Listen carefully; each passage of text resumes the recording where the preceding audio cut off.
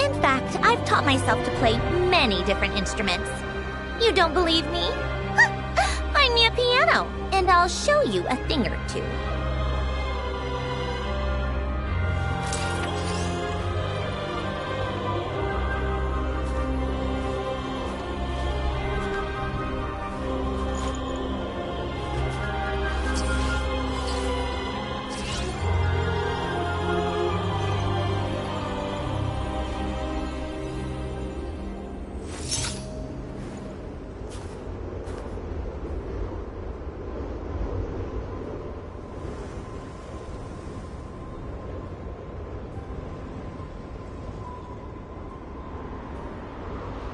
Called back to the Zeppeljärny Palace again? Ugh.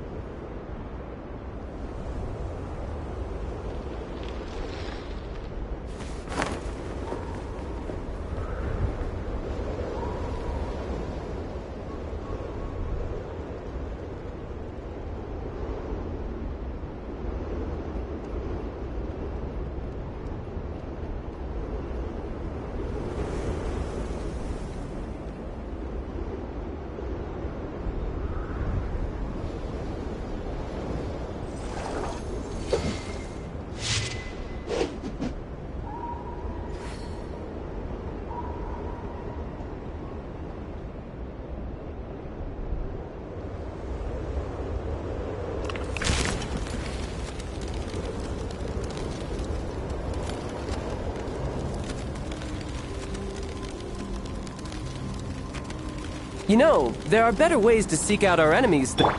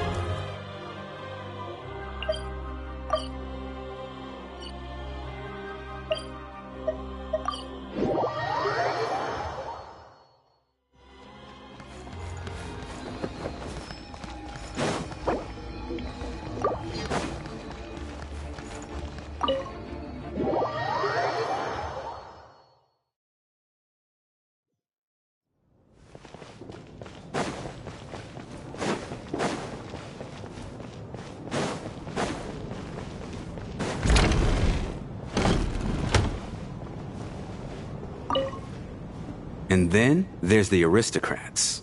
Easiest of all to deal with. You don't need to use any force whatsoever. All you have to do is show them the rope you plan to tie them up with. Do you know why? I don't. Do tell. Because nothing horrifies them more than the thought of a cheap, coarse rope leaving creases on their precious million-more coat. They'll do whatever you ask to avoid that fate. Unexpected, but funny nonetheless. Tell me another one. Well, look at that. I got myself a new listener. Hey there. Let me introduce myself. The name's Shram, and I'm a mercenary. The kind that gets paid to do odd jobs for rich folks. And I am Chuganov, an entrepreneur. If my name is unfamiliar to you, you will no doubt have heard of my factory, the renowned Iskra manufacturing plant. Are you really that famous, Mr. Chuganov? How come I've never heard your name before? Excuse me? Is that a joke? Or are you being serious? Oh, I'll have to ask my rope later. He's probably tied up more entrepreneurs than I've ever heard of.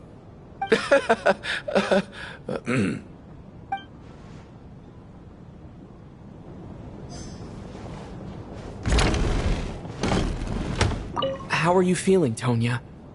I'm fine. Sorry to worry you. I'm used to it by this point. I take medicine for it. My brother usually helps to get it ready for me. Child must take great care of his sister. He's never mentioned Tonya's illness, though. You know, I actually find this whole thing kind of exciting. Stuck in a strange place thanks to a snowstorm. Having to spend the night with a bunch of interesting characters. It's pretty cool, don't you think? Kids, huh? My brother always says I'm not mature enough. Maybe he's right.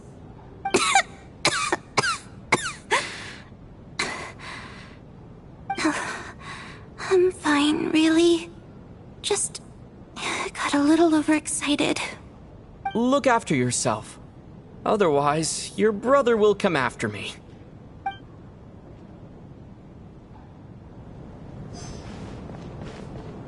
My husband has major trust issues. To him, I doubt even this snowstorm is a good enough excuse for me to stay out all night. That's the price of marrying into wealth. You'll get used to it. I'm not about to stop you if you want to leave, but don't drag me along. Hello? Can I help you?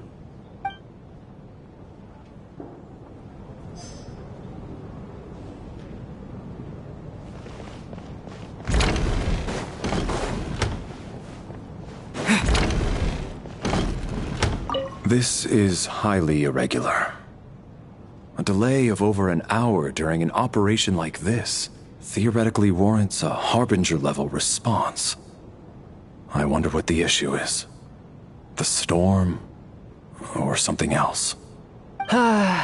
Sarge, the day you learn to let go and just enjoy moments like this is the day you'll finally understand the meaning of life. Why, hello, sir. I believe you were the one sitting at a nearby table back at Podvorye Restaurant. Any friend of the theater's star performers is a friend of mine. It's a pleasure to meet you. I'm Mitya, from the Energy Commission. Greetings. Major Valeri, head of the Special Assignments Battalion. Armory Palace Royal Grenadier Guards, 1st Regiment. I am here to ensure Mr. Mitya's personal safety. Please let me know if I can be of any assistance.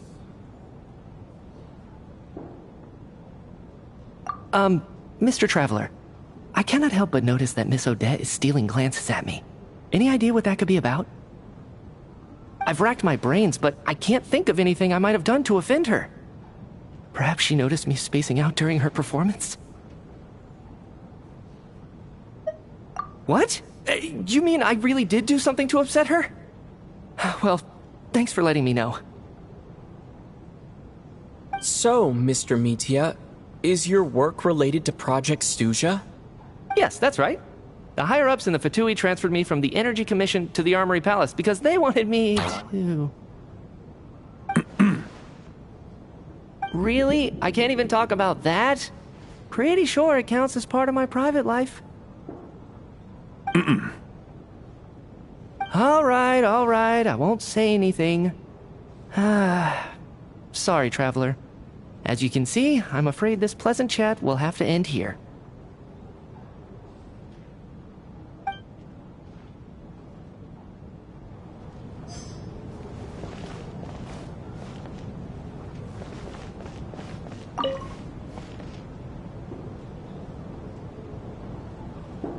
I don't think it's ever been this lively backstage before. I didn't know you were coming today.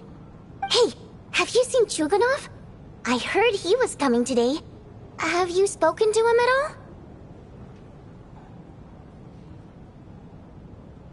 I'm with you. This could be just the chance we need. Yeah, I gotta figure out a way to coax some more intel out of him. I want to know why he suddenly changed his stance on Project Stuzha. What exactly happened before the most recent Vetcha vote?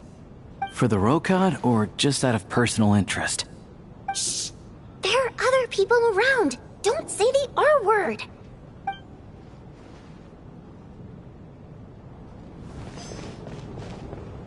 I have to say, even though today was a rehearsal and there were some hiccups along the way, Miss Odette's performance was one of the best I've ever seen, even compared to an actual show.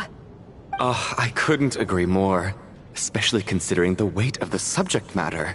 It takes a truly seasoned professional to do justice to a theme like love and regret. Do you think we were coming on too strong? Odette's ignoring us again. What about you? What did you think of today's performance? Oh my, that's very flattering of you. Thank you. I'll make sure to save a ticket for you when the show's performance ready. This doesn't seem like the time or place to bring up the subject of Lelik. I need a chance to speak with her in private. So unfair. Talk about double standards. And now it looks like I've been spotted.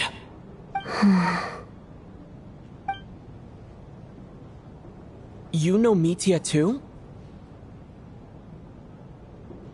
No, I don't. I just have a feeling that he might be dangerous.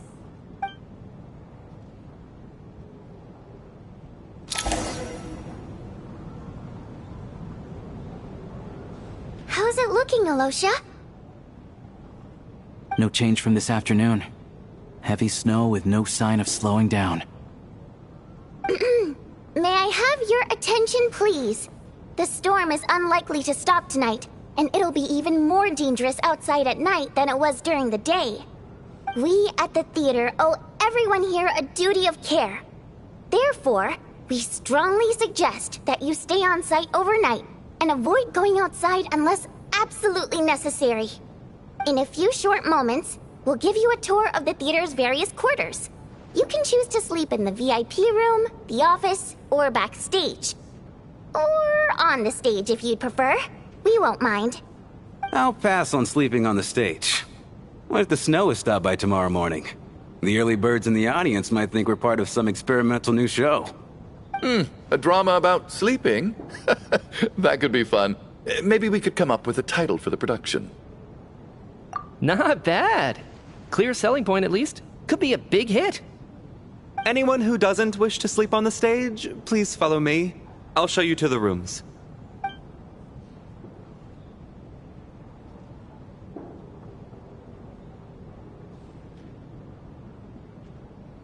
I guess I'll call it a night. Though I feel like I won't sleep very well without Paimon here. I'm sure she'll be worried that I haven't made it back yet. But as long as she looks out the window, she'll probably realize what's holding me up. I wonder if she's feeling any better yet. At least she hasn't been getting any worse. Still, I should try and get back first thing tomorrow morning.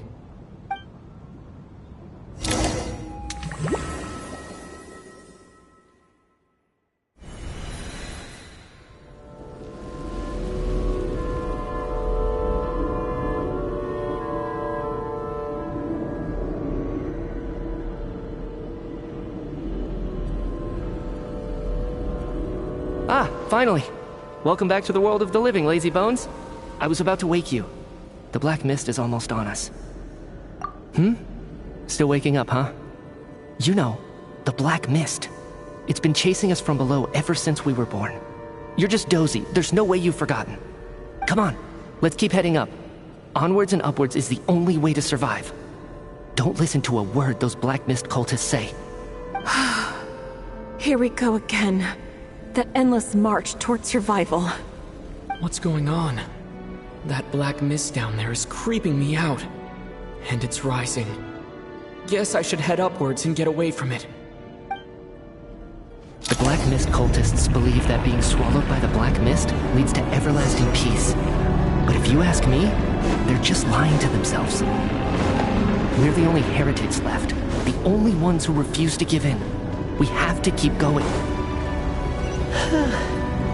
But how do you actually know that they're wrong? Dangerous question there, Torgoff. The moment your faith wavers, you start a chain reaction that ends in the collapse of your will. Put the question out of your mind. Stay strong and believe that the black mist means certain death.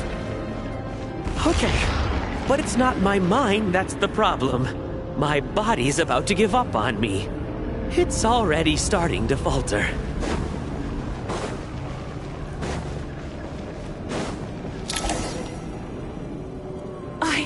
I can't do this anymore. I've had enough of being forever on the run. What's the point of it all? All this will pass eventually, I promise. Keep fighting. It will be worth it. You accuse the Black Mist cultists of being liars. But you're lying too. There is no end to this path. It keeps going up forever. There was never any hope to begin with. The cult of the Black Mist has poisoned your mind, Sobolova. Are you thinking of giving up as well? I am. I think I'll take my chances with the Black Mist over this perpetual torture.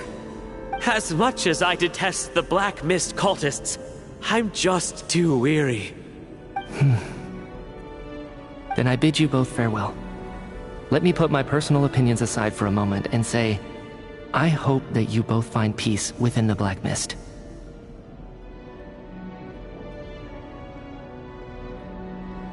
Fate always appears so impossibly complicated. But at moments like this, its raw simplicity is laid bare. Their fate was sealed from the instant they entertained doubt. From then on, the outcome was both inevitable and irreversible. Let's go.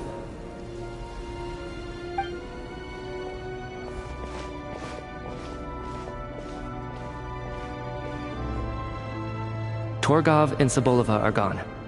I never thought the day would come when even they would be swallowed by the Black Mist. It's just you and me now.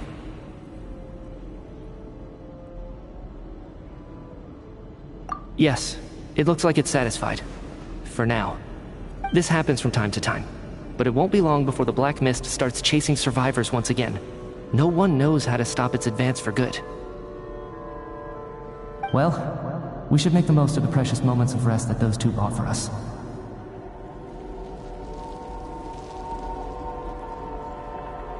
Huh? Are you really that sleepy, Traveler?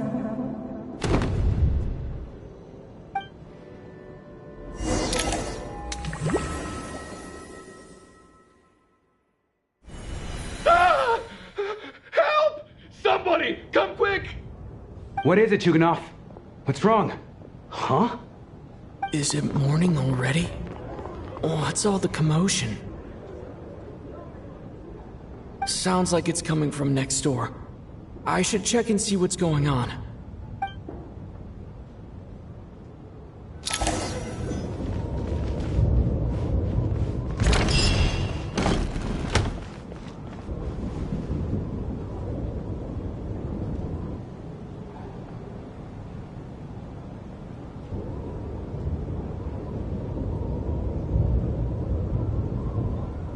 Don't look, Miss Tonya.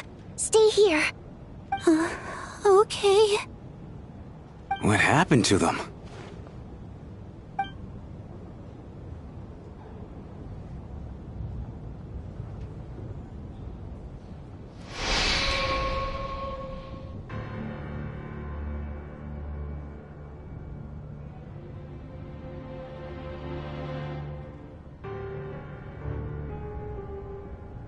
These two people have passed away. And the strange thing is that somehow, I knew this was going to happen. I knew that they would be the ones to die. Have I seen this moment before? Or did I have some kind of premonition? I can't remember what it was. Let me take a look.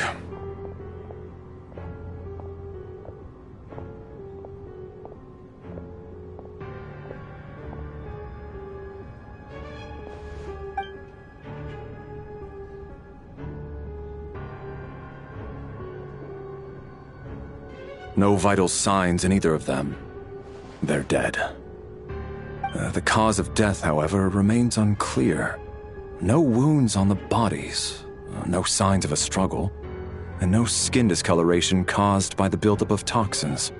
But just last night, they were chatting and joking away. This is so sudden. Could they have had pre-existing medical conditions? Even then, the odds of them both dying of sudden complications on the same night are extremely low.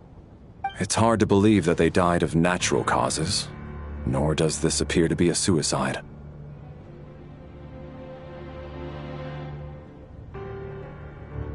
Who was the first to discover the bodies? It was me. But these deaths have nothing to do with me, officer. I got up early because I wanted to see if the snow had stopped. Then I noticed that the door to this room was open, and it looked like there was a man and woman inside. I just went over to see what was going on. I had no idea they were...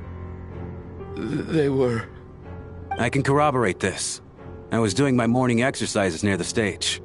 When I saw Mr. Chuganov heading this way, I followed him. I can also confirm that I didn't see a single person approach that room before him. The snowstorm was raging all night, and it's still going now. There's no way someone could have come in from outside, correct? You mean an intruder? No, not possible. I slept by the door last night as a precaution. There's no way I wouldn't have noticed if anyone had tried to open it. Everyone, split into pairs and search the theater for anyone in hiding, or any signs of suspicious activity. I'll follow up with a full search of my own shortly. Go. There is no time to waste.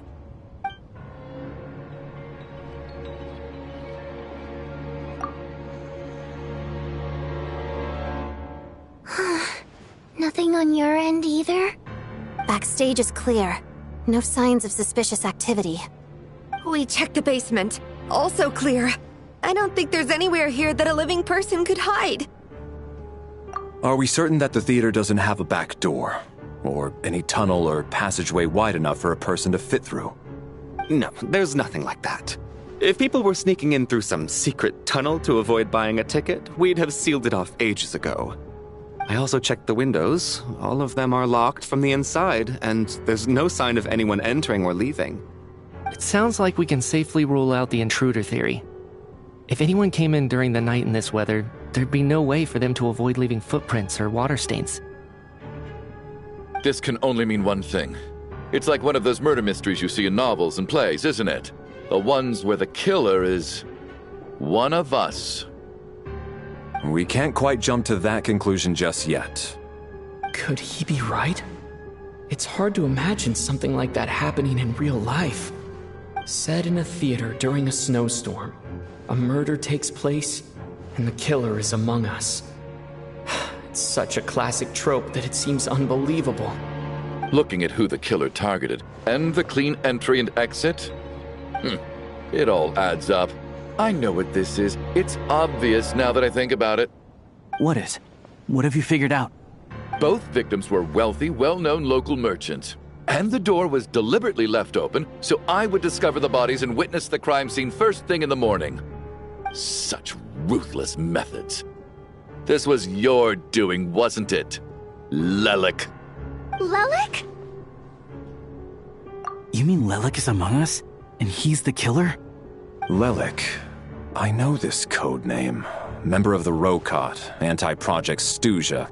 Always works alone. I've read the case files at the Armory Palace. Walk me through your reasoning, Mr. Chuganov. What do you know about Lelik?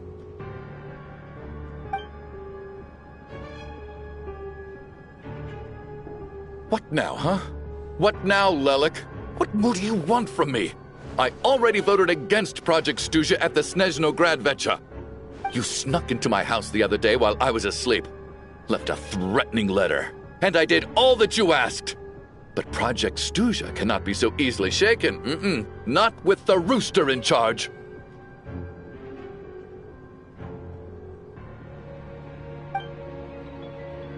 So he really was threatened by Lelik. That makes sense. And now you're resorting to murder to threaten me. Isn't that right? I knew it. The Rokot despises the rich. The lives of the wealthy are but refuse in your eyes. Show yourself! Which one of you is Lelik, Tell me! I'll do whatever you want! Just stop playing these mind games!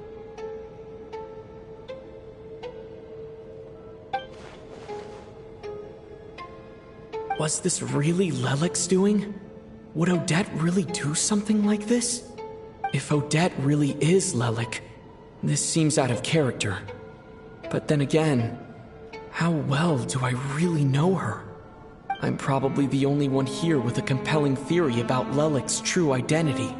But if I reveal it now, I'll be putting Odette in the line of fire. What should I do? I don't think it's likely that Lelik killed anyone. At least from the stories I've heard, he's never killed anyone before. And his name has never come up in connection with any murder cases. Besides, even if Lelik did want to threaten you, why resort to such an extreme and roundabout method? It's not his style at all. Vodyanitsa doesn't know that Lelik might be Odette, but her assessment is pretty much identical to mine. Miss Vodyanitsa, why do you suddenly feel the need to speak in Lelik's defense? Defense? Oh, no, it's just...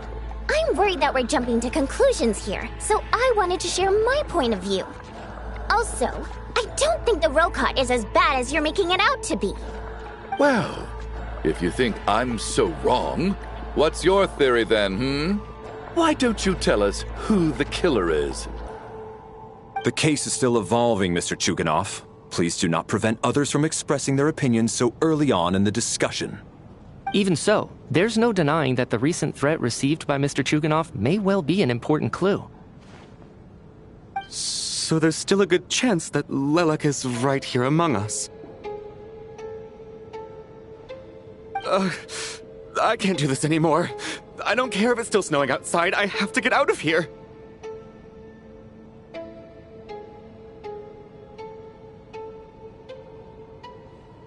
Whoa, take a beat. We all know it's far too dangerous out there. Even the soldiers couldn't get to us. Go out that door, and you might not live to tell the tale. And whoever this Lelik is, they're surely not going to murder anyone in broad daylight. Be sensible, my man. You're safer inside. As much as I regret having to say this, I'd like everyone to cooperate and refrain from exiting the premises until further notice. Because as things stand, every one of us is now a suspect. Unless anyone has further information to share, let's adjourn for now.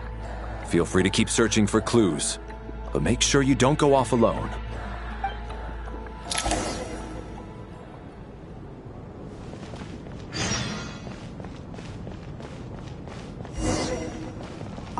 I still find it hard to believe there's a murderer among us. Just last night, I imagined we were like classmates out on a hiking trip. There's no guarantee that you can trust your classmates, especially not when you're locked up together. Why did they do this? Was it for money? Even then, they could have just kidnapped the people. They didn't have to die.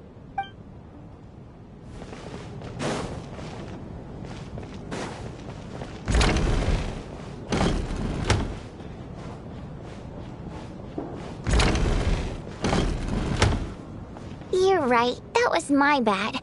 It was a knee-jerk reaction. I didn't think it through. Luckily, no one suspected my identity. Oh, phew. It's just you. I thought someone was eavesdropping. Since Vodyanitsa and I were on the same page earlier, I think I should share my thoughts with the Rokot members first.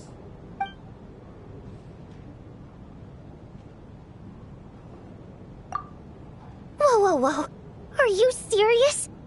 I don't know if this counts as gossip, but it's definitely on track to be the juiciest this whole year. Odette? Really? Odette? Oh god, how dumb does this make me look? Lelik has been right under my nose this whole time, and I didn't notice a thing. Actually, it's exactly what you'd expect. Sometimes, hiding in plain sight is the best strategy.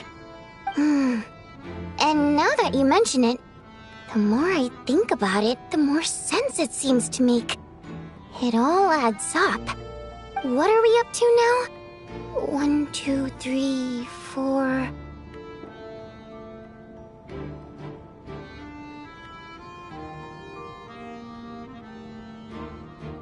Odette's identities. She's my coworker, specifically a ballerina, and also a Fatous, a member of the Rokot. Now, Lelek.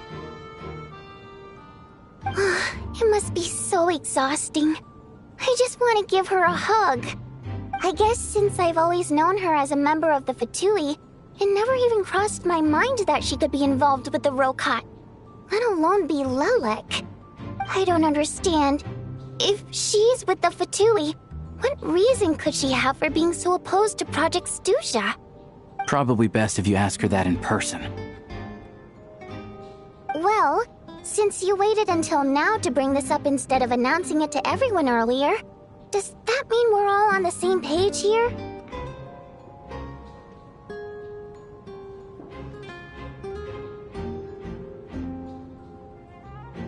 Yeah. Lelek may not follow orders from the Rokot leadership, but as far as I'm concerned, she's never crossed the line. If anything, her actions benefit the poor.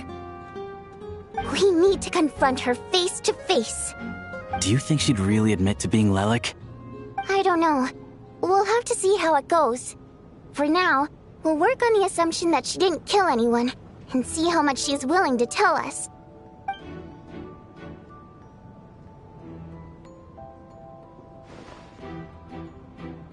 Now's her chance. Odette's alone. Let's go. Hey, Odette. What is it, you guys? Shh. Keep your voice down. We need to talk. So, you're Lelek, aren't you? Alright, fine. You don't have to say anything or explain yourself. Just hear me out first. None of us believes you'd kill innocent people. Whoever murdered those 2 people last night, it wasn't you. The Traveler was the first to figure out your identity, but he kept quiet during the discussion just now. Still, it's clear where the group consensus is heading. Everyone believes Lelek is the culprit. If your identity is exposed, you'll be in a really bad spot. We're your colleagues, and we know what kind of person you are. I don't want anything bad to happen to you. So, can you clue us in? Tell us everything. The more we know, the more easily we'll be able to cover for you. Alright. Yes, I'm Lelek. And no, I'm not the murderer. And thanks, but I don't need you to cover for me. Actually, I'm planning to reveal my identity. Huh? You're gonna reveal that you're Lelek? Here? That's right. I'll admit I was surprised at first when Chuganov guessed that I was here. It was just a lucky guess, but it caught me off guard. But after taking some time to assess the situation and confirm where everyone stands, I don't believe I have anything to worry about. Are you sure you don't need a second opinion? Given the circumstances... Mr. Valeri! What?!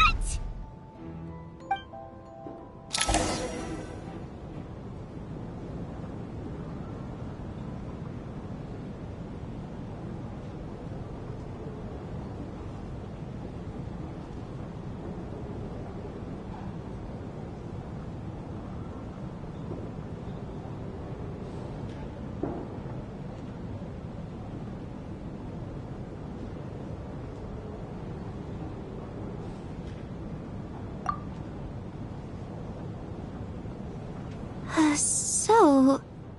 Odette is Lelek? I don't know what game you're playing, but you've got a lot of nerve. It's just one identity. So what if it's exposed? I can disappear and adopt a new identity anytime I please. I made my peace with this when I chose to become Lelek. But more importantly, I promise I am not the murderer, which means that someone else is. So, if anyone still insists that I did this, you'd best produce the evidence now. Otherwise, I suggest that you bite your tongue. Because if you really believe I killed 2 people without making a sound or leaving a trace, pointing fingers at me would surely only make you my next target. Is this really the truth, Miss Odette? That's confidence, all right. I believe you. A real no-nonsense attitude. I can see why Marionette said that she's on track to inherit the title of the Fair Lady. Are you seriously buying this? Hey, officer! She just admitted to being Lelik. Aren't you going to do something about this? I do have one question, Miss Odette. Why have you chosen this moment to come forward and reveal your identity? If I didn't say anything, everyone would be focusing all their efforts on finding Lelik. And that is exactly what the real culprit wants. I don't want to be the scapegoat who lets the murderer get away with this crime. Despite all the accusations, she made the smart choice. A remarkable display of rational thinking under pressure. Clearly, Odette's talent extends far beyond the art of dance. She thought so far ahead. Ugh, why do I always feel like I'm one step behind her in everything? You've convinced me. Dealing with the murder case remains the top priority right now. Let's put the name Lelik and all related incidents aside until further notice. Nevertheless, the group still considers you the prime suspect. I assume you have no quarrel with that, Miss Odette? I understand. You're welcome to keep an eye on me around the clock. I have no objections. Mr. Chuganov? For my wife and daughter's sake, I'll let you off the hook for now. But don't think you're forgiven for breaking into my house and threatening me. Just wait till we get out of here, Lelik. We'll settle the score then.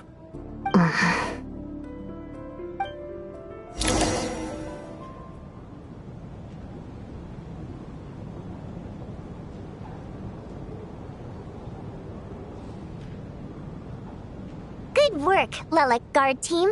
And Lelik, too. Here, have some hot water. Turns out Valeri knew about my exploits. So now I've been told I have to guard Lelik with him. Shouldn't you be facing my way if you're guarding me? At the moment, it looks more like you're my bodyguards. If the true culprit is indeed still at large, as you have claimed, we must keep our guard up against them also. Don't worry, Tonya. We'll get through this. Once the snow stops, the officials will step in. The investigation will get easier, and then we'll be safe. But once the snow stops, won't everyone just leave? You're gonna miss us, huh? Well, some of us work at the theaters, so we'll still be here. I'll even give you a special backstage pass. Really, Miss Vodyanitsa? That's awesome! You've made a fan for life. Aw, you're so cute, Tonya. All right, let's swear to it. I promise to give you the pass, and you promise to never change your mind about being my fan. Promise. Don't indulge her, Tonya. You don't have to swear an oath over things like that. You really do get carried away sometimes, don't you, Miss Vodyanitsa? Hey, mind your own business.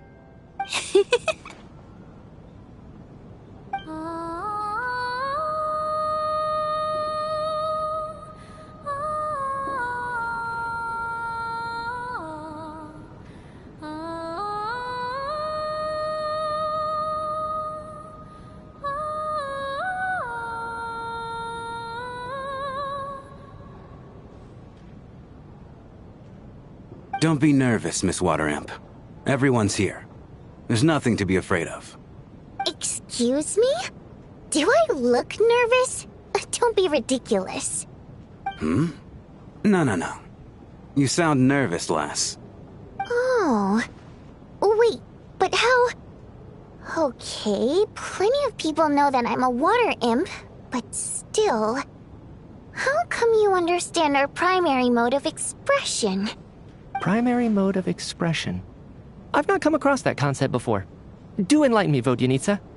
Well, it's just... We water imps tend to communicate our emotions to each other by singing, rather than facial expressions. The emotions we convey through song take precedence over our facial expressions. So, we think of it as our primary mode of expression. I'm impressed, Shram. I didn't take you for a man of culture, but you're clearly rather learned.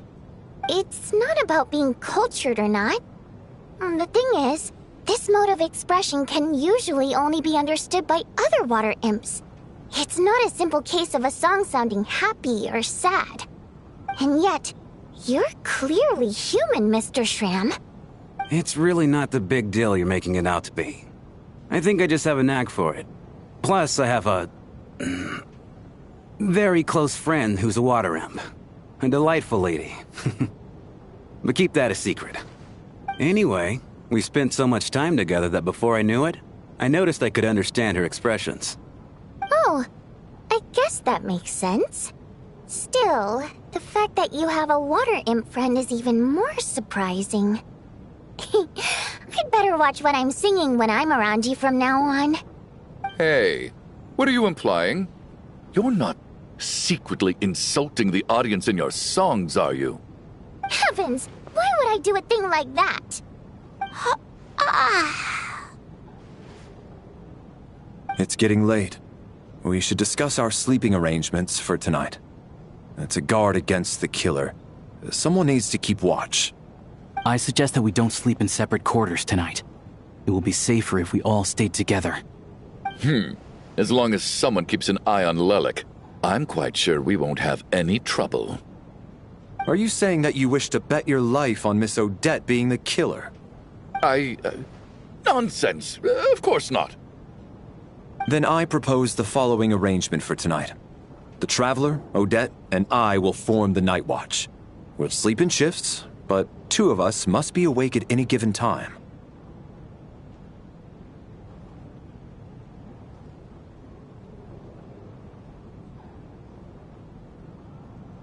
An excellent idea. This allows us to handle the Night Watch while also keeping an eye on Lelik. Meanwhile, the rule of taking shifts in pairs resolves the other issue. Namely that we can't necessarily trust the Traveler or Valeri either. I expect that plan took you quite some time to come up with, didn't it? Actually, our field combat manual outlines a similar approach. Although the scenario there involves guarding prisoners overnight during field operations. That being said, I must clarify that I harbor no disrespect towards you personally, Miss Odette.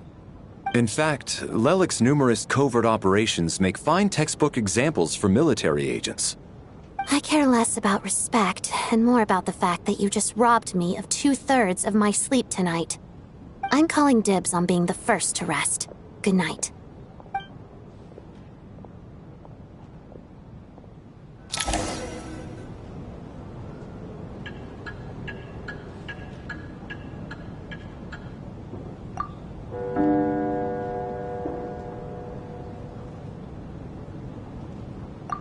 It's almost time. We should wake Odette. How are you faring? Oh, not going to argue with that. I'll take a quick nap. If you start to feel sleepy, wake me up anytime. It's finally time for Odette and I to share the Night Watch. I should wake her up.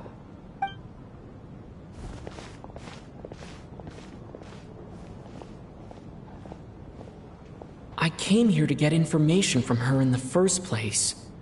Maybe I should think about what questions I want to ask before she wakes up. How long are you gonna keep staring at me? Couldn't sleep.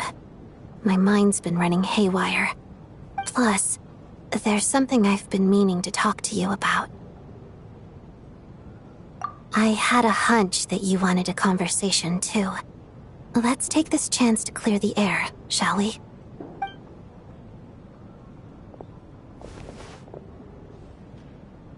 I just had a simple question for you, really. It's, Rosaline. in her final moments, did she have any last words or anything?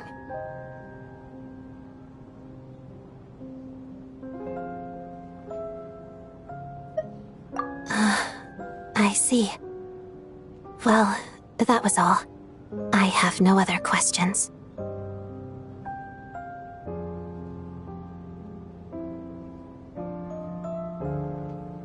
No.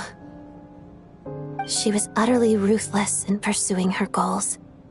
That kind of person should be hard to miss. And yet, even though I never approved of her methods, and she was an abrasive person, the fact remains that I am indebted to her. Oh, she told you. I guess that makes sense. I think she and Rosaline were on pretty good terms.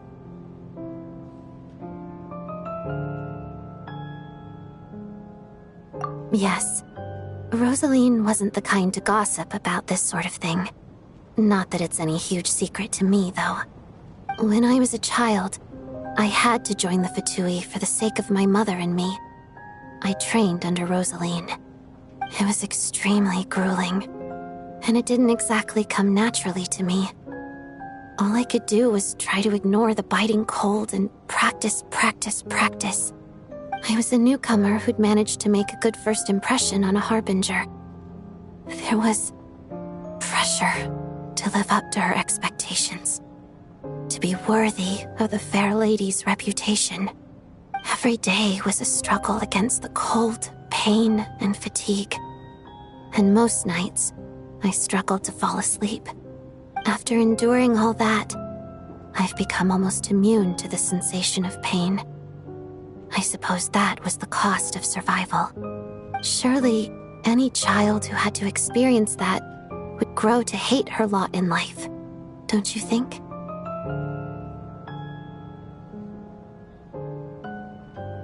So, I put an equal amount of effort into my ballet.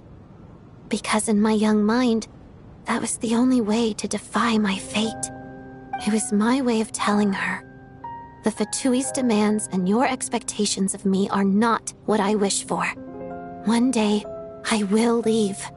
I think she probably blamed my poor performance in training on my passion for ballet. She knew my heart wasn't in it. One time, when I was secretly practicing a dance at night, she suddenly showed up. I knew she was there to catch me red-handed. I told her, "You don't deserve to watch the dance I learned from my mother." She looked stunned. I guess she was surprised that I lashed out first, before she had the chance. But strangely enough, on that occasion, she wasn't fierce with me like she was during training. Instead, she fell silent for a moment, and then left. After that, she never interfered with my dancing or asked me how it was going. She never came to watch me dance again either. Not even once. She was. But even now, whenever I take out this core Ignis, I can't help but think of that night. Of the look on her face. Sort of. Although gift might be too kind a term. This is her flame sealed within ice. A symbol of her favor, yes, but also our way of keeping an eye on people. She knew the location of every piece of core Ignis. If any recipient started acting suspiciously, she'd be on to them immediately. Trust her to make even a mark of approval feel suffocating. So, when news of Rosaline's death reached Snezhnaya, many people immediately crushed their core Ignis. It gave them a profound sense of relief, like they'd broken free from her shackles. But I kept mine.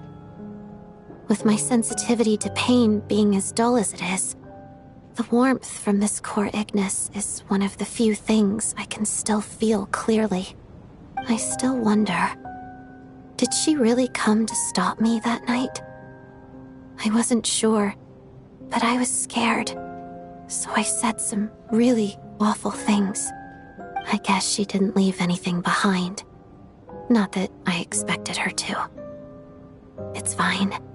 It's just a bit of a shame that we couldn't settle our differences before the end.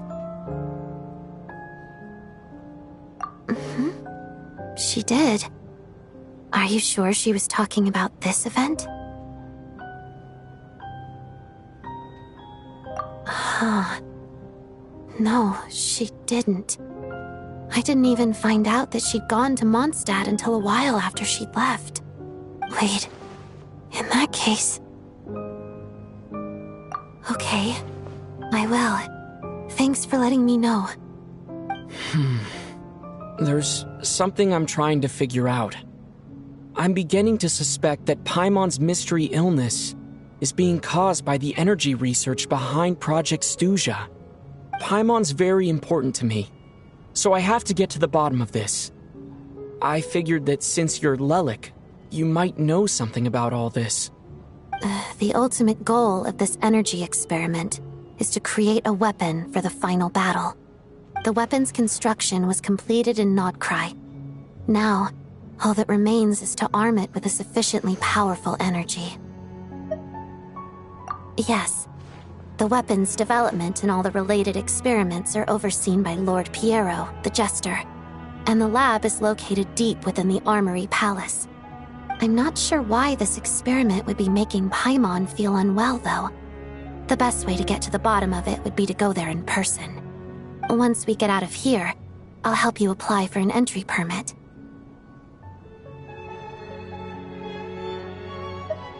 And I'm hardly the organization's proudest member, as you know. You answered my question about Rosaline. I want to do you a favor in return. It's that simple.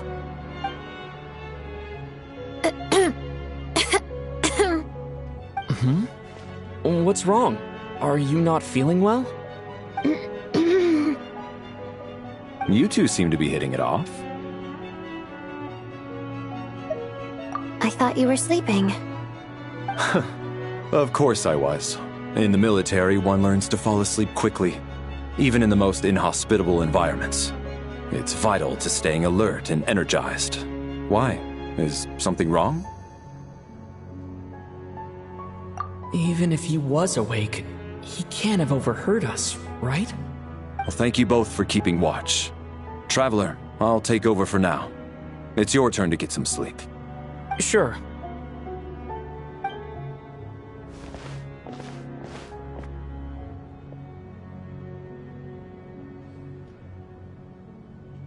This is our second night here, but at least I've found out a little more about Paimon's condition. I hope she's been sleeping well the past couple of days. Why do I feel like I'm being watched?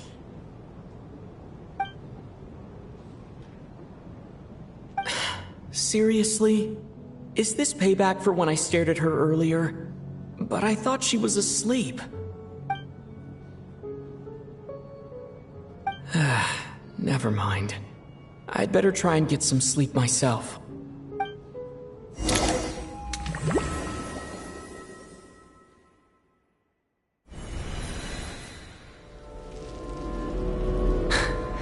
Hey, what are you spacing out for? Are you reaching your limit too? How long have we been walking for?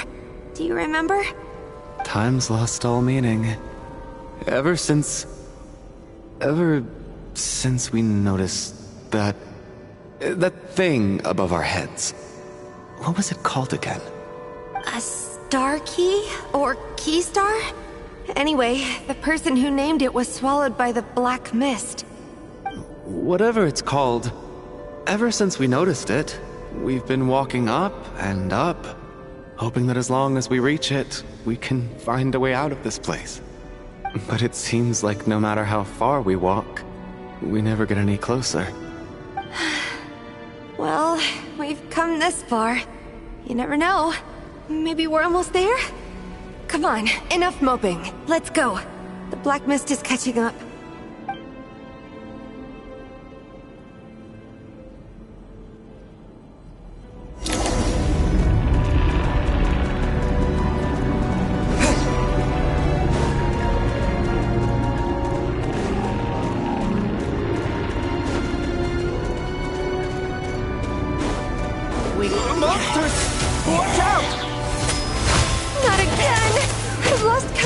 many times we run into them. Careful. Back up here. Now I'm back! Cryo Storm!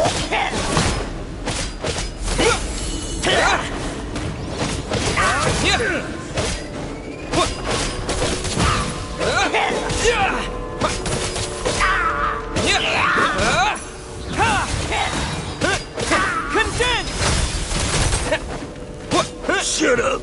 Run faster! Back up here.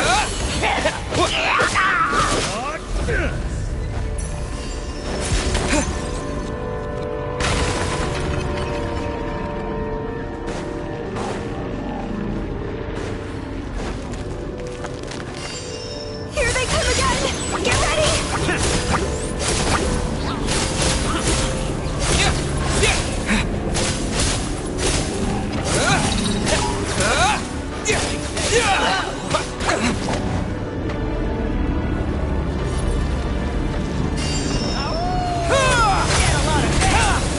Bombs away!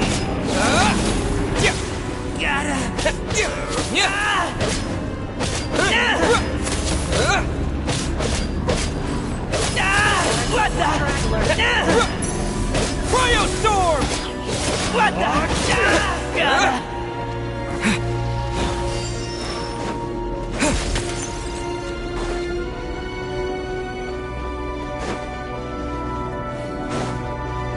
Monsters ahead of us. The black mist behind us. Feels like there's no escape. No! Shut up! Run faster!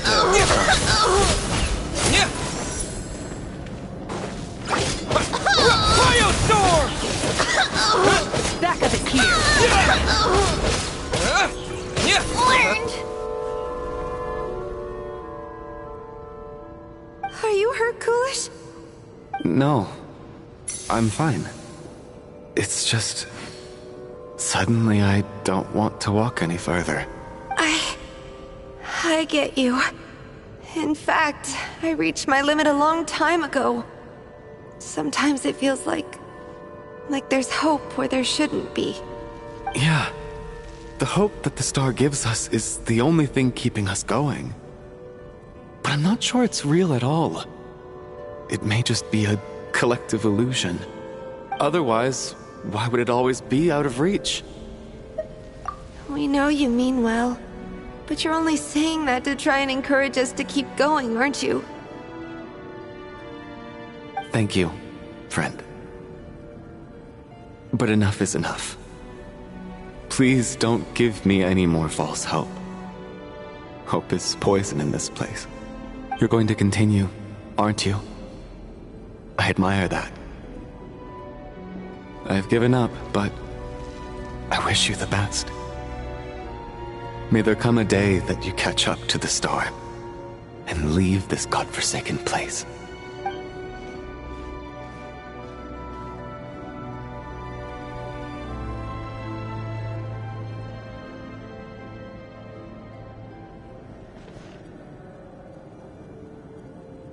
It's not an illusion. We really are getting closer to the star.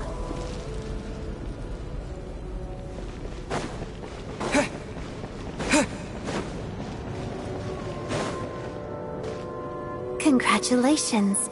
You're the first person to make it here.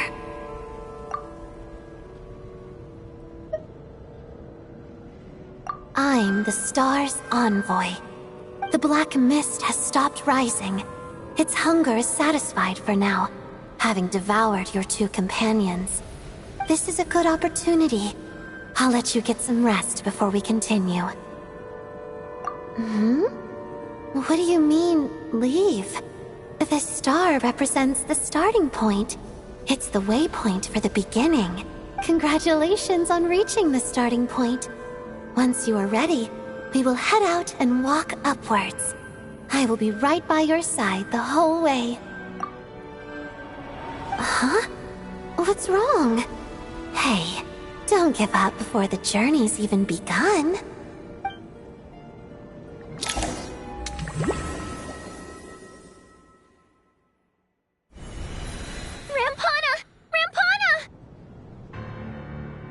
Is that Vodyanitsa's voice? What happened? Coolish, wake up! Please wake up!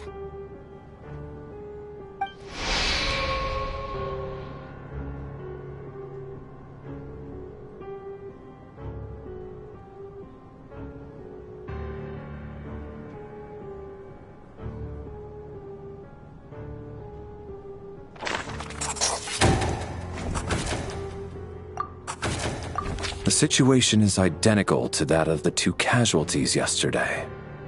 We cannot ascertain the cause of death. At least there are some elements that we can rule out this time. They slept on the stage with everyone else, so I suppose the surrounding environment can't be a relevant variable. Rampana. Coolish. Weren't some of us keeping watch last night? 3 of us, in fact. How could you not notice something was wrong?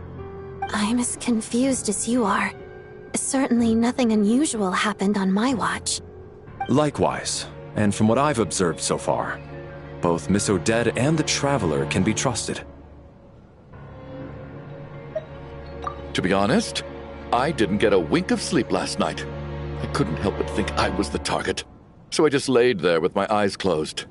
I heard the Traveler and Lelik chatting, but otherwise I don't recall hearing any commotion during the night.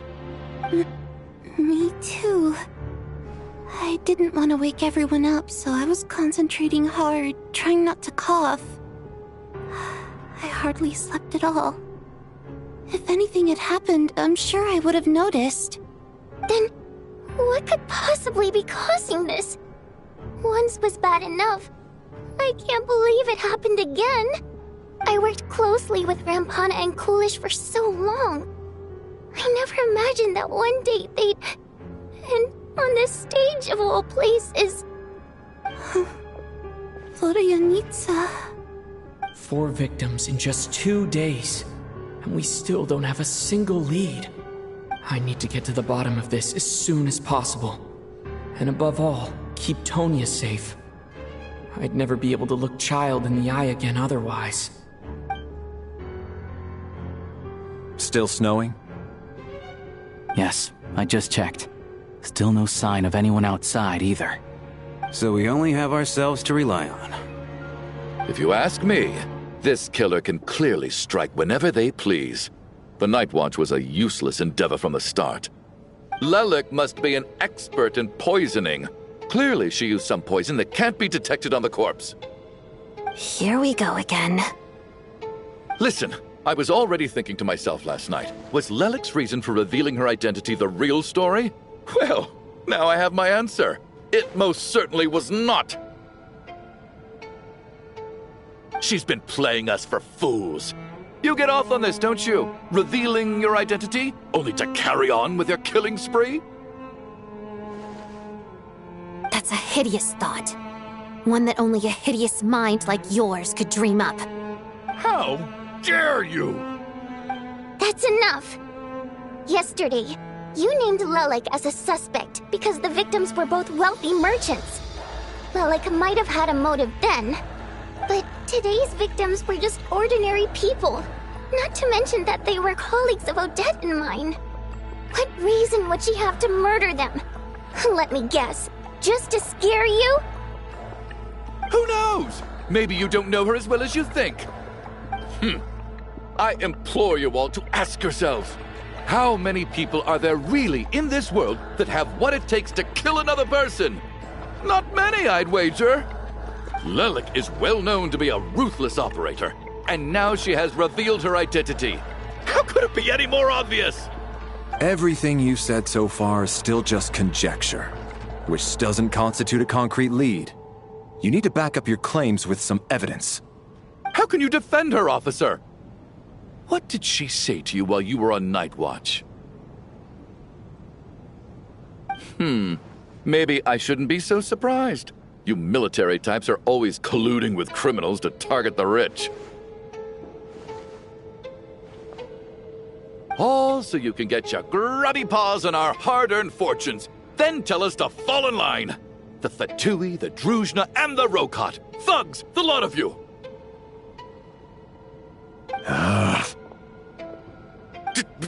Don't you dare!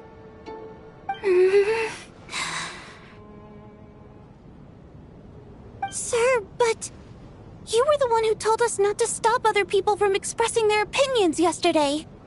4 people have already died. Only yesterday I was chatting with Mr. Coolish. Then we woke up in the morning and he's... Turning against one another is the last thing we should be doing right now. Little girl. Even if Mr. Chuganov is a puffed-up, pig-headed windbag who doesn't have a clue what he's talking about, he's still one of the victims here, isn't he?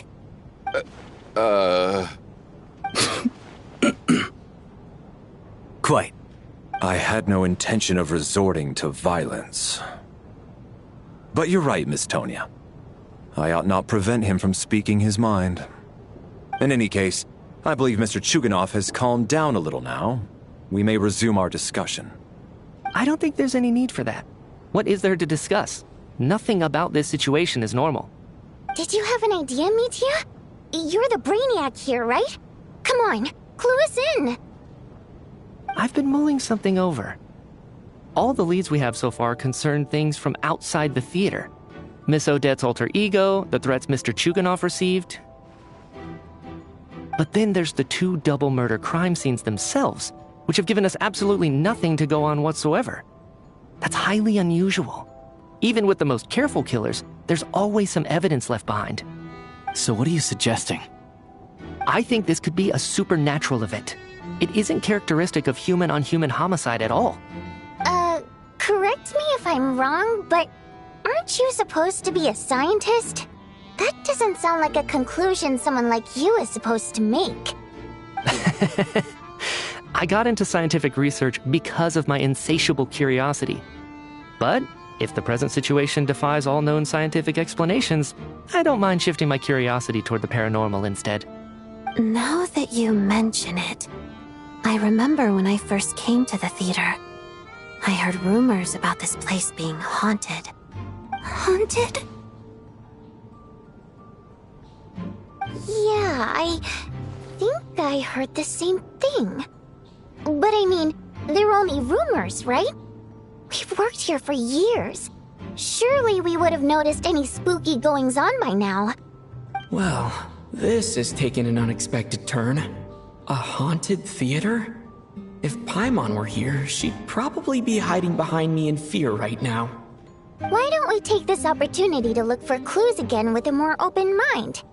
Maybe a different perspective will help us see something different. Very well. Whether it's criminals or ghosts we're looking for, the same rules apply. Everyone needs to tread carefully. I'll move the bodies into the same room for now.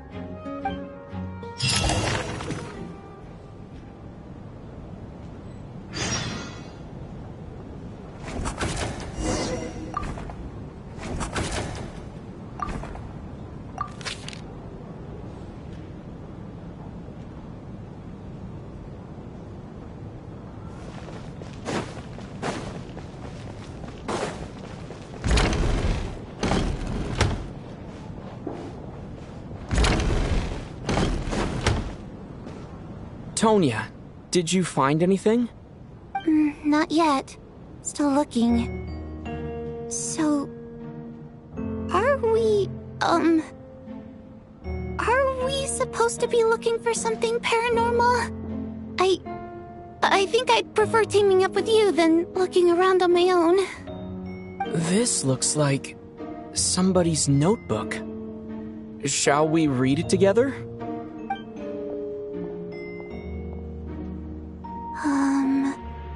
Well, it doesn't look scary or anything, so I guess it should be fine. Alright, let's read it together.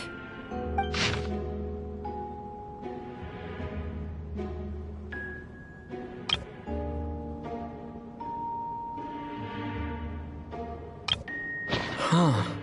This has to be Vodyanitsa's writing, surely.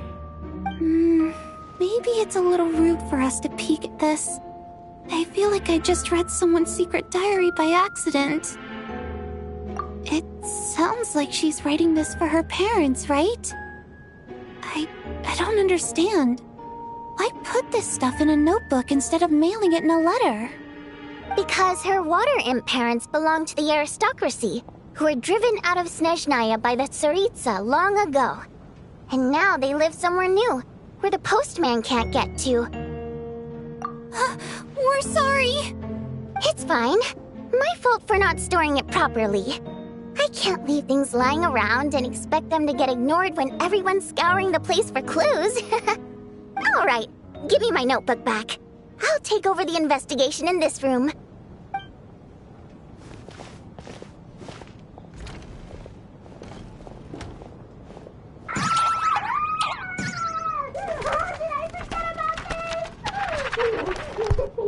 Oh God, and this one.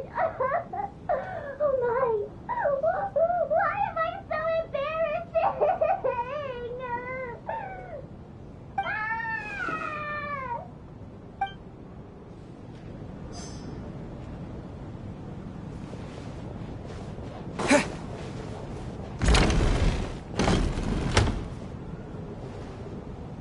Valeri, come take a look at this. You too, Traveler. Some sort of notebook. What is it for? It's the on-duty logbook for the theater. Kulish was the main person to use it. He mostly used it to record any unusual incidents during a show, audience numbers, exit times, and so on. Yes, he'd always have this logbook with him when he checked tickets at the entrance.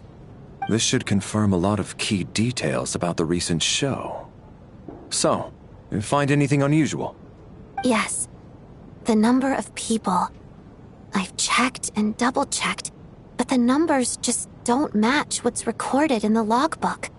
Apparently, we have an extra person among us.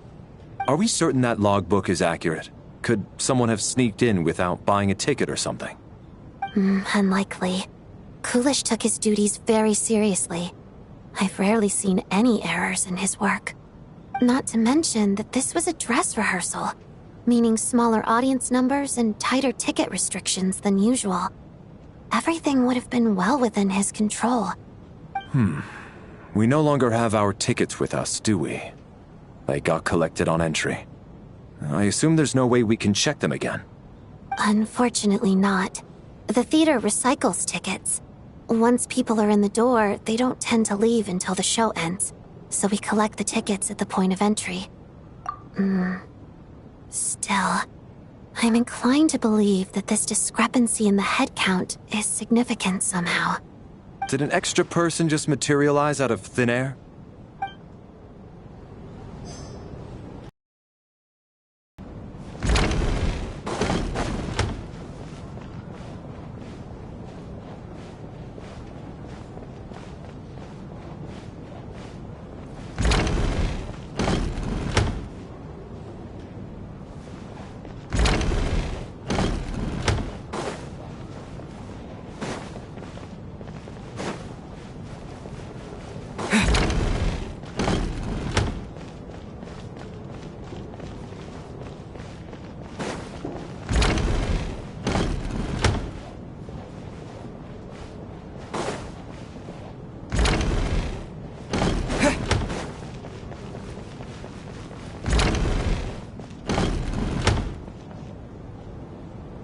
Ah, Traveler.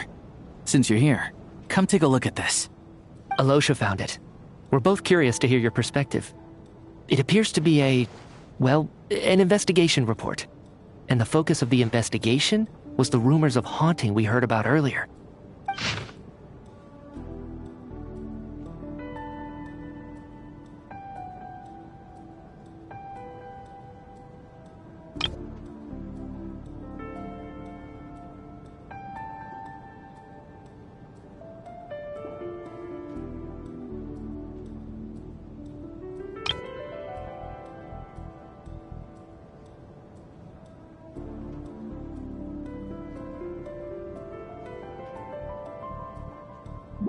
An investigation report, huh? Looks quite old. This person's name looks to be of Sumeru origin to me. Was the investigator from Sumeru? The theater manager must have hired an investigator once specifically to look into this issue. But it doesn't look like anyone ever looked at the report. Presumably, the manager wanted to know if the supposed haunting was dangerous while also being fearful of word getting out in case it affected the theater's business.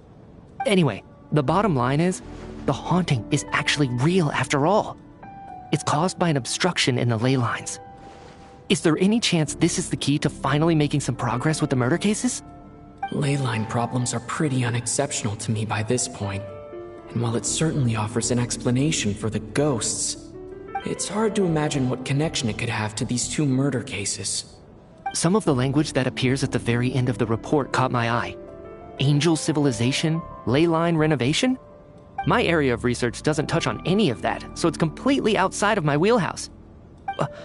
Huh? A piece of paper just fell out from the report. It landed right by your feet.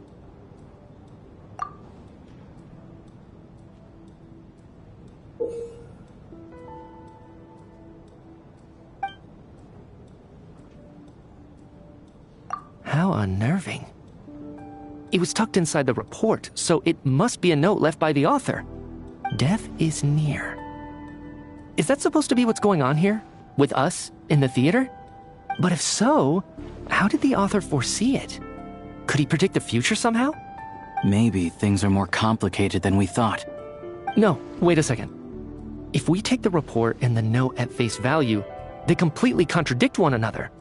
The report definitively concludes that the hauntings in the theater are harmless and cannot affect the real world. But the note seems to be warning of potential danger. The question is, what exactly does the note mean by death?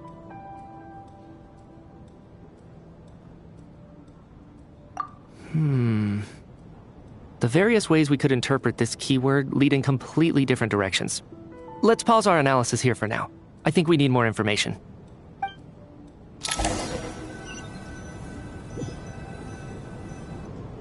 If we take all this together, it's not impossible, is it? If anything, it's the natural conclusion. Oh, I beg to differ. This sounds to me like a product of a researcher's vivid imagination. And perhaps it's because I'm still viewing this through the lens of a typical murder investigation. But still, I'm struggling to be persuaded by your theory. Does it really sound that far-fetched? Alright, well, let's treat that as speculation for now. I do agree with what you've said, so let's go with your idea for now. Good. Okay, now that we finally have some meaningful leads, I think it's time to reconvene. Let's get the others.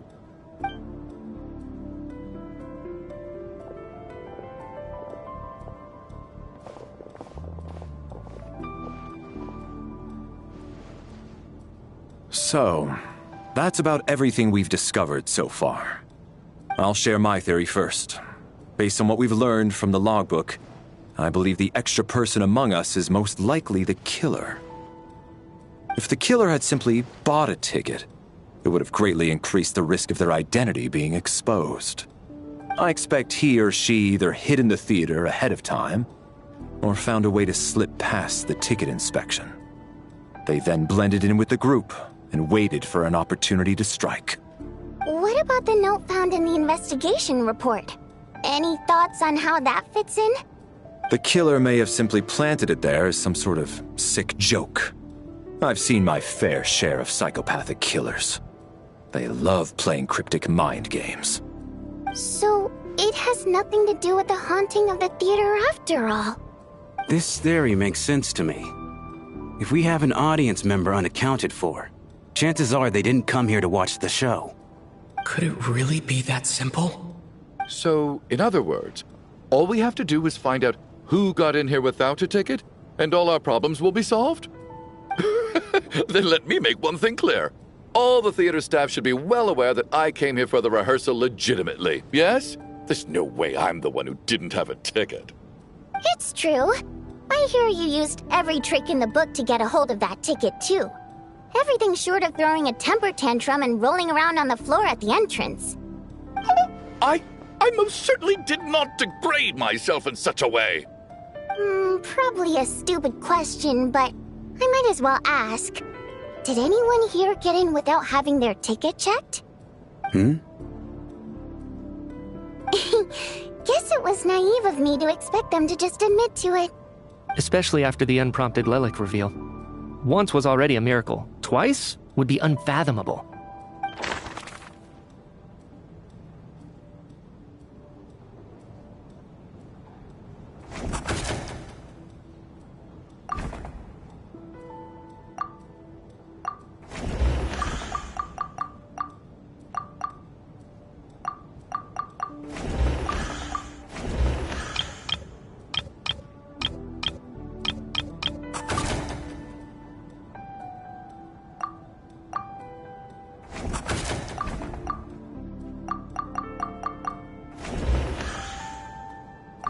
Tonya received her ticket the same way I did. Sounds like Chuganov went to a lot of trouble to get his ticket, because everyone at the theater knows about it.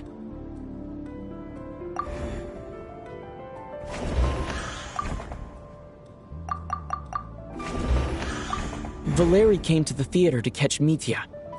Those two should be able to vouch for one another, and their motives are clear. I don't believe any of us here knew Shram before all this. If no one can verify Shram's identity...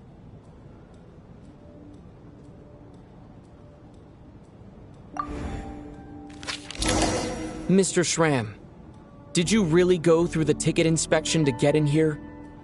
Huh? Me? Why am I being singled out, my friend? Do I seem that suspicious? It's not that you stand out as suspicious. More that everyone else has been ruled out as trustworthy. Okay. Well, we spent the best part of 2 days together now, so I'm sure you can all tell what kind of person I am. I'm a true gentleman. I never dream of doing something like sneaking to the theater without a ticket. Yeah, I have no doubt that you're a good person. But the problem is, none of us here actually know you, so no one can say for sure that you are who you claim to be. Although, actually, what was it you said last night? Yeah, you're friends with that water imp, which is why you understand our primary mode of expression. Last time I checked, there were barely any of us remaining in Snezhnaya, since most of the water imps left. Could you tell me a little bit more about your friend? There's a good chance I actually know her. And I suppose it's also kind of a way for everyone else to get to know you a little better.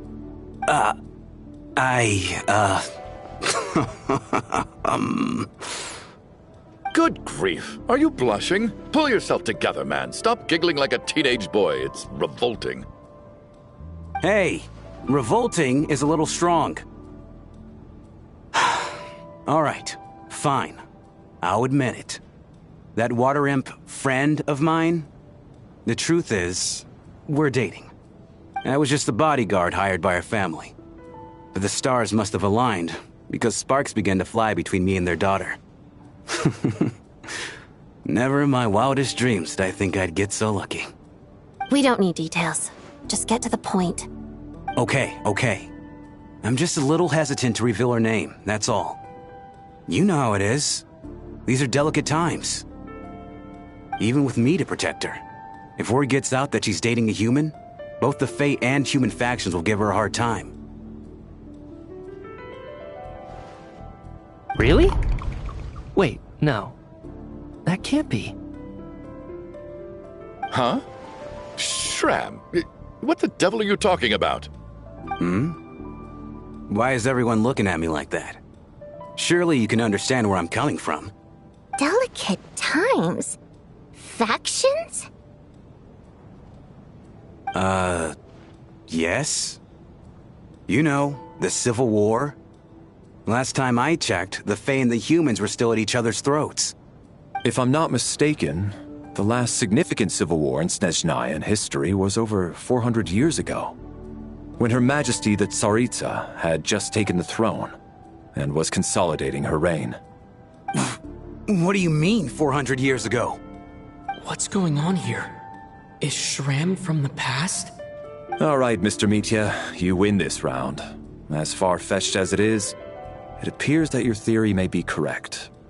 I'm just as amazed as you are. I didn't even believe it myself, to be honest. Is someone going to explain what's going on here? From the look on your face, you figured it out too, haven't you, Traveler?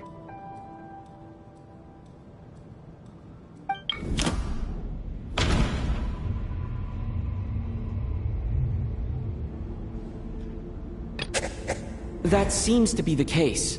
Shram's the extra person, but there's no way of learning his identity from this clue.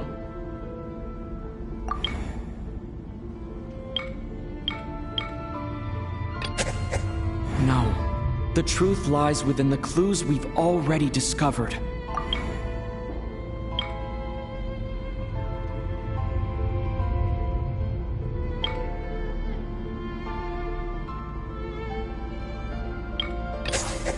The theater's ley lines have been modified to block souls within its grounds from returning to them. Some souls can even wander this place forever. Mr. Shram's statement proves he is from hundreds of years ago. And according to the investigation report on the theater hauntings, Mr. Shram is very likely a lost soul wandering the theater.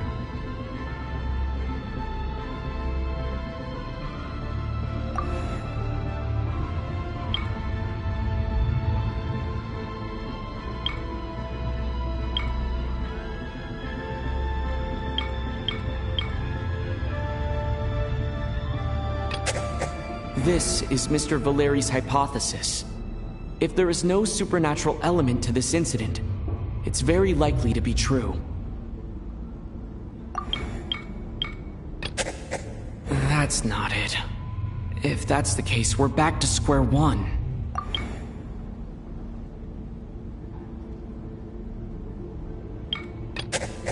I don't think I'm that redundant. For some unknown reason, the soul that has been wandering the theater due to the ley line issues has joined our group and blended in. Yeah, that must be the immediate reason why the ticket count doesn't match the number of people present.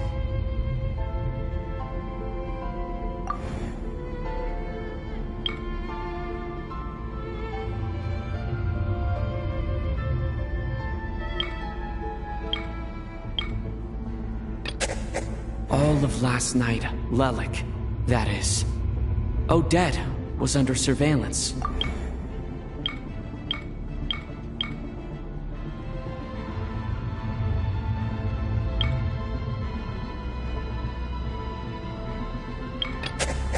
Since we discovered...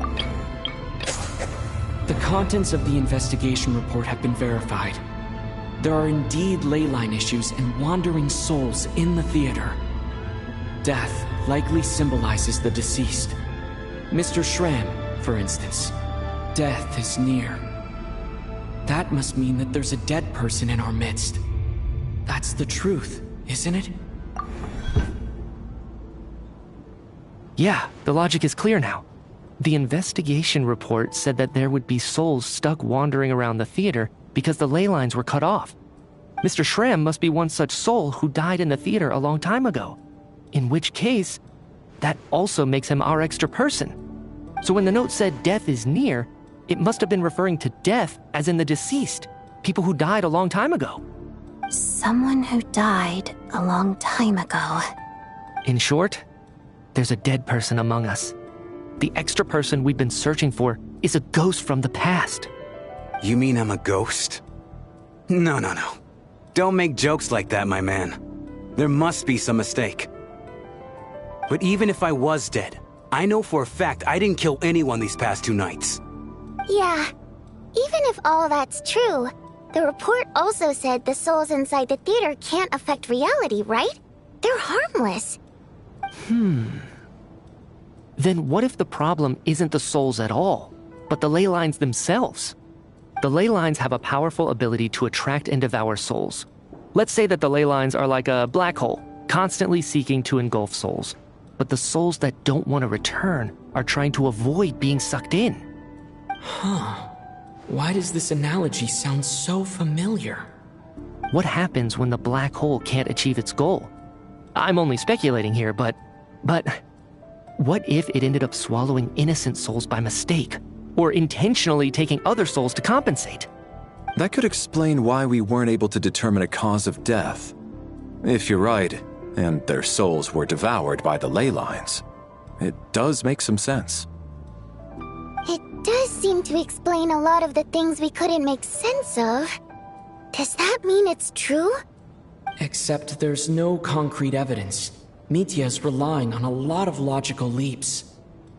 Still, it seems like the best explanation we have under the circumstances. Alright, so how could Shram not know that he's dead? Seems a little unlikely that he hasn't noticed anything unusual even after several days interacting with us. On the contrary, it's perfectly normal for a soul to wander the theater for centuries without questioning their existence or reason for being there. It's simply what's natural for them.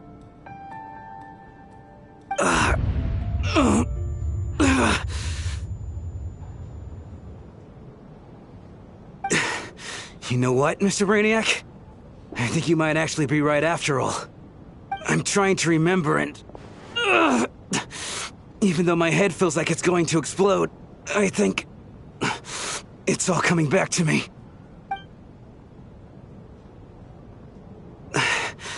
I was the one who didn't want to remember my own death, so I forced myself to forget. Well, I'm sure those are painful memories. My lady and I snuck out to go on a date one day. We bought tickets for the theater. It wasn't really my thing, but I was just happy to be together. All of a sudden, a group of people burst into the theater, shouting for all the water imps to get out, performers and audience members included. It was clear the conflict between humans and Fae had reached a boiling point.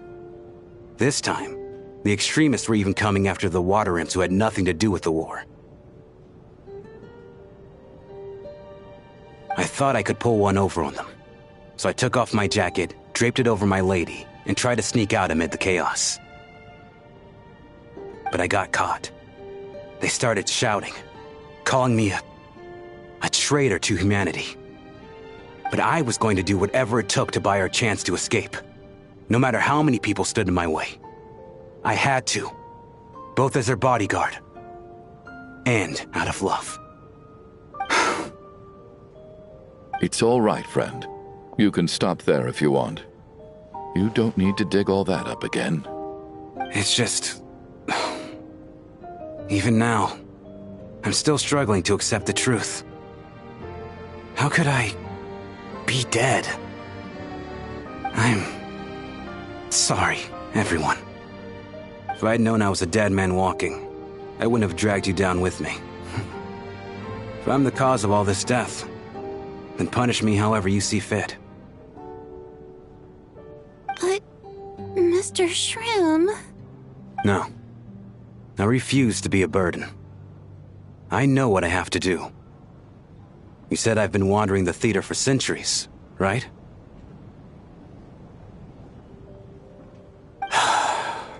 I guess it's high time I got a breath of fresh air. Out there, I mean. I'll leave this place and take all this death with me. Go out on my own terms. Mr. Shram, I'm sure we can figure out a different course of action. My good sir, we both know I'm not supposed to be here. I should have accepted my death long ago. One way or another, this has to end. Unless you're saying this goes against another one of your military principles somehow. No, I'm speaking on a personal level this time. Let it go, man. Oh, wait. One last thing. Miss Water Imp. My lover. Her name was Litia. Litia Ozarova. Do you know what happened to her? Ozarova. Oh, Auntie Ozarova. That's what we all called her. I remember her as a very kind elder. She had a bunch of kids, too. I'm so glad she survived. And she had lots of kids? Good. That's... good. I could hardly expect her to stay single just because of what happened to me, right? As long as she went on to be happy, That's all that matters. Besides, I'm dead. My soul has been wandering around here for so long because I was worried about her. But now, I can go without regret. There's no need to see me off, my friends. I've enjoyed our time together over these past few days. Perhaps we'll meet again in the next life.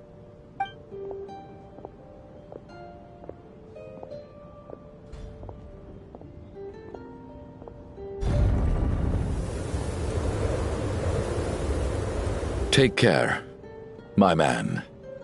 I knew Mr. Shram was already dead, but I still feel so sad. Death is cruel, no matter how we might try to make sense of it. So, was the conflict between Fae and humans really that bad back then? I was only little, so I don't remember much. It's terrible to think that so many innocent people had their lives turned upside down. Even the historical records about that time period don't say much about it. All people know is that the Tsaritsa founded the Fatui, drove out most of the Fae aristocracy without explanation, then used her terrifying power to suppress the humans. It seems to me like the Tsaritsa chose to make herself the enemy. She downplayed the conflict, directing whatever animosity both sides had for each other at herself instead. That's also why, despite how brutal the conflict was at the time, there hasn't been much lingering tension between humans and Fae since. Things have been fairly harmonious for the past few centuries. So, the Tsaritsa banished the Fae to protect the Fae living in the city?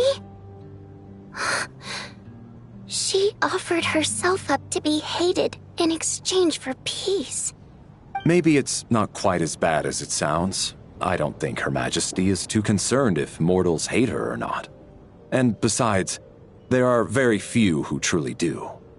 All this time, I had no idea. All right.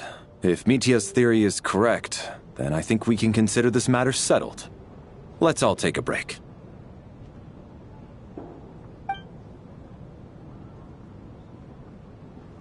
Ugh, if only this blasted storm wasn't still raging on.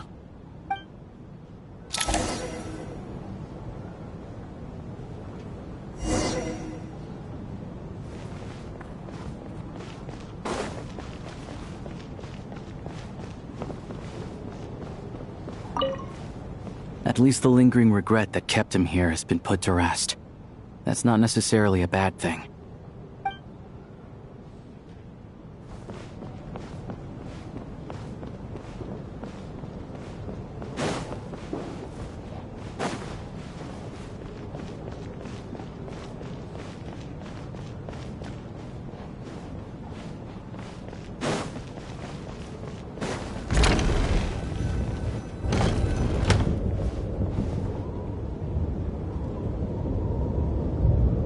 Looks like now we can just rest until the snowstorm stops.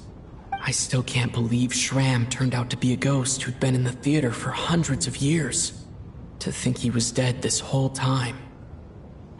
What a strange turn of events. Knock knock.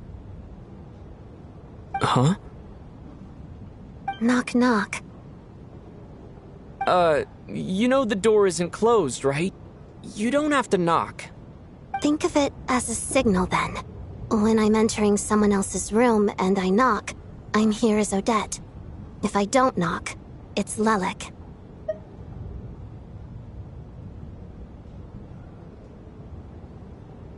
Thanks. So, why did you come to find me? Is there something I can help with? Vodyanitsa said you knew about my secret identity from the start. But when everyone was discussing who Lelik could be, you were worried that revealing what you knew would be unfair to me, so you kept it to yourself, right? Yes, I'm extremely grateful for that. It's nothing. I mean, you didn't hold what happened with Signora against me, so I should thank you for that as well.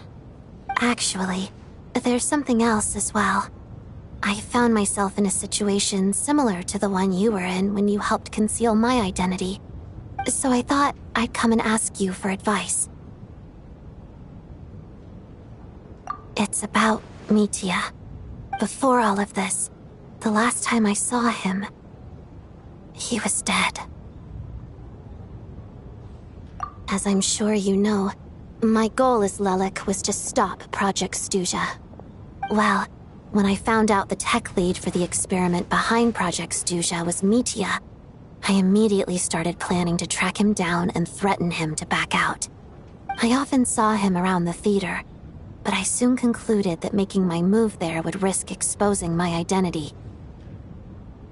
So I decided to infiltrate the Armory Palace and go directly to his lab. That way, the threat would be much more effective. Well, I suppose there was a bit of luck involved, but I am a Fatus, so I already had some familiarity with the building's layout. But when I finally made it to his lab, Mitya seemed to be dead. I checked his breathing and his pulse. He had no vital signs whatsoever. I'm certain of that.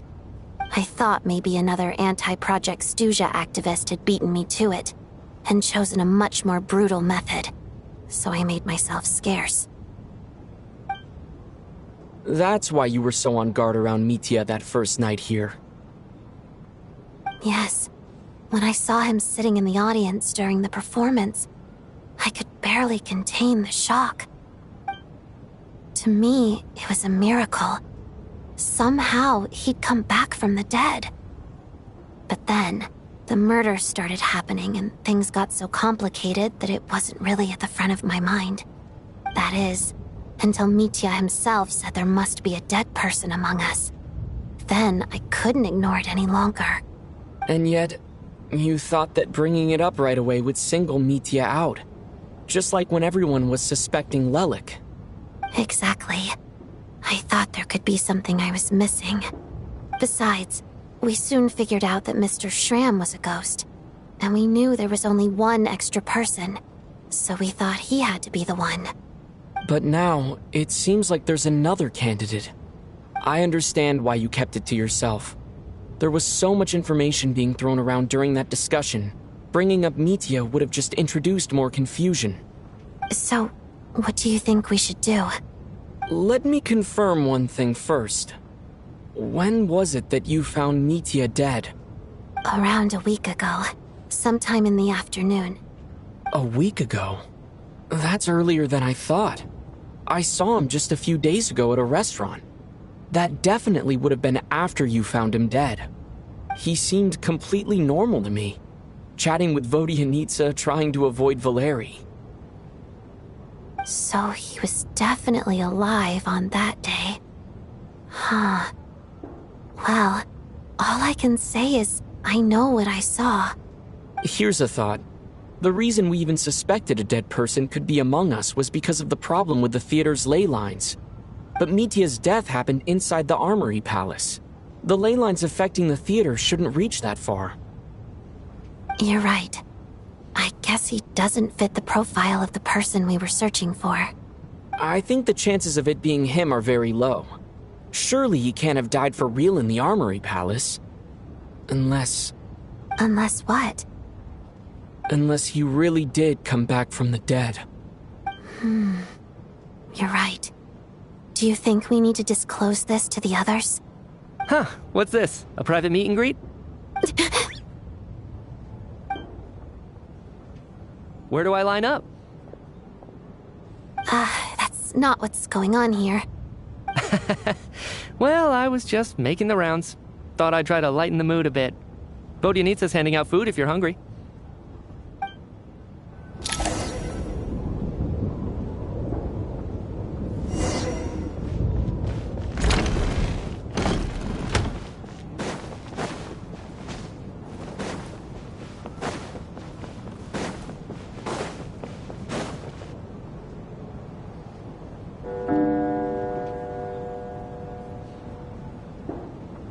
What is going on with this storm?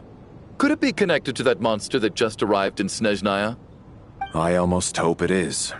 Her Majesty the Tsaritsa left to vanquish that beast herself.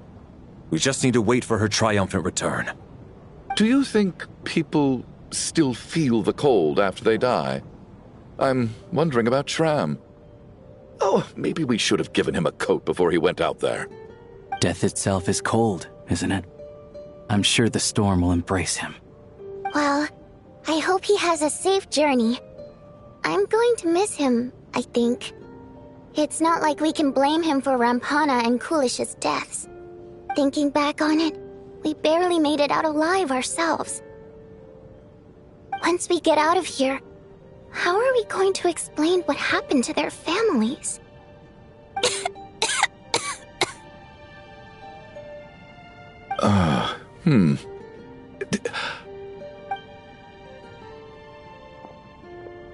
Are you okay?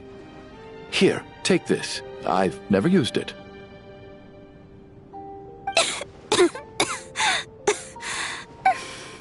Thanks. Look who's Mr. Nice Guy all of a sudden. Is it because Tonya stood up for you this morning? At least you know how to return a favor. Yeah, without Tonya, who knows how badly he would have been hurt. I told you already, I never intended to resort to violence. Duh, bunch of rascals. Little girl? I was rather surprised when you spoke up for me this morning. I didn't think I had many admirers here, so, thank you. Oh, no need to thank me. I said some bad stuff about you too. I've been, too embarrassed to admit it, but, you remind me a lot of my daughter. So kind to everyone, but never lets her old man off the hook. Unless my wife and I are having a fight, then she's always on my side. Especially when she was little. Every time I took her out...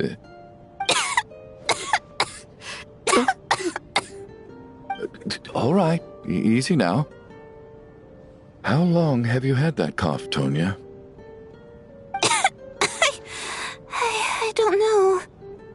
It's probably been a while. I'm fine. Are you taking anything for it? Yeah. I'll be fine once I see my brother. He's gonna pick some frost fairy flower leaves and brew a tonic for me. I'll feel much better once I drink that. I see. That's good to hear, then. We should probably discuss arrangements for tonight. Now that the deceased has left our midst, there shouldn't be any more incidents. However, out of an abundance of caution, I'll keep watch. Shouldn't we take shifts? I can take one if needed. No need. I managed to get a nap in earlier, so I have plenty of energy right now. After all the tension of the past few days, everyone else should just focus on getting a good night's sleep.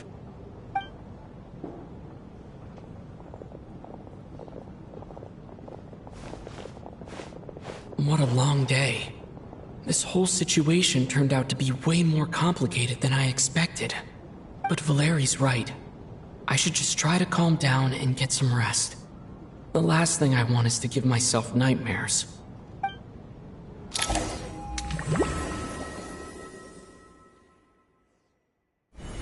He's awake! He's awake! Get over here, you big lug, and take a look! If you must call me something, call me Mr. Door. The Black Mist is coming. You need to go. Are you all right?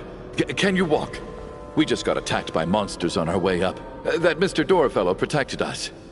He just seemed to come out of nowhere. Not much of a talker, but when it comes to taking down monsters, that man doesn't hold back. Curses! The Black Mist is catching up to us. We need to keep going. Mr. Door, I don't believe I've ever seen you around here before. Why is that? There's no need to try to get to know me. Mr. Door! I'm looking for trouble! Get rid of them! I can just push these ones off. Oh. Well, anyway, we're lucky to have you here. Thanks for saving us earlier. No need to thank me. This is where my duty lies.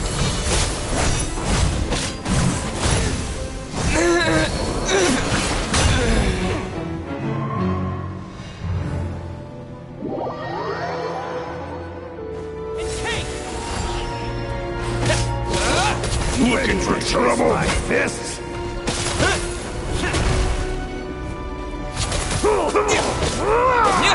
You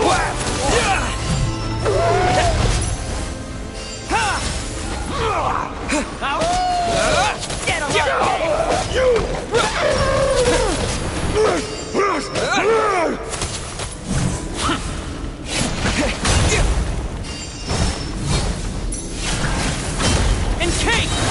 Fighting Frog!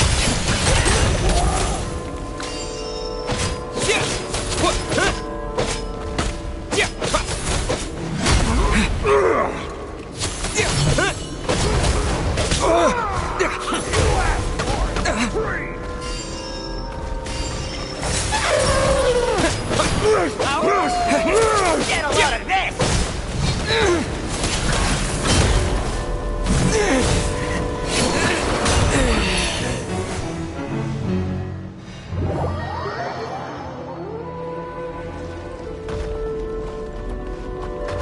Looking for trouble?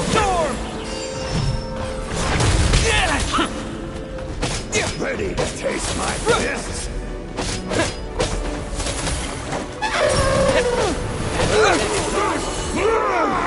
You asked for it! Maybe I wasn't meant for this.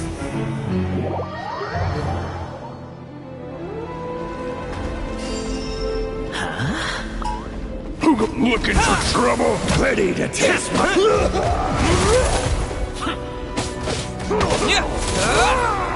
You asked for it! Having second thoughts? And Kate! Get a lot of this!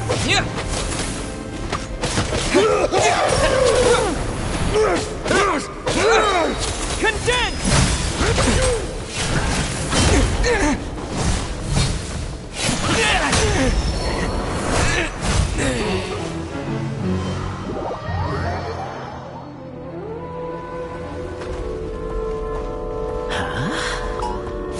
Looking for trouble? Ready to taste my fists?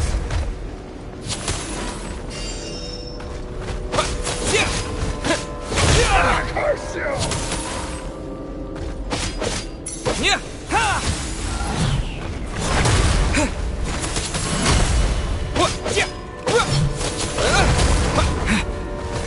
On the ground!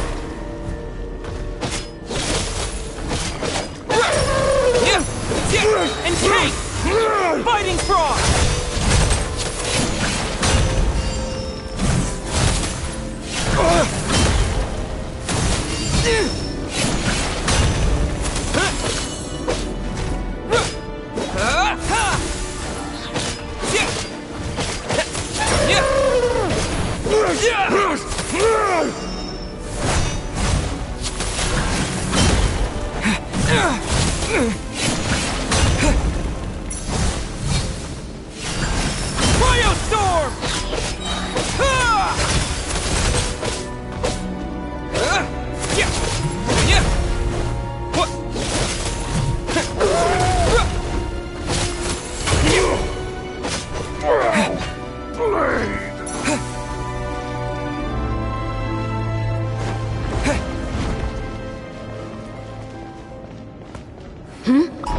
So we're doing this the hard way. Ready to taste... Curse you!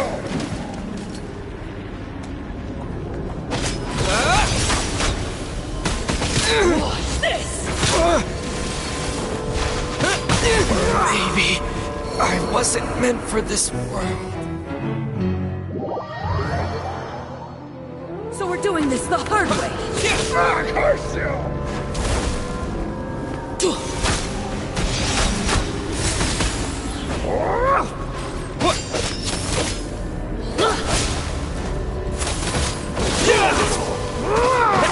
You asked for it!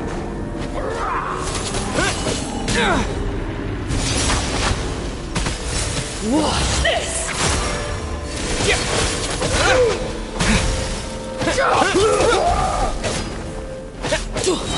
Fighting Frog!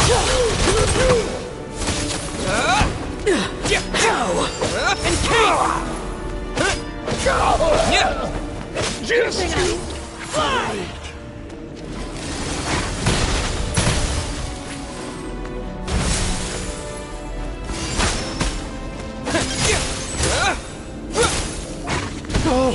Remarkable work, Mr. Door.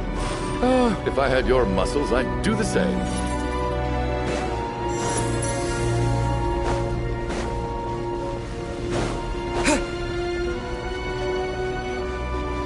Are none of these doors the one you're looking for? No.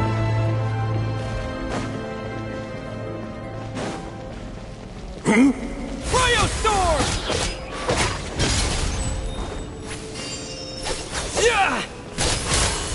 About!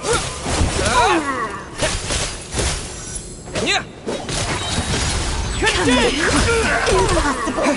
Encase!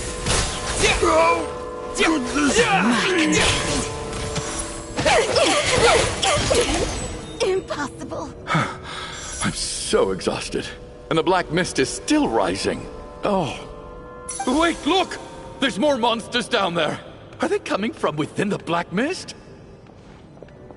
No! They're gaining on us! Quick, keep going, or they'll be at our heels any second!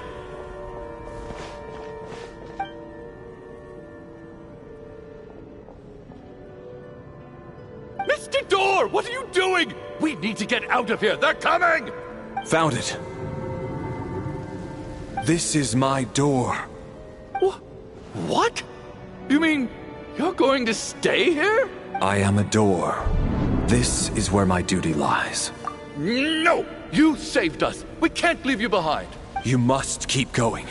A door can only keep things out for so long. You must make haste.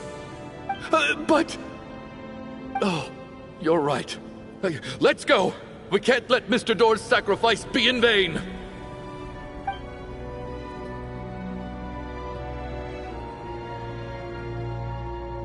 The black mist isn't moving anymore. Looks like both the monsters and Mr. Door are gone. I didn't just imagine all that, did I? Surely I wasn't so scared out of my mind that I hallucinated a door as a human being. Oh, okay, good. There's no way we both hallucinated the same thing. Getting sleepy? Well, looks like we're safe for now. Go ahead. Let's get some rest.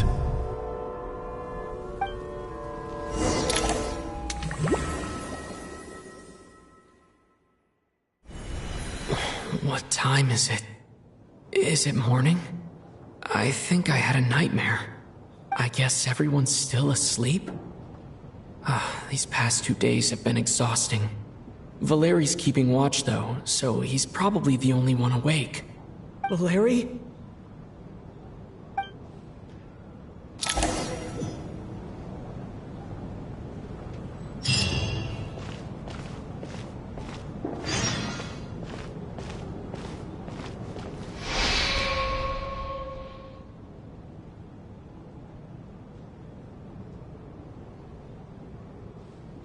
Wake up! Everyone needs to wake up!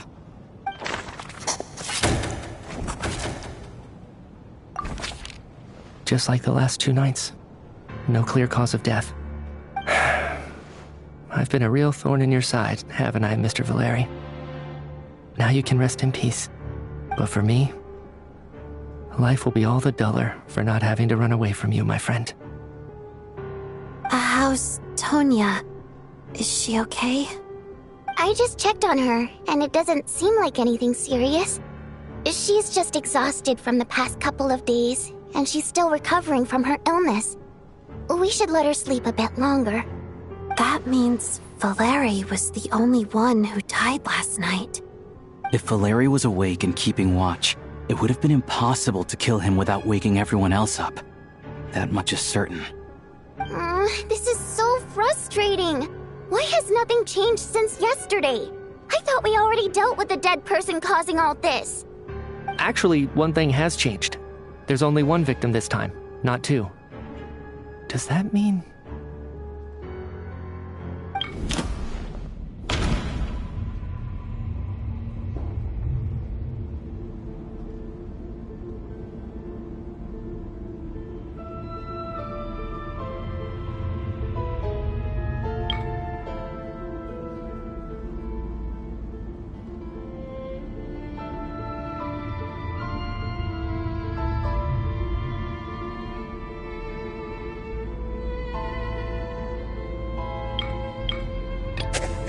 But Mr. Schramm was all...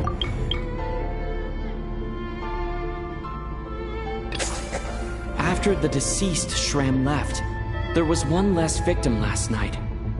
That more or less tracks. It's a reasonable conclusion, considering the only variable that changed. The number of people who die each night is equivalent to the number of dead among us. That's your theory, right? Exactly. We identified Mr. Schramm, and the night after he left, the death toll dropped from 2 to 1. By that logic, there must be one more dead person left among us. Another one? But there was only one person unaccounted for in the ticket checks, right? The head count should match up now. Having an extra person was definitely a cause for alarm, but being one person short isn't nearly as unusual.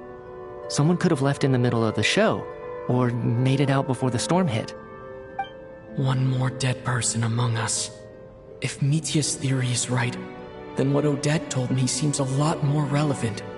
It's just, at the time, we had no reason to think there was more than one dead person. If only we'd taken it more seriously as a possibility. Maybe this could have been avoided. I'm sorry. This is my fault. I had information that could have been helpful, but I held back.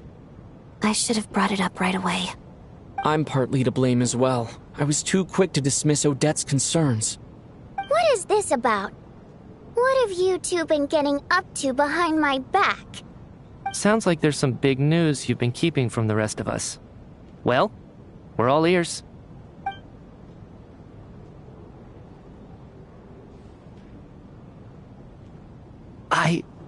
I'm the dead person? Wow, that's certainly news to me. Odette and I talked about it yesterday, but we thought it just wasn't possible, so we left it at that. Yeah, I don't blame you. If I'd been there, I probably would have reached the same conclusion. It just sounds too unbelievable. Let me just try and verify this. I just scoured my memories trying to think back to the afternoon Miss Odette mentioned. But I honestly have no recollection of dying. That's where I'm different than Mr. Schramm. Having seen Mr. Mitya a few days ago myself, I also find it hard to believe he could be the other dead person among us. Well, if it isn't Mitya, then who? Do we vote on it? If you don't mind me asking, Traveler, I believe you mentioned that you know Tonya's brother. Had you ever met her before all this? No, never. Wait, are you saying... Now just 1 minute. I know where this is going. You can't just randomly point a finger at anyone you want. You're in the hot seat, and all of a sudden you want to divert our suspicions onto somebody else? Trying to pick a fight, Mr. Chuganov? Whenever you open your mouth, all you do is attack people, and I've had enough of it. If you don't want to engage in a civil discussion, you can shut up. You little brat! Did Mitya ask about Tonya because he suspects her? I suppose I only identified her by age, and nothing else. Could that mean... I'm just saying, you're going around casting suspicion on people for no reason. How could Tonya be dead? I can vouch for her, if nothing else. I've seen her before. She's the sister of that Harbinger, isn't she? The one called Child. Oh, really? You're telling the truth? Since being here, I don't think I ever mentioned she was Child's sister specifically. Does Chuganov actually know her? If Chuganov can vouch for her, then it can't be Tonya either. In which case, it seems unlikely that there's another dead person among us at all. Miss Odette, could you go over that afternoon with me one more time, when you found me dead? No problem.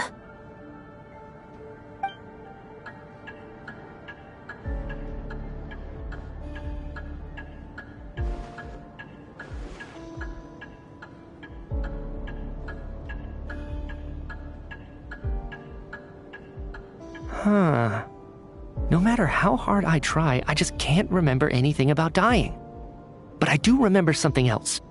Miss Vojanitsa, during our last meal together, I told you how some of the researchers were suffering from temporary memory loss. Do you remember that? Oh, yeah.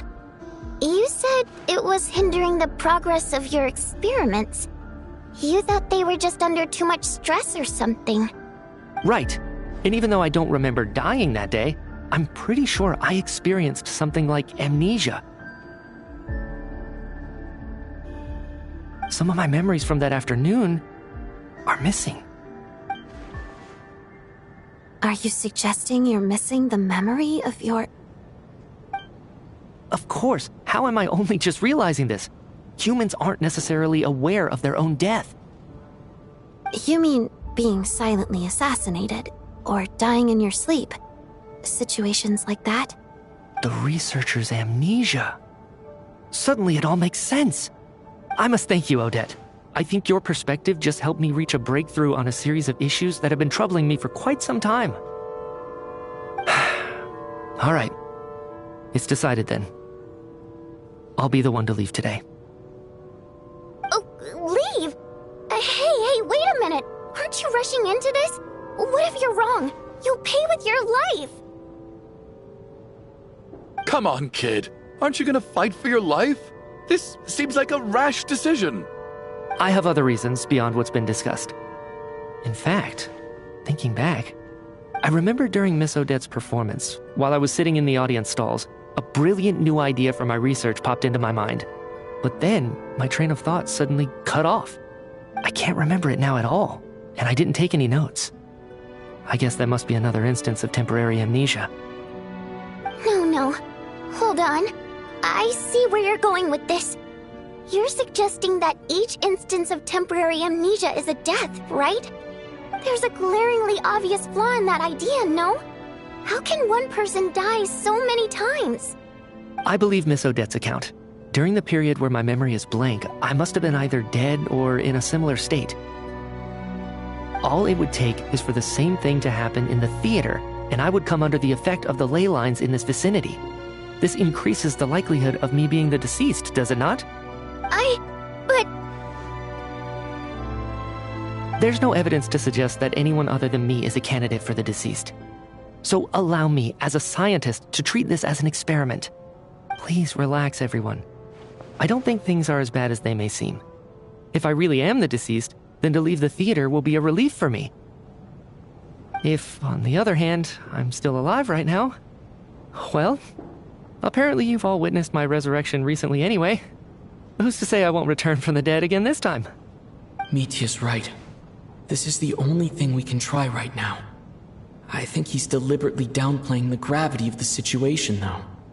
He probably doesn't want to burden everyone. What is a scientist if not someone who gambles on experiment after experiment in an attempt to obtain the truth? With this snowstorm, the ley line phenomenon, ghosts of the dead, and my amnesia, we've been paralyzed by not knowing and powerless to do anything about it. It's a terrible feeling.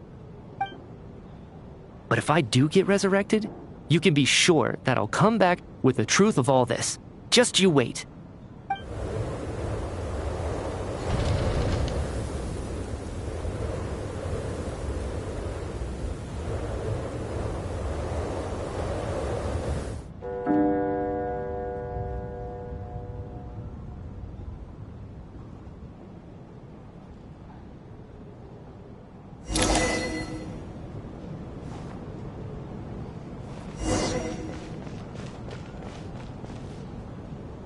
Poor Mr. Mitya.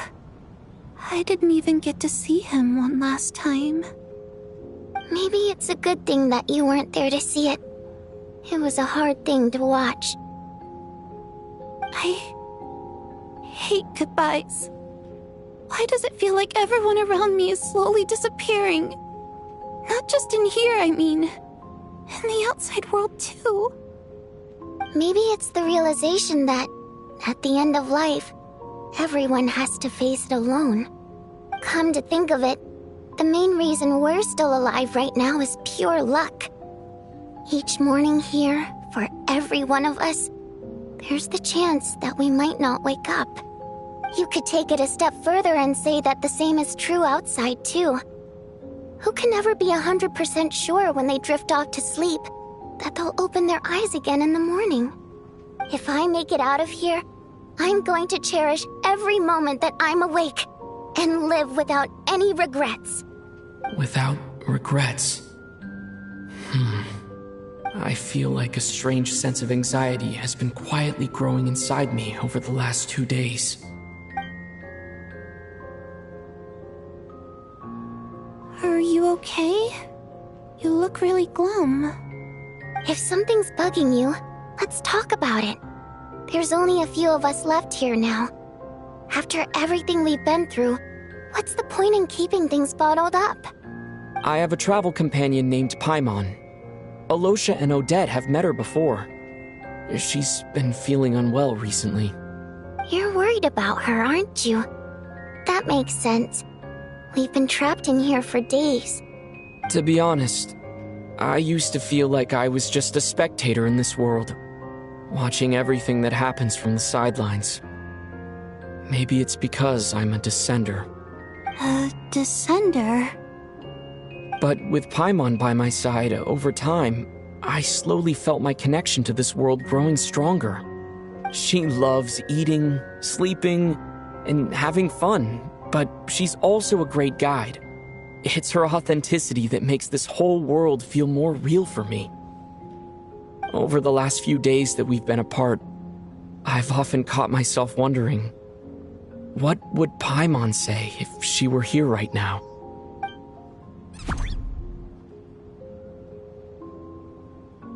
But by the time I snap out of it, the conversation has already moved on, and I'm still in my own little world. I'm trying to overcome this sense of detachment, but I really miss Paimon. I guess, in a way, she means the whole world to me. I bet she misses you when you're not there as well. Maybe you're her entire world too. I don't know if this will make you feel any better, but back when the water imps left Snezhnaya in droves, I also felt like the whole world was suddenly empty. I could be surrounded by people all smiling and having fun, and still feel completely separate from it. So, I totally understand how you feel. Later on, I started to think, maybe accepting the fact that our loved ones won't always be with us is something that takes a lifetime. All we can do is cherish their companionship from moment to moment. So, once we get out of here, you better hurry back to our side as fast as you can. You can't let your story end in regret. That's the trope I hate the most. Thank you. That's exactly what I needed to hear. But Vodyanitsa, if you hate goodbyes too, why didn't you leave with your people? That's just the choice I made. I used to regret it, but I don't anymore. Like I said before, singing is a water imp's primary mode of expression. It's how we convey our emotions. Our songs have echoed through this theater for hundreds of years, each one a story pieced together through moments of joy and sorrow. But does a story exist without someone to read it? To me, the answer is no. So I made the choice to stay. That way, there would still be someone left to sing these songs and listen to their stories. Otherwise, they could have been lost forever. Could you teach me how to understand your people's songs sometime? I want to be able to truly hear them, like Mr. Shram. A fan after my own heart. Thank you, Tonya. How about I sing something for you, and you tell me what you hear? Okay, I'll do my best.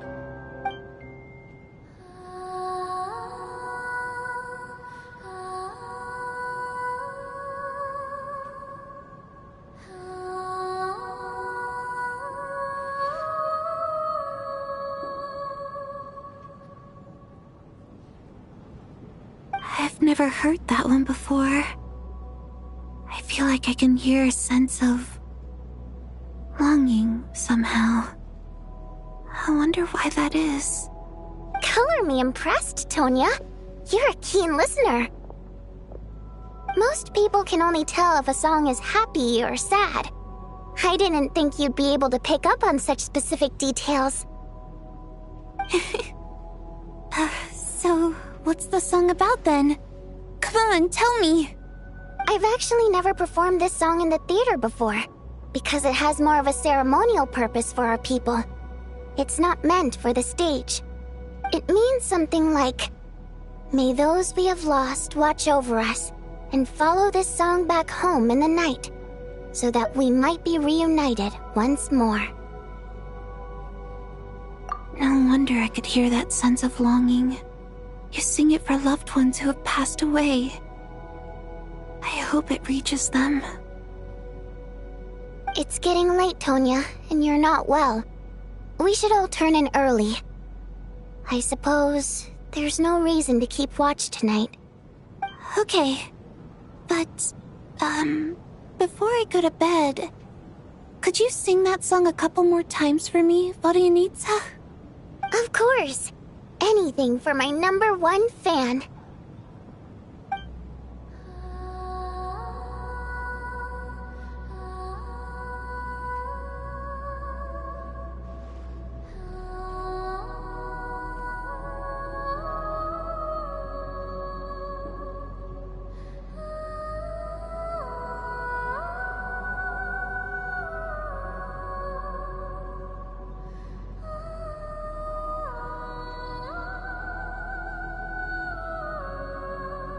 Once I get out of here, I definitely don't plan on ever coming back.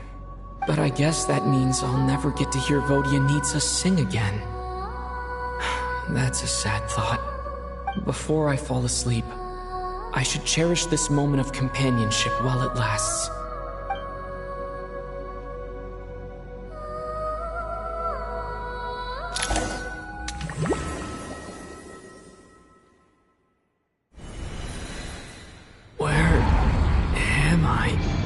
It's so dark in here, and I feel kind of dizzy. Am I alone?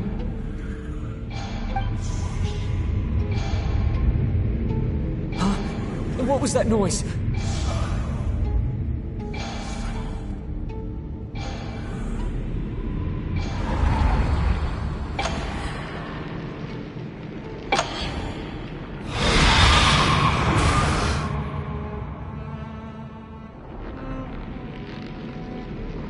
Return, O spirits. Fulfill your oath of protection.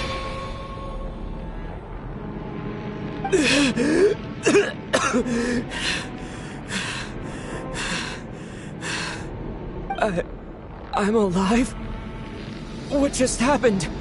No time for questions. Quick, over here. Turn on the switch. We need to bring back the light.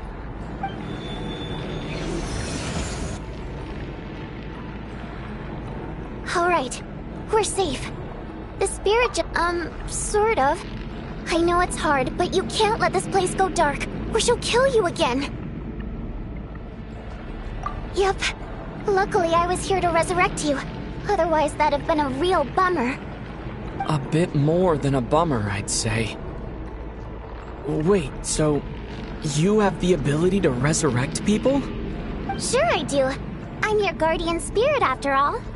I specialize in soul recall. Oh, it's nice to meet you, by the way. Thanks. It's nice to meet you, too. All right, there's no time to waste. The black mist is already catching up. We need to avoid it at night prayer at all costs. Come on, let's go. We need to reach the next switch before the place gets too dark. If we bring the light back, night prayer won't be able to get to us. Sweet, sweet light! It's back! Now that's a sight for sore eyes. Shh! It's night prayer. We need to move quick, but don't let her notice you. Look out!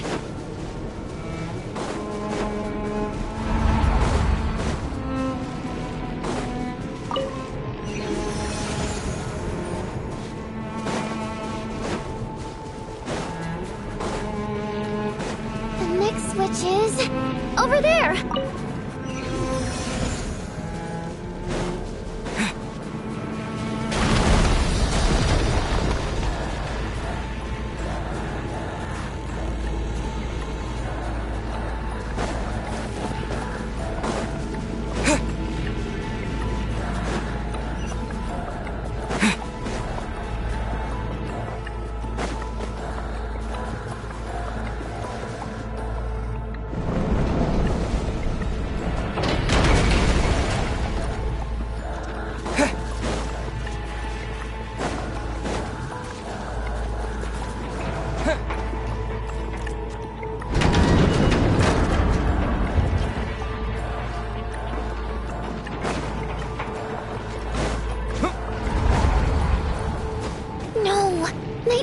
Here too.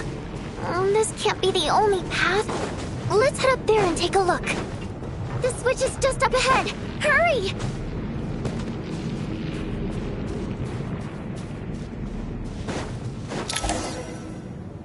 It's too dark. We're not gonna make it. Come on, faster!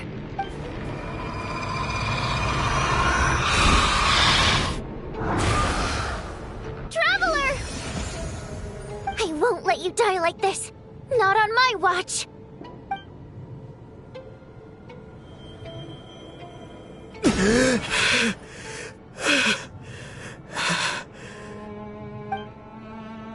Even though it's not permanent, dying is definitely not a pleasant experience.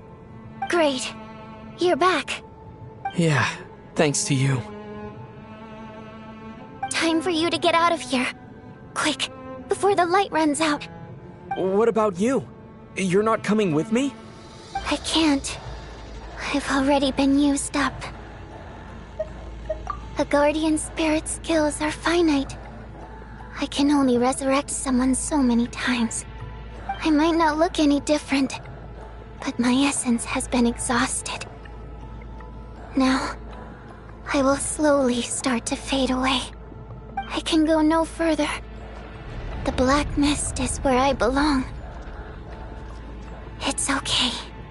Why didn't you tell me sooner? Because it wouldn't have changed anything. That knowledge would have just burdened you. And a guardian spirit's role is to protect. But... Go. Now, before it's too late. I already hear Night Prayer approaching.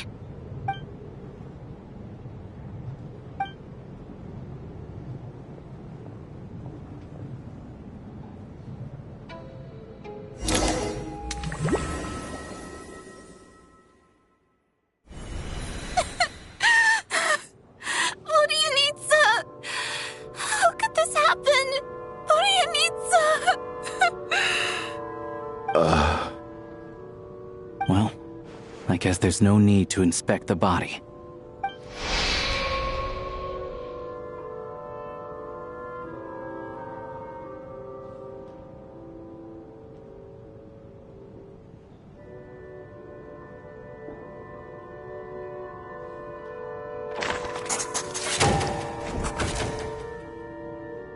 This wasn't supposed to happen. You lied to us, didn't you, Chuganov? You've been lying from the start. Take a long, hard look at yourself before you go around accusing other people. I suspected you on day one, Lelik, and now look where we are. By some strange coincidence, you've never been targeted. You just happen to have survived this long? No, you should be the prime suspect. And you, little hunter, ever so content with staying on the sidelines. Yet, you were the one who stopped us from leaving from the start! Why are you trying to keep us here? Now you're just lashing out indiscriminately. That's either a sign of anxiety or a guilty conscience. Where was all this passion and bravado before? Decided to fight until the bitter end. Is that it? Is that a threat? Fine, bring it on! You think I'm afraid to die after all this? You want to kill me? Go ahead! I'd like to see you try. After all the trauma of the past few days, everyone's been pushed to the breaking point. Valeria and Mitya aren't here anymore. Someone else needs to step up and take charge. But first, I need to think this through. Considering everyone left, who's the most likely candidate for the deceased?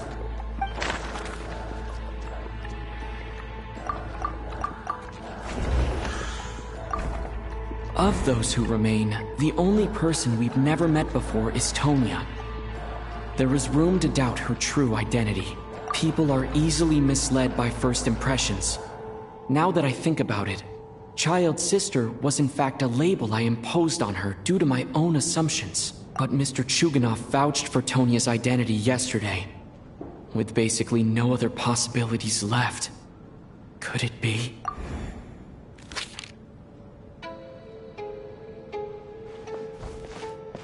Tonya, how's Tusser been lately? Tusser? Your brother Ajax must have mentioned me in his letters home, right?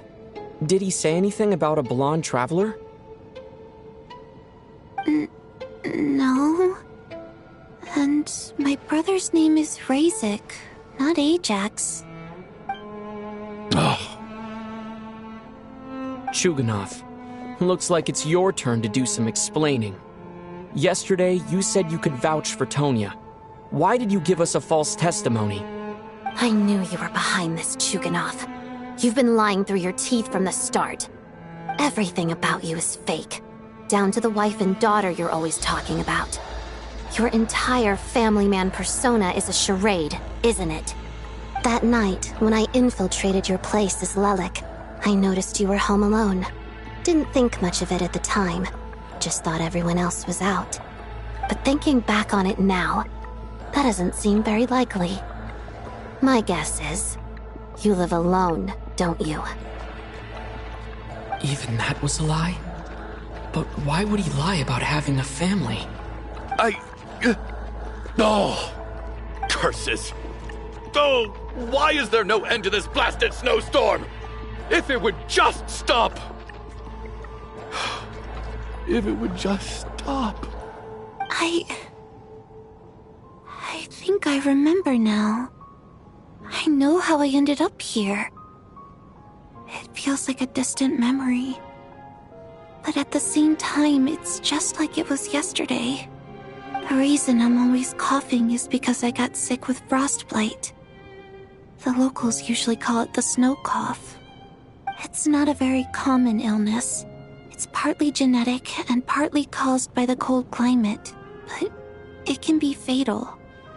They sent me to the hospital as soon as they found out I had it, and I spent so long lying there in that hospital bed.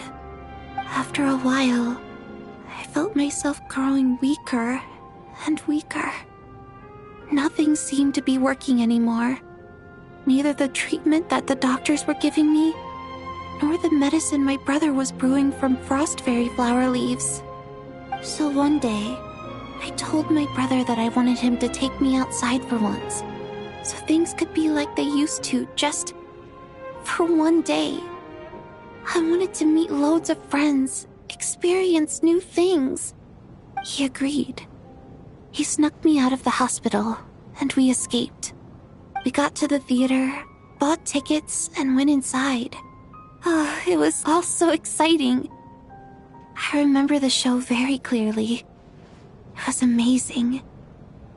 But I found myself getting sleepier and sleepier. Oh, Tonya.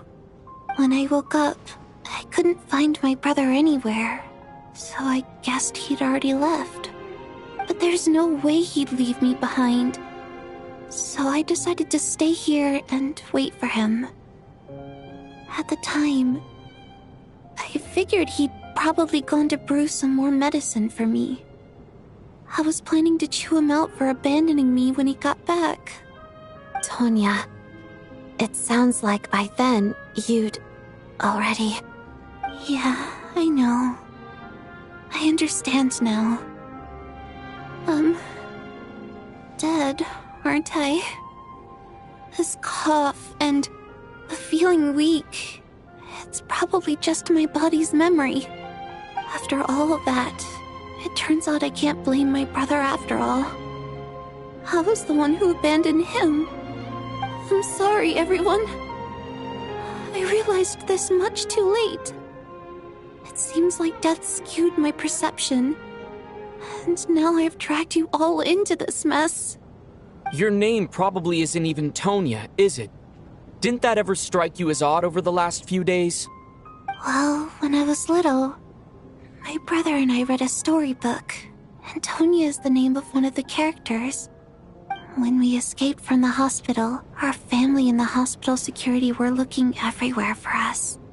So when you first approached me and said my brother had sent you, and called me Tonya, I thought he must have chosen a fake name that only the two of us would know. Because he was afraid of getting caught. No. It seems like that was just wishful thinking. At least your memory of death isn't painful. That is a small comfort. Now it's your turn, Chuganov. Talk to us. I believe no lie is ever told without a reason. You're right. I was lying. I happened to know that the Harbinger child and his sister Tonya managed to get tickets, so I lied to you and pretended I knew them. And yes, I was lying about my family too. The truth of the matter is, I lost them a long time ago. I just refused to accept reality. And now I've spent the second half of my life living a lie. I'm a joke. My daughter's name was Iskra. And before you ask, yes, Iskra, as in Iskra Manufacturing Plant. She also died from the snow cough. She was just 6 years old. If she were still alive today, she'd be around the same age as little Tonya here. After Iskra passed, my wife couldn't bear to face those memories either. So she chose to start a new life without me. One day when I came home from work and saw the empty room, I felt like I couldn't breathe. Subconsciously, I started to imagine that they were still there. I soon discovered that this was the only thing that made me feel any better, so I just embraced the delusion. Nothing more than a pathetic means of escapism, I know. But at least it's not a crime. So explain your false testimony then. The night before last, when I was chatting with Tonya, she mentioned that her brother would brew medicine for her from frost fairy flower leaves. Combined with her various symptoms, I suddenly understood everything, including the fact that she was deceased. The snow cough used to be an incurable illness. I would pick frost fairy flower leaves to brew medicine for Iskra too. It took hours and hours on the stove. But the year after my daughter passed away, the jester of the Fatui announced that a cure for frost blight, also known as the snow cough, had finally been developed. It turned out that all previous treatments were completely ineffective. No better than random concoctions. That was the final straw for me. I just couldn't take it anymore. Just one more year. One more year, and everything would have been okay. So, more than anyone, I know full well that in this day and age, no one in their right mind would still be using frost flower leaves to brew medicine for the snow cough. Poor Miss Tonya, therefore, had to have been from an era when snow cough was still a terminal illness. So, you projected your daughter onto her? Even though you knew she was one of the dead?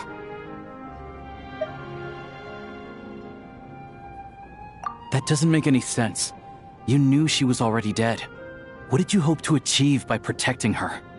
I just don't believe in your crackpot theories, nor do I approve of your actions. How can you just declare a living person dead and throw them out into that snowstorm? Nitia's gone. My good buddy Shram's gone. And now it's Tonya's turn, isn't it? The others I can make my peace with, but little Miss Tonya, here she is, standing right in front of us, alive and breathing. in fighting her own battles. Yet you're quite happy to say she's dead? I just want her to live. Once this snowstorm is over, the very moment it stops, I'm going to march out that door and find someone who can fetch the very best medicine for her snow cough. I'll be damned if I'm gonna let you cast her out into the snowstorm before I have the chance to cure her. Not again! Not this time! Not when the cure is right within our grasp! I'd never be able to forgive myself. Mr. Chuganov, stop. I can't let you do this. Tonya. By the sounds of it, you've known I was dead since the night before last, right? I really liked Mr. Valeri, Mr. Mitya, and Miss Vodyanitsa. And now they're all dead because of me. I'm not happy about that. The reality is, you've been trying to fight your own demons through me. But all you've really done is trap me inside your delusion along with you. No! Listen to me. I want to save you. I do! Well, at this point, I'm quite sure that I'm dead. I don't need to be saved. The time I got to spend with all of you is more than enough for me. Despite all the bad things that kept happening, I got to meet so many interesting people and spend so many days and nights by your side. Since the day I escaped that hospital until now, this has been an adventure I never even dared to dream of. I'm very fond of you all. If it were only possible, I'd trade my soul to bring back the ones who died. If it meant things didn't have to end like this. And that's why I'm not fond of you at all, Mr. Chuganov. I'm sorry. It's them that you owe an apology to, sir. Not me. Well then, I suppose this is it. It's time for my adventure to end. I've caused enough trouble. You're leaving already? It's still early. Don't you want to stay a little longer? No thank you. Oh, and by the way, my name is Patashka. It was nice meeting you all. Feels strange that we're only being properly introduced now that it's time to say goodbye. Patashka.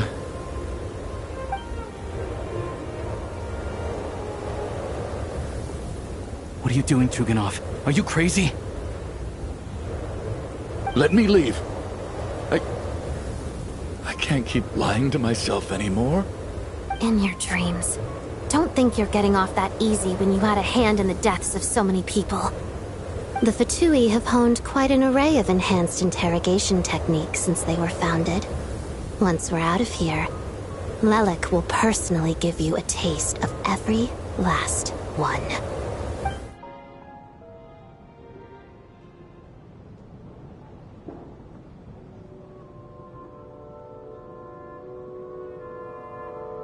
I think we should leave. I doubt this snowstorm is ever going to stop. For all we know, this storm might have destroyed all of Snezhnaya by now. Maybe even the whole world. Wait, we finally solved the mystery of the haunted theater today. Maybe let's at least try to enjoy tonight? Fair enough. I don't particularly feel like dying in Chuganov's company anyway. And yet you won't let me die first. Hey, Chuganov, on a serious note, if we do make it out of here, you should close down that factory of yours. A lot of people are freezing thanks to you. Is this really the time to be discussing my factory? All right, fine. I'll shut it down. Doesn't matter to me anymore. Am I hearing things? Or was that a knock at the door? There it is again. But I don't understand. The snowstorm hasn't stopped, has it?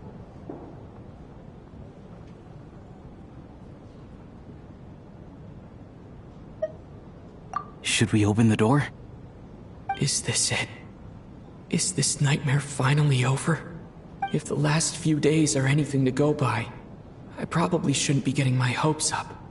Whatever lies beyond that door at this moment, it could be something even more terrifying than everything we've been through so far.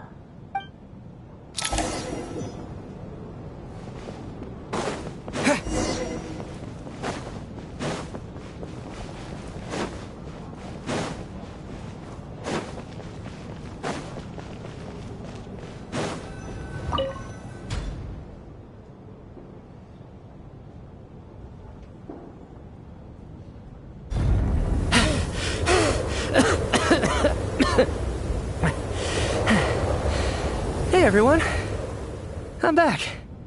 How are you doing? Feeling any better? Much better, thanks. Whew, it is so good to have you guys here. I was a little worried that the theater would be empty by the time I got back. Let me see. Tonya and Vodyanitsa are missing, which means Vodyanitsa died last night. And then you discovered that Tonya was the other dead person. Am I right? Not Tonya. Pitashka. First, tell us how you made it back here. Given the conditions outside, no one should be able to return alive. You're right. The thing that got me back safely was a song. I heard someone singing. After walking into the snowstorm, my mind grew hazy. I don't know how long I walked through the storm before my mind completely slipped away.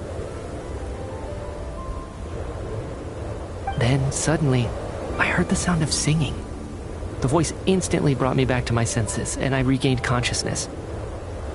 So I followed the voice, searching for the source of the singing. I searched and searched, until finally, just a few moments ago, there was the entrance to the theater, right in front of me.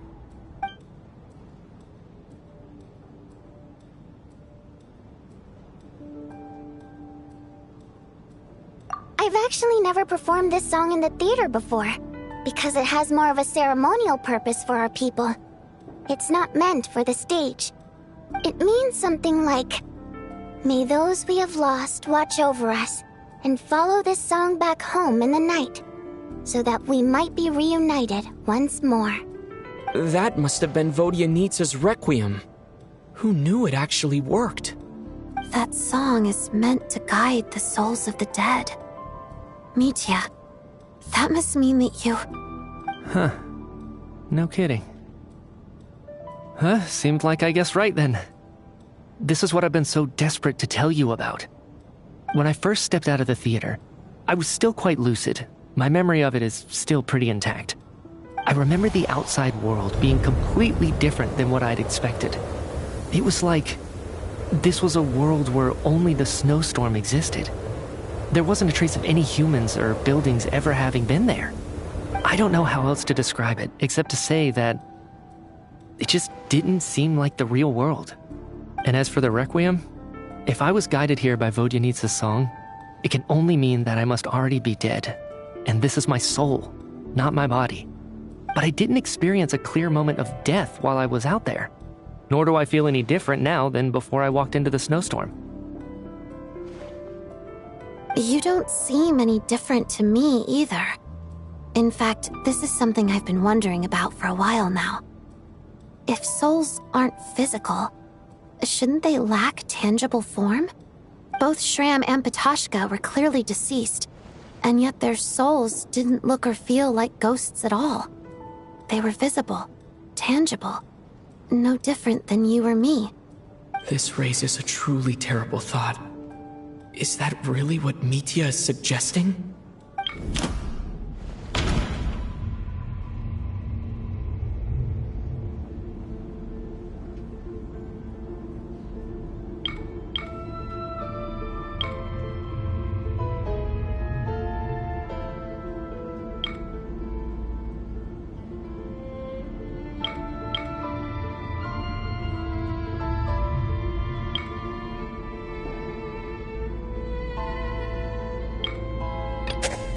Dreams can't explain everything, And this isn't the... Mitya's soul was summoned back by the Requiem, confirming that he is indeed already dead. And yet, he looks no different from us. Of course, if even the long-deceased like Mr. Schramm can blend in with us undetected, then maybe we've all been dead from the very start. And all of us are now souls wandering the theater.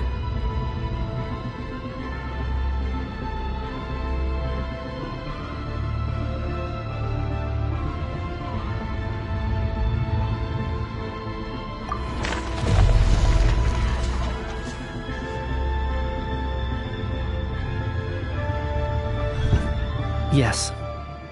I think that this is probably the afterlife. What did you say?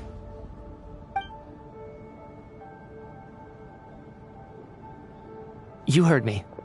We died in the theater. All of us did. But due to an obstruction in the theater's ley lines, our souls are trapped here, while an endless, infinite snowstorm rages outside. It's ironic, really. All that time, we were working so hard to figure out who the deceased among us were, when the truth was, we were all deceased. The only difference being some of us died more recently than others. Do you remember that note, "Death is near"? Seems like we misunderstood what it meant after all. Death was nearer than we wanted to think all along. The note simply meant that all of us were already dead. So all our attempts to survive, our search for the deceased, it was all for nothing? Hard to say. At the very least, we hope 2 lost souls find clarity and go to where they belong. The presence of those 2 is probably what caused our souls to be drawn in by the ley lines. In which case, the deaths we've awoken to over the past few days were just souls returning to the ley lines for good. If what you're saying is true, doesn't that make us the lost souls now? Huh, no wonder. This afternoon, when I was moving Vodyanitsa's body, I noticed that the other bodies in the room hadn't decayed one bit after all these days. That's further proof that those aren't physical bodies at all, but merely our shells here in the afterlife. Am I really dead? This doesn't feel real to me at all. No, that's impossible. This cannot be how it all ends. I still find it hard to believe that all of us are dead. How exactly did we die in the real world? None of us have any memories of dying, right? Not even knowing how we died is preposterous. Good grief! Surely there has to be some reason. Exactly. It's hard to rest in peace when you don't even know how you died. It gave me lots to think about as I strode out into the snowstorm. I racked my brains trying to remember the cause of my death, the exact moment I died, the root of all of this, right up until my consciousness faded. Wait. Hold on. Right before I lost consciousness, I think I saw something. I can't remember. And I think I lost my notebook and pen. Mitya, your hand. Is that blood on your fingers? Huh? You're right. There's blood on the fingertips of my right hand. Looks like it's already dried. When did that happen? What the? I guess this was what I saw. I must have desperately drawn it in my own blood right before losing consciousness. What's wrong? Do you recognize the symbol? It's Renova, the ruler of death. Alosha, do you still remember that Snezhnayan folktale you told me about? It was about the Grim Reaper. When someone's about to die, he appears as an incarnation of someone familiar to guide their soul into the afterlife. And as soon as you recognize his face, your life is over. I heard a similar tale when I was little. You think the Grim Reaper in this story refers to the ruler of death you mentioned? That's right. In which case, death is near could also mean that the Grim Reaper is here disguised in a familiar form. Death the deceased, and the Grim Reaper? So it's a triple entendre. When I first saw this note, I thought it contradicted the investigation report. But now it seems like that was the whole intention. So the Grim Reaper deliberately misled us. Then, we started suspecting each other and searched for the deceased while they hid in plain sight. By that logic, the one person most likely to be the Grim Reaper incarnate is...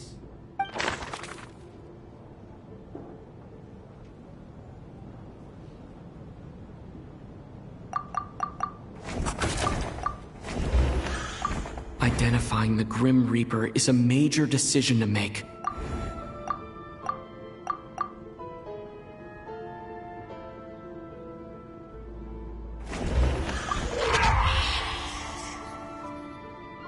No doubt about it. It's Alosha. Looking back at how everyone has acted over the past few days, Alosha is most likely the Grim Reaper lurking among us.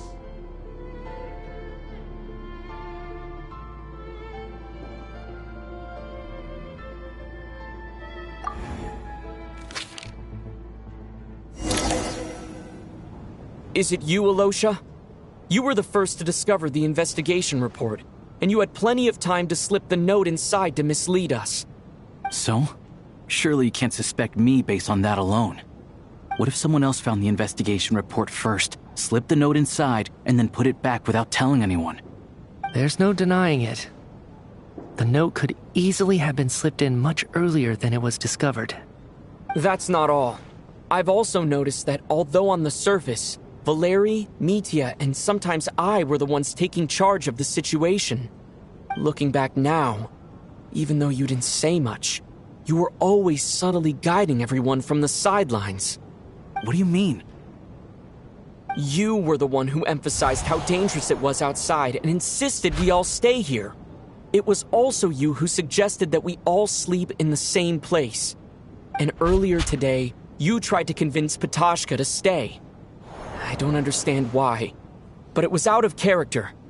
So, you didn't understand my intentions, and now you're assuming the worst. Seems pretty unreasonable if you ask me. He still won't admit it. Fine. Let's see how he responds to the most damning evidence of all. The biggest question I have right now is, if the Grim Reaper is impersonating Alosha, then where's the real Alosha? When did they switch?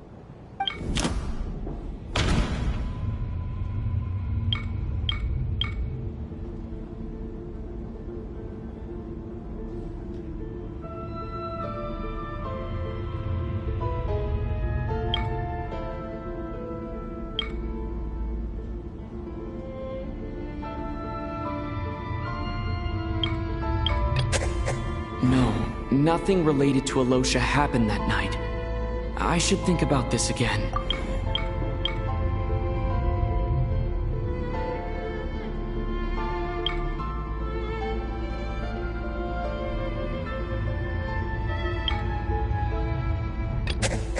No.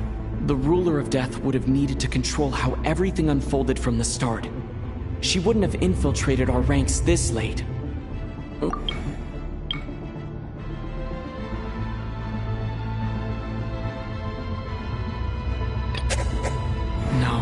The Ruler of Death added a note to the investigation report at the time. This indicates that Alosha had been switched out even earlier than that. That's right. This was the moment. Right at the start.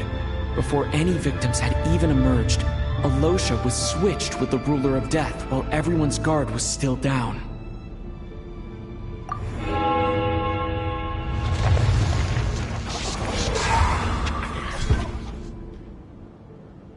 When all this began, right after the performance ended and the snowstorm began to pick up, no one suspected anything unusual.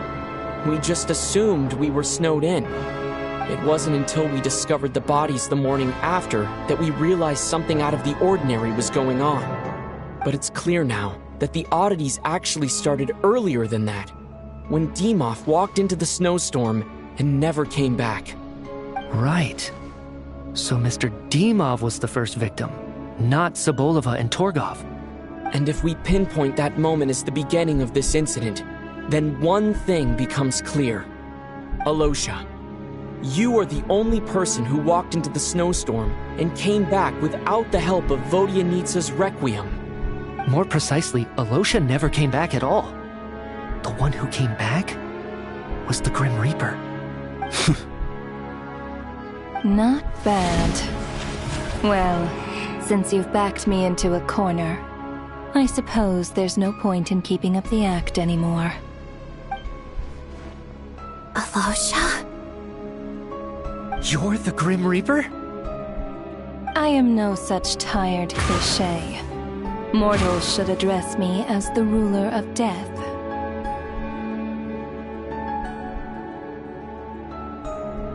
Before being wiped out for good, you identified the two deceased, and even sensed my presence. A commendable achievement. Far beyond what I expected. I heard you can ferry souls. Those deaths each night. Were they your doing? Your initial conclusion was correct. Due to the existence of the two deceased, the ley lines yearned to reclaim those long-lost souls. Every night they devoured an equal number of souls to fill the void. This required no intervention from me. Though, of course, ferrying souls is indeed my authority. Here, take a look.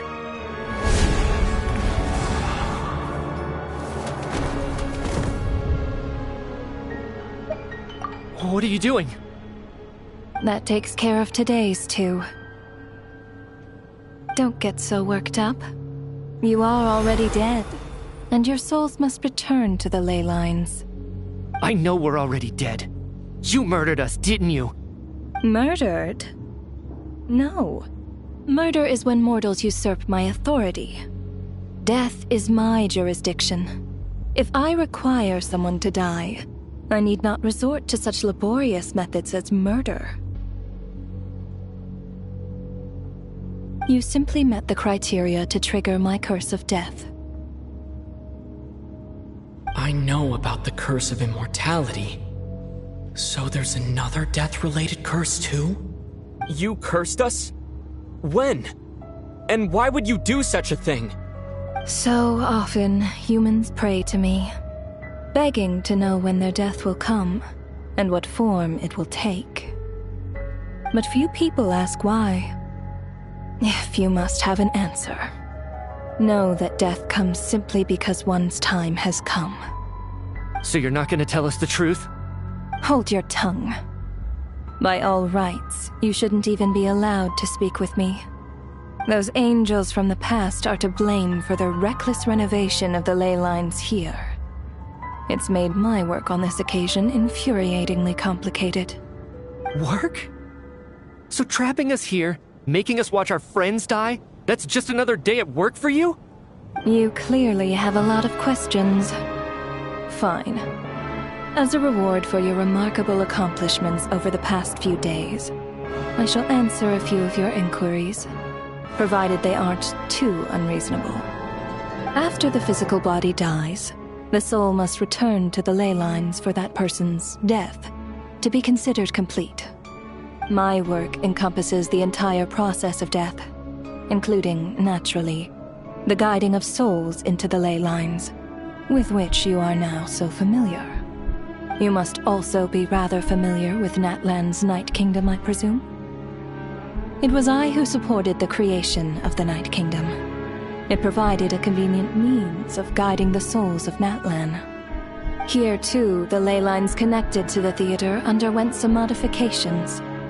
The angels hoped to make them capable of accommodating the souls of some special creations. But this actually hindered their ability to accept ordinary souls to some degree.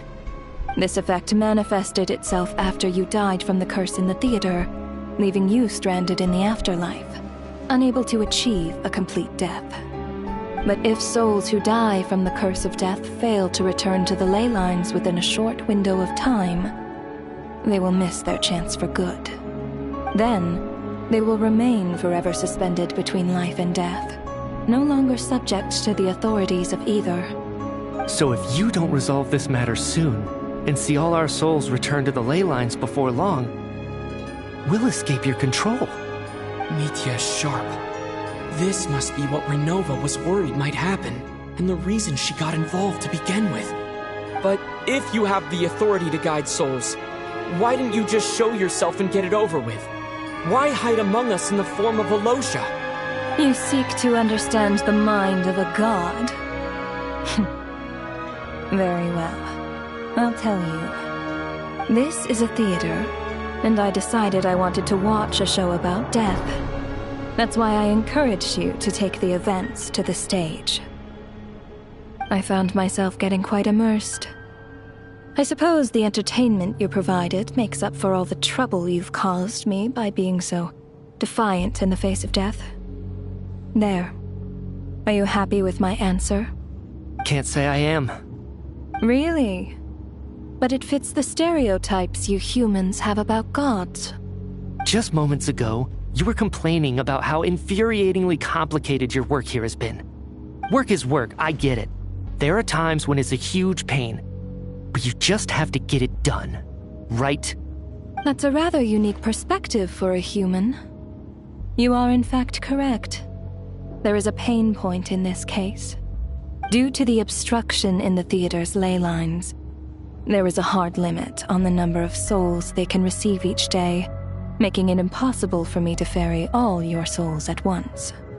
Revealing my identity too soon would inevitably have led to futile resistance, and there was a risk that any souls who chose to run would disappear.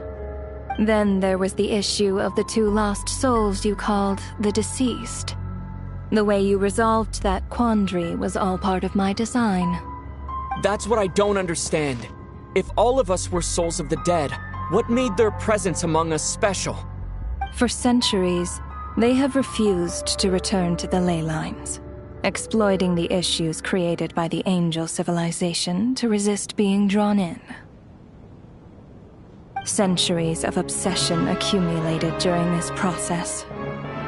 You may think of this obsession as the resentment of the dead, and in this quantity, it was a bomb that could have detonated at any moment.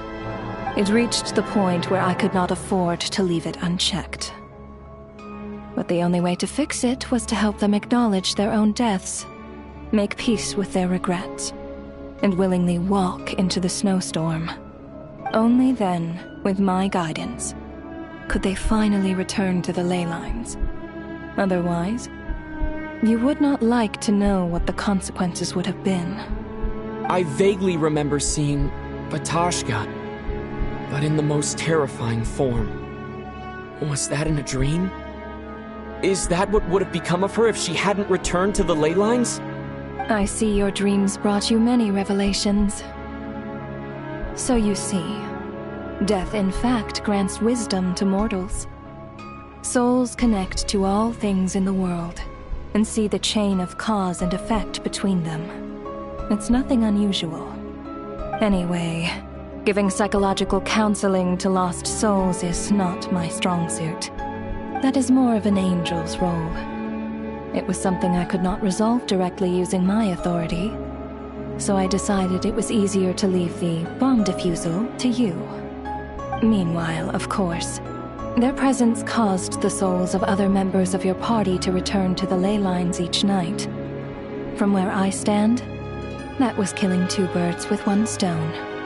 As both issues slowly resolved one another without me having to lift a finger, all I had to do was stay close by and keep the situation under control. Then use my authority to wrap things up at the end. And, of course, while I was at it, I thoroughly enjoyed watching this drama, dealing with death from a mortal perspective, play out on the stage. Sounds like you had it all figured out, Grim Reaper. I just did the math. You said there's a hard limit to the number of souls the ley lines here can receive each day. It's 2, isn't it? That much is obvious, even to a fool. It's time to review this whole affair. If the ley lines can only take in 2 people per day, I need to go over the deaths from these past few days again.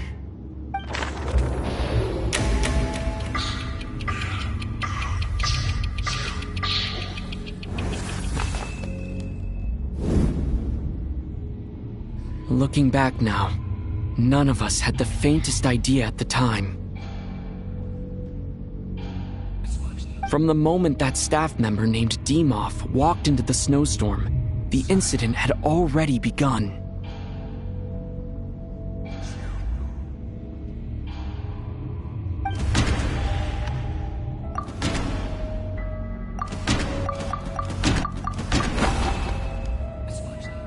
No.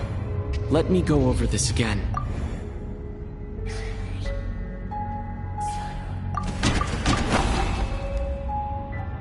No. Let me go over...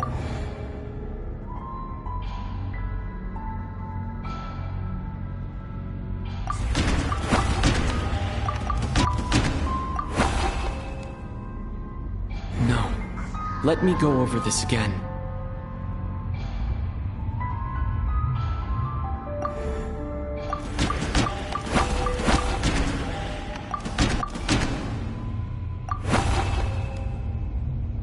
No.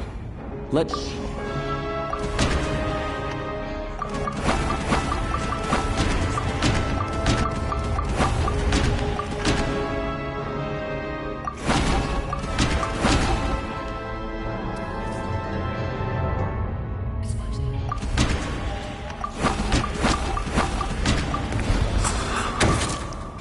Alosha was the second to walk into the snowstorm after Demoff to investigate. During this process, the ruler of death assumed his identity, making him one of the victims.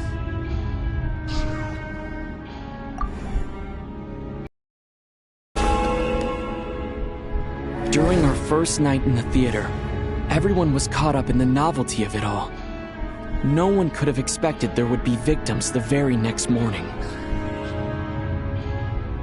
Despite all the confusion, and with the help of hindsight, we finally began to realize that something was amiss with the snowstorm.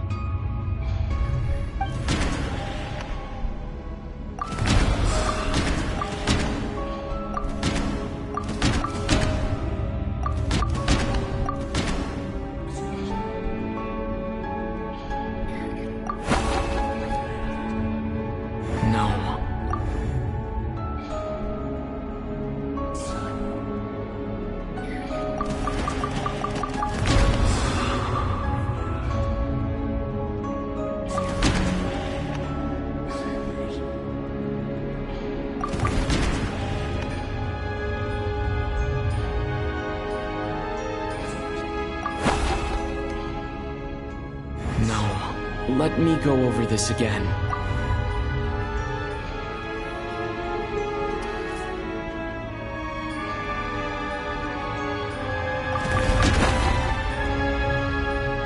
No. Let me go over this again.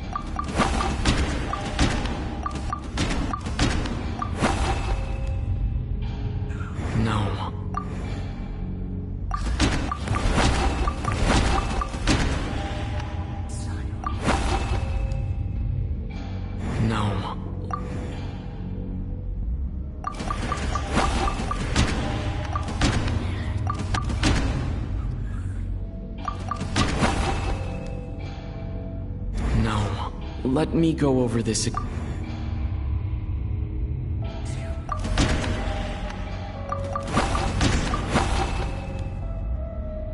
No. Let...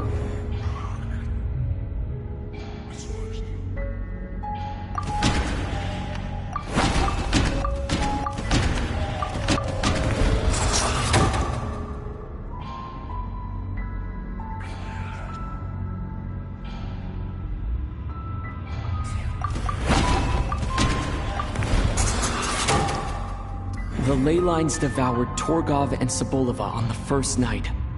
At the time, we thought this might be a murder case connected to Lelik.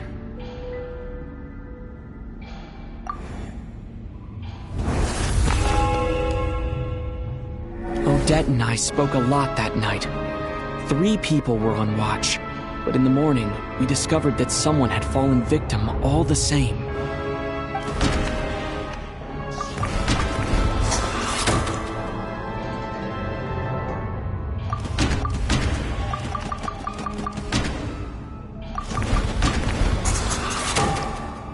The deaths of Kulish and Rampana caused everyone to stop suspecting Lelik. Unexplainable phenomena occurred one after another, leading Mitya to suspect that we were caught up in a supernatural event.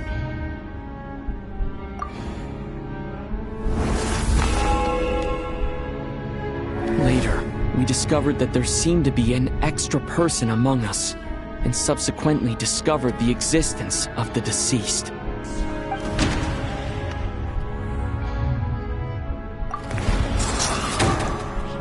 Mr. Schramm realized he was the deceased and walked into the snowstorm to return to the ley lines of his own accord.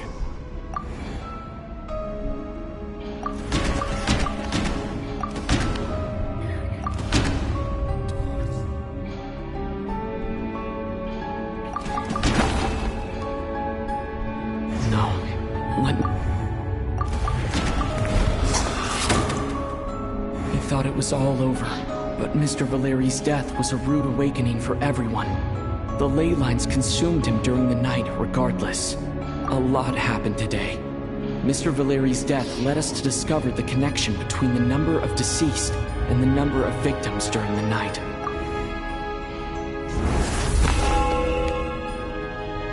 The fact that there was more than one deceased seemed to bring us back to square one. Odette revealed some information she had been keeping to herself.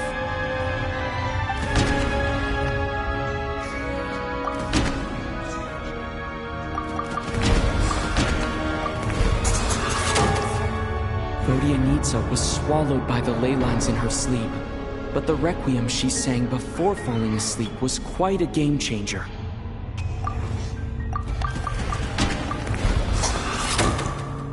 As it happened, Patashka filled the void left by Mitya's return from the ley lines by walking into the snowstorm this morning. The girl I thought was child sister Tonya turned out to be another of the theater's deceased.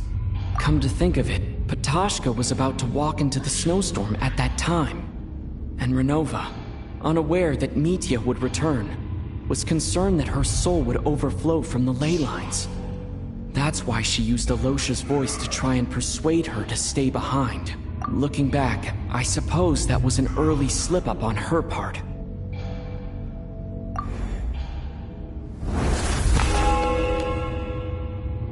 No one could have expected anyone who walked into the snowstorm to return. But just after nightfall, Mitya returned, bringing crucial information with him. Various truths began to surface, including that all of us were already dead, and that the ruler of death was here among us. Then, after revealing her true form, Renova callously claimed 2 souls.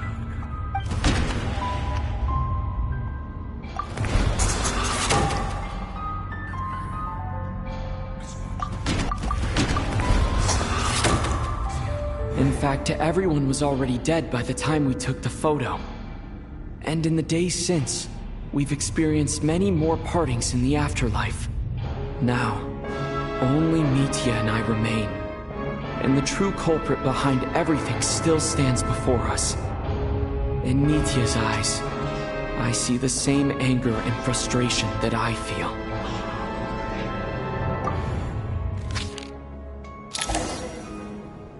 That covers everything.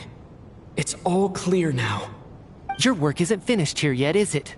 The Traveler and I are still standing here, safe and sound. The Water Imp's song threw things off a little, but it is of no consequence. The ley lines have already anchored your soul, and the first ray of light tomorrow morning will take you back. I, meanwhile, need to review my attitude towards the Water Imp race. So the reunion in the night that Vodyanitsa mentioned, I suppose that was never meant to be a permanent reunion. That just leaves you, Traveler. My power only allows me to temporarily separate your soul from your body. The ley lines of Tevat would not accept you, and your soul is firmly anchored to your body by your will. For a descender like you, who is not bound by Tevat's rules, your death can only be brought through the most violent of means, such as directly destroying either your body or soul. I have no interest in involving myself with Descenders. For now. Although, this may change if Asmodee remains missing, or you insist on interfering with our affairs. One last question then. All our struggles and sacrifices here, they were meaningless from the very beginning, weren't they? Death abides no reason. Besides, what you call sacrifice is merely a concept created by humanity. To me, it is nothing more than a self-indulgent charade in the face of death. Mere mortals fantasizing that their actions could reclaim something from my grasp. A truly laughable idea.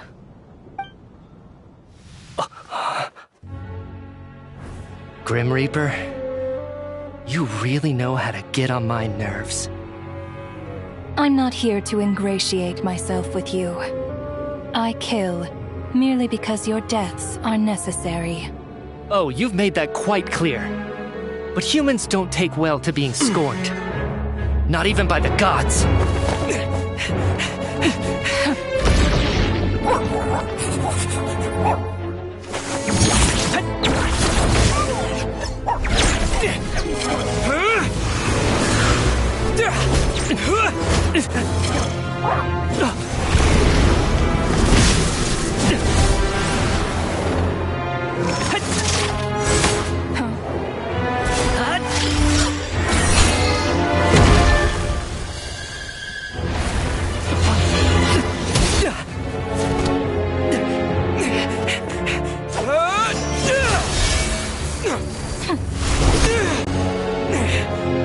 This is futile. You must know that you are powerless against me in my own domain. I suggest that you save your strength. For what? Maybe we can't change anything. But if nothing else, we can at least teach you to have some respect for the dead. Audacious.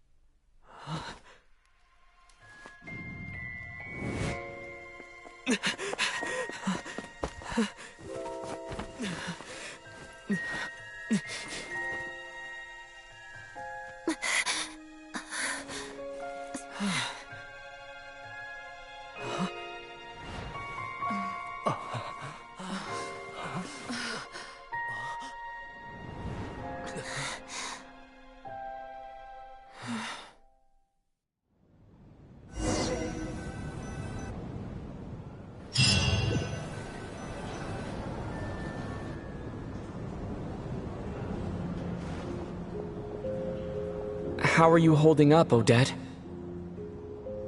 What happened to me? How much do you remember?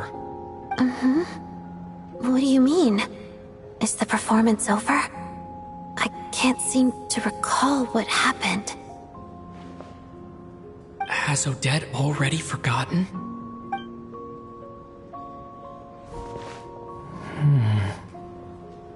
Mitya? Oh, I'm sorry. I guess I spaced out there for a second. Remind me who you are? Don't you remember anything?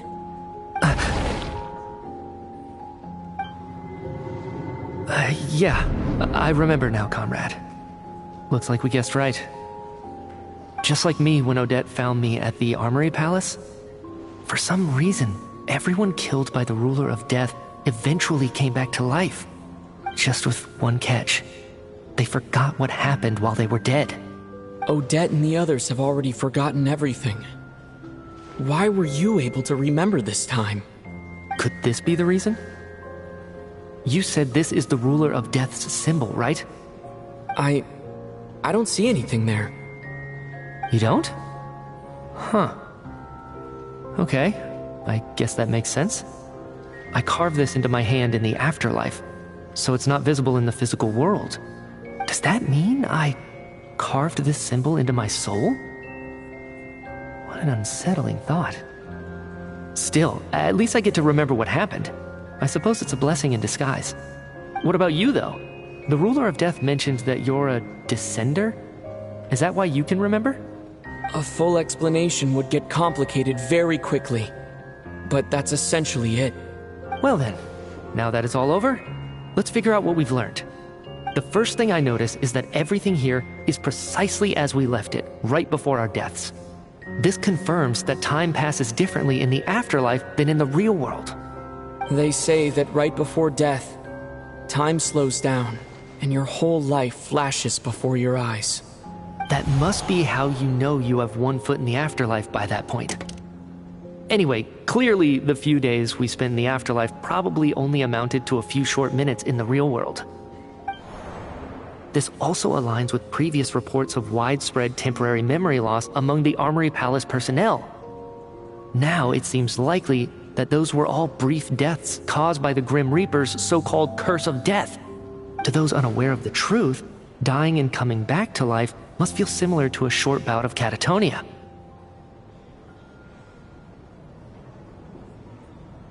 This leaves me with a couple big questions. What are the conditions that trigger this so-called curse of death? And why are we resurrected after we die? If nothing else, I think it shows that killing us wasn't her ultimate goal. We still don't know her true reasons for subjecting us to death. Right. This time only got complicated because of the situation with the theater's ley lines. That's why she had to approach it differently. If the previous incidents of amnesia among the researchers are anything to go by, killing us is usually a pretty routine matter.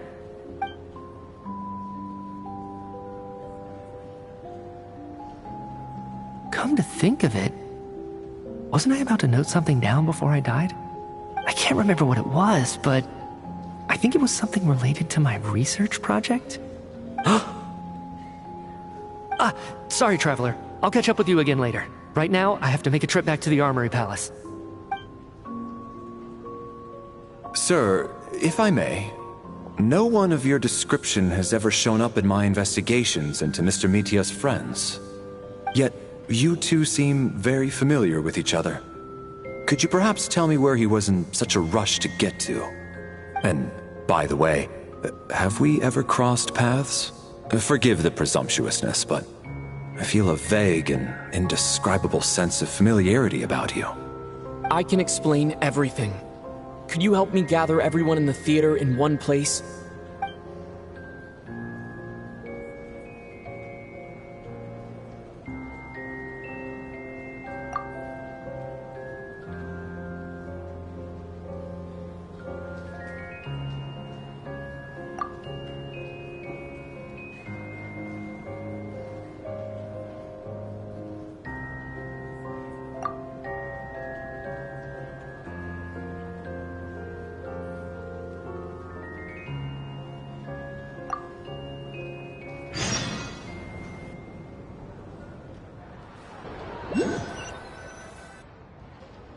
So, Chuganov really is going to shut down the factory. I guess this theater incident actually did us some good after all. So, you said I promised to take you to the Armory Palace while we were in the afterlife, yes? I believe you. I think I even have a vague memory of it. Agreed. Let's check in on her first. The whole reason for our trip to the Armory Palace anyway is to figure out what's going on with her health.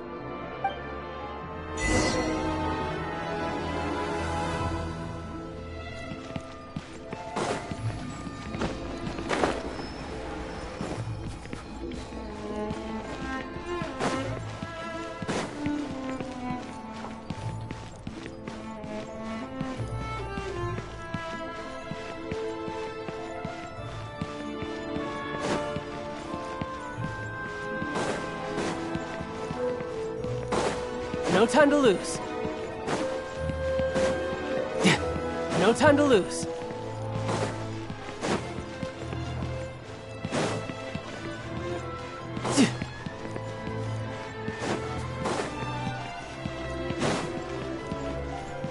No time to lose.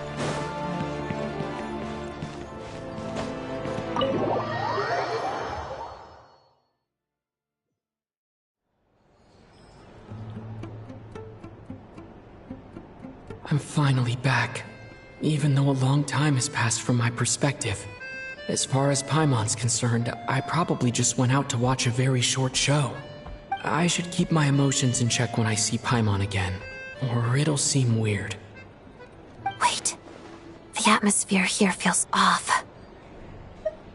Shh. Stay quiet. Let's go inside and take a look. Have we still not been able to notify Child yet? We need new orders. What if that person comes back again?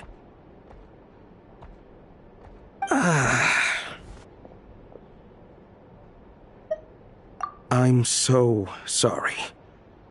Under the circumstances, there was really nothing we could do. Tell me, what happened to Paimon? It was the Jester. He came here in person and escorted Miss Paimon away. He's the director of the Fatui. His authority supersedes all others and cannot be questioned. There was nothing we could do.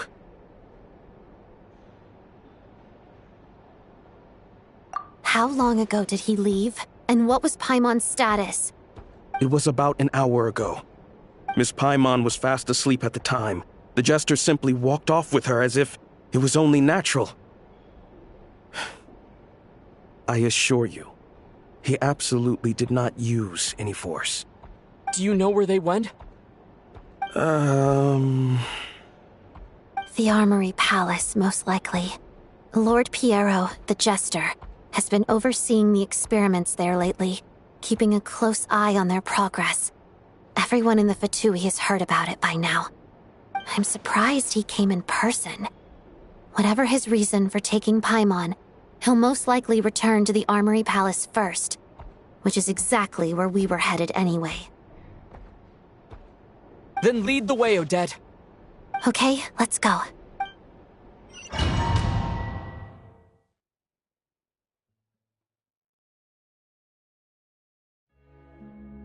It's just up ahead.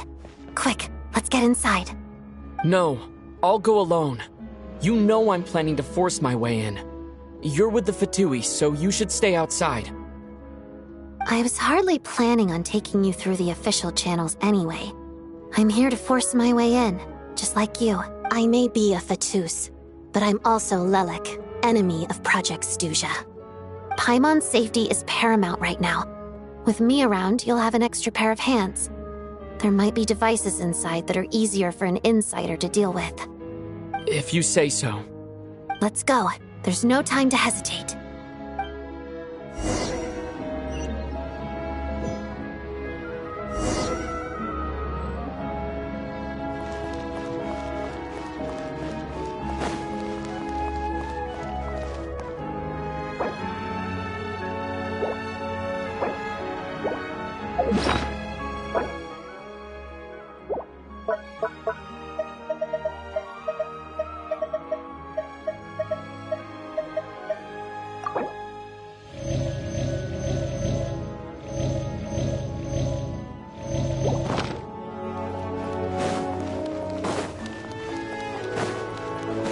Hey, who are you?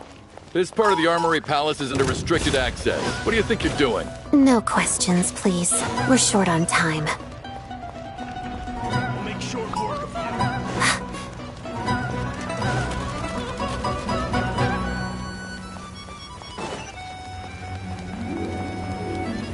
Trespass at your peril.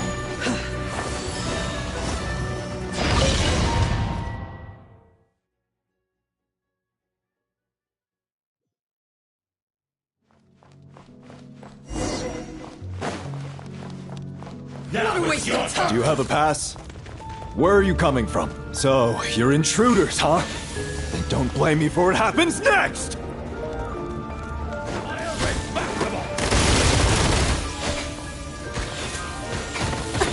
That's supposed to hurt. Let's begin.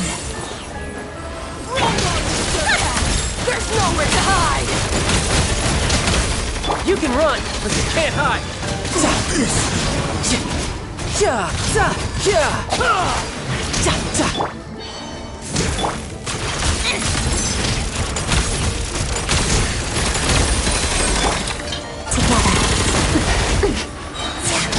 Waltz of the snowflakes.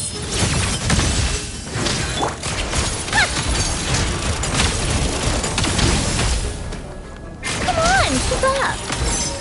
Run while you Wayne.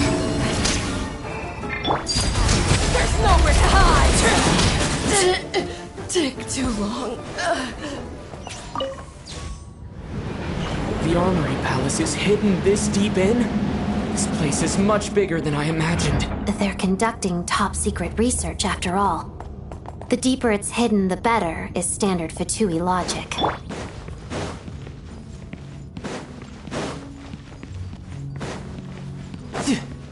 The style doesn't really look like the Fatui's handiwork, though. They must have requisitioned some structures from a past civilization. It also serves as a bit of a Intruders! Stay alert! A new moon rises.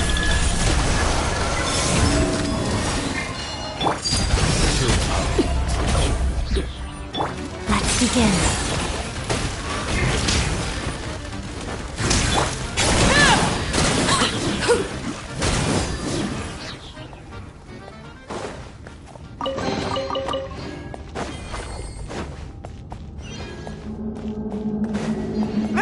Intruders?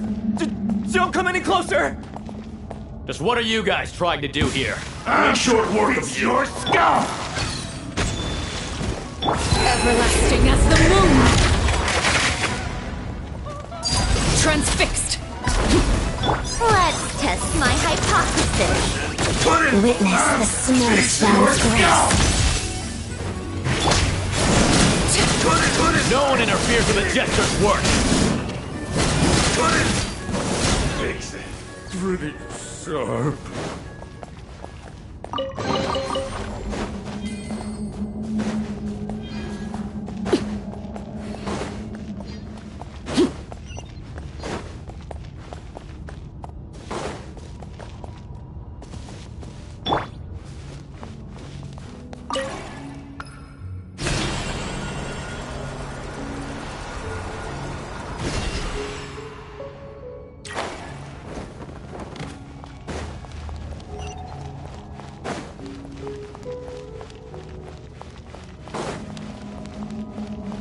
Looks like no one's guarding this place. There's something off about that decoration over there. Look out! Let's deal with these before we move on.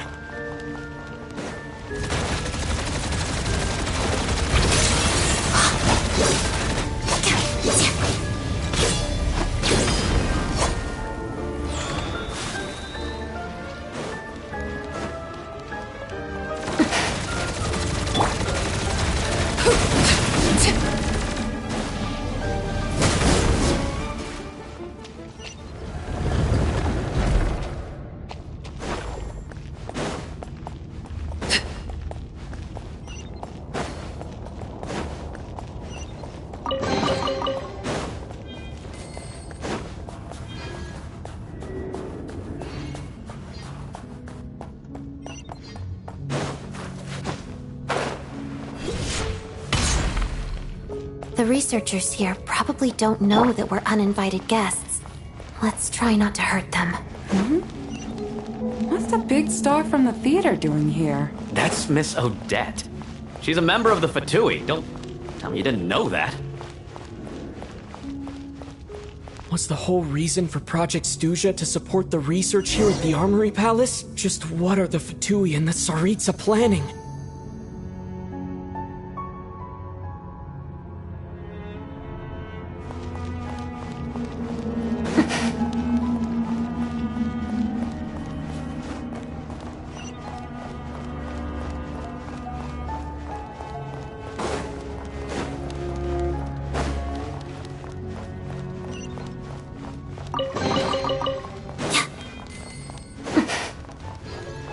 Whoa! Who are you? Never seen you around here before.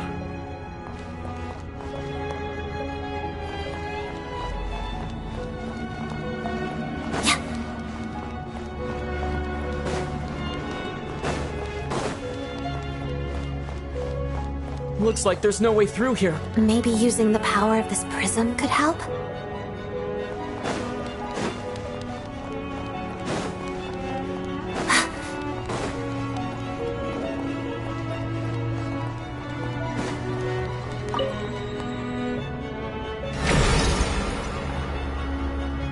I think I see some images. It's the prism's power at play, causing images of the past to reappear, albeit only... Paimon. And the Jester. Is this another scene from the past? Yes. It looks quite old, though. I don't think it happened in the recent past.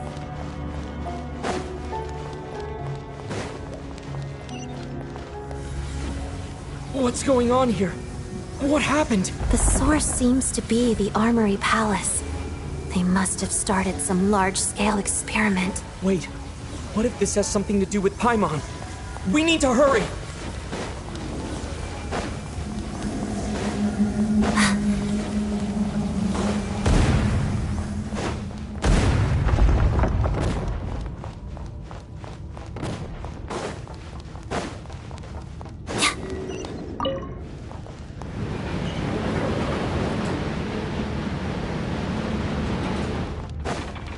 We're almost there.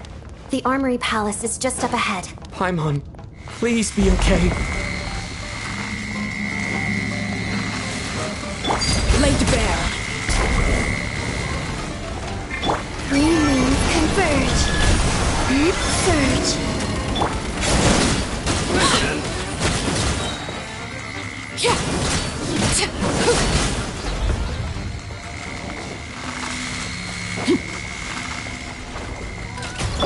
Together. Crystalline Adagio.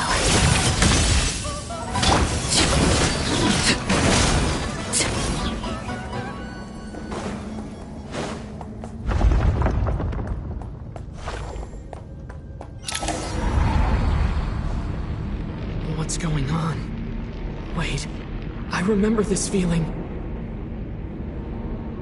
It's the curse of death. No, not now! Why is the curse of death striking again already? Odette.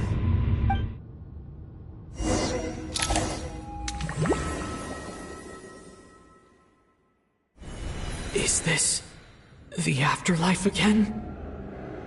I need to find a way back to reality. Is that Odette's core Ignis? Could that be what just woke me up?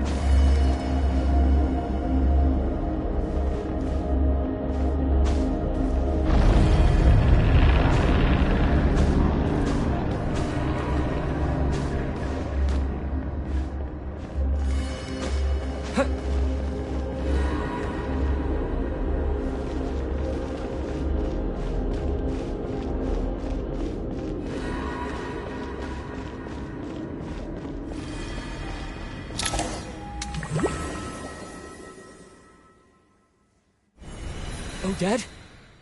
Odette! No signs of life. But past experience says that she should be resurrected before too long. Right? Did Odette intentionally use her core Ignis to guide my soul? I feel like something similar happened in a dream I had before. Thank you, Odette.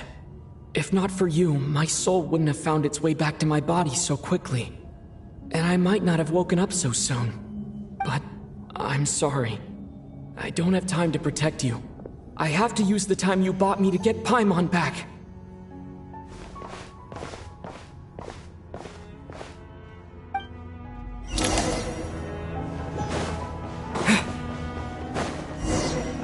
Sure enough, everyone here has been affected by the curse of death. Paimon! Paimon! No, wait. Paimon probably didn't escape Renova's curse either. She won't be able to respond to me right now. I'll have to find her myself.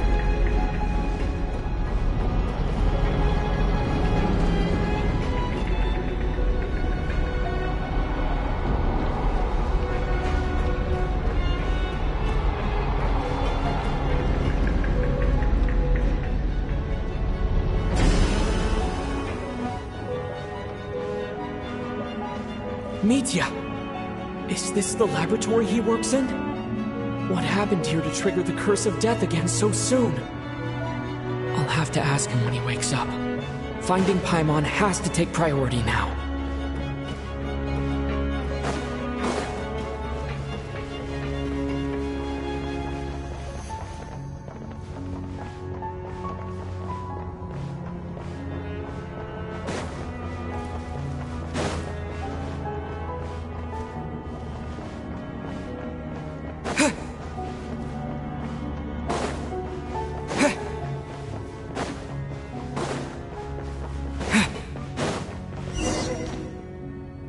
Found her! Paimon really is here!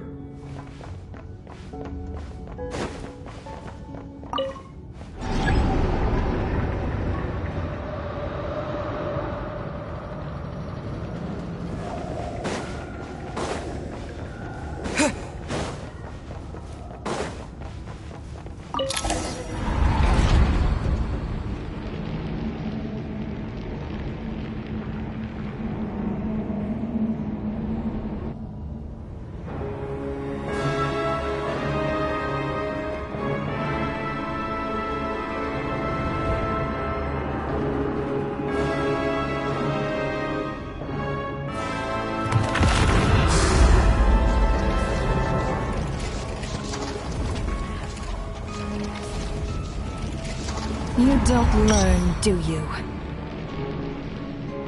You've already been involved in one mass death, and now you show up at the scene of another.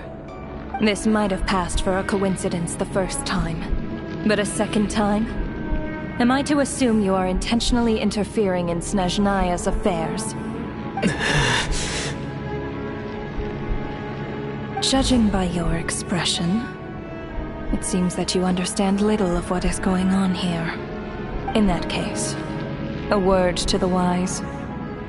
Do not interfere in Snezhnaya's affairs. A civilization that fails to learn its lesson constantly depletes its own worth. It will one day lose any reason for its existence. And as a descender, you are perfectly suited to be the lifeline to which a dying civilization might desperately cling. Consider your position carefully. No advice needed. I'll make my own judgments. Suit yourself. When the day of reckoning arrives, not even a descender can hope to escape unscathed. The time for resurrection fast approaches. The mortals here are not yet worthy to behold my form. So that will be all for today.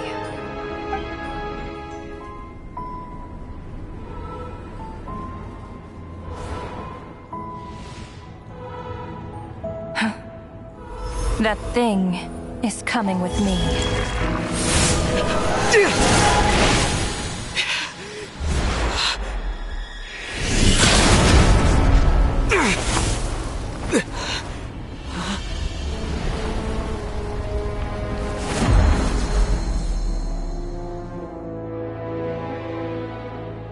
awoke sooner than I thought. The curse of immortality is stubborn, unable to enter the ley lines, yet not content to remain a spirit. Ruler of Death. What do you want? You perplex me. Both you and you. That thing may be a creation of Celestia, but it possesses none of Celestia's power, let alone authority. Your obsession with it baffles me. No matter, the resurrection will soon begin. It's worthless anyway. I'll reclaim it next time.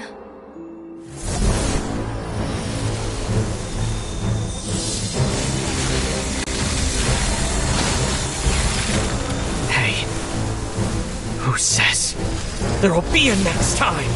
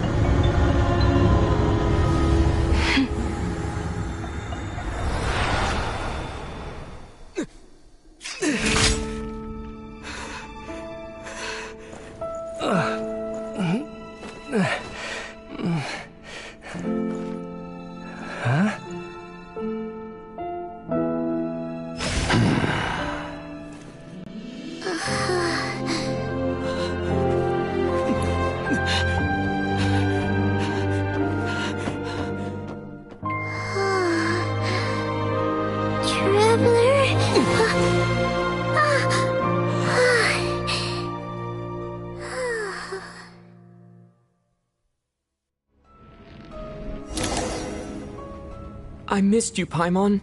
What are you talking about? We haven't even been apart for that long, have we? It was different this time. You seem to be in pretty good shape. Yeah, Paimon's back in tip-top condition. It's the weirdest thing. Paimon fell asleep earlier, and when she woke up, she found herself here. The jester and that guy talking to him used some kind of energy on Paimon, and she could kind of feel it canceling out that other thing that was making her feel unwell. So, Mitya helped too? Apologies for leaving in such a hurry at the theater earlier. I was in a rush to verify some theories. Rest assured that your companion is perfectly safe. We reversed the effects that the experimental energy had on her. The jester specifically instructed me to do so. I suppose this is our first official meeting, Traveler. I could not let Paimon suffer in her condition for a moment longer, and so I simply took her without explanation. I hope you do not mind. But why would a big shot like you care about what happens to Paimon? As I said when you first arrived in Snezhnaya, we once spent some time together in the distant past. Oh yeah, you did mention that. And Paimon did think you seemed strangely familiar the first time we met. I'm afraid the reminiscing will have to wait. Mitya, let us continue with the report. What conclusions, if any, did you reach from conducting the final experiment of our energy research ahead of schedule? The good news is, my hypothesis regarding the Ruler of Death has been verified. As for the bad news, I recommend we suspend the experiments and Project Mistleton until further notice. Currently, we have no means with which to make a breakthrough. I say this purely as a scientist, guided by reason alone. I will trust your judgment.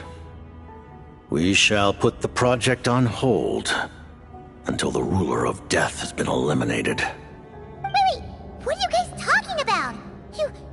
You want to get rid of Renova? Like, how? By killing her? By whatever means necessary, so long as it removes the threat she poses to us. Until then, everything we do will be in vain. After what just happened, I've ascertained Renova's goal. Or rather, the trigger condition for the Curse of Death. Okay, let's hear it. What she's doing is blocking Snezhnaya's technological progress, preventing us from possessing any means with which to threaten the heavenly principles. Just like the little lapdog she is.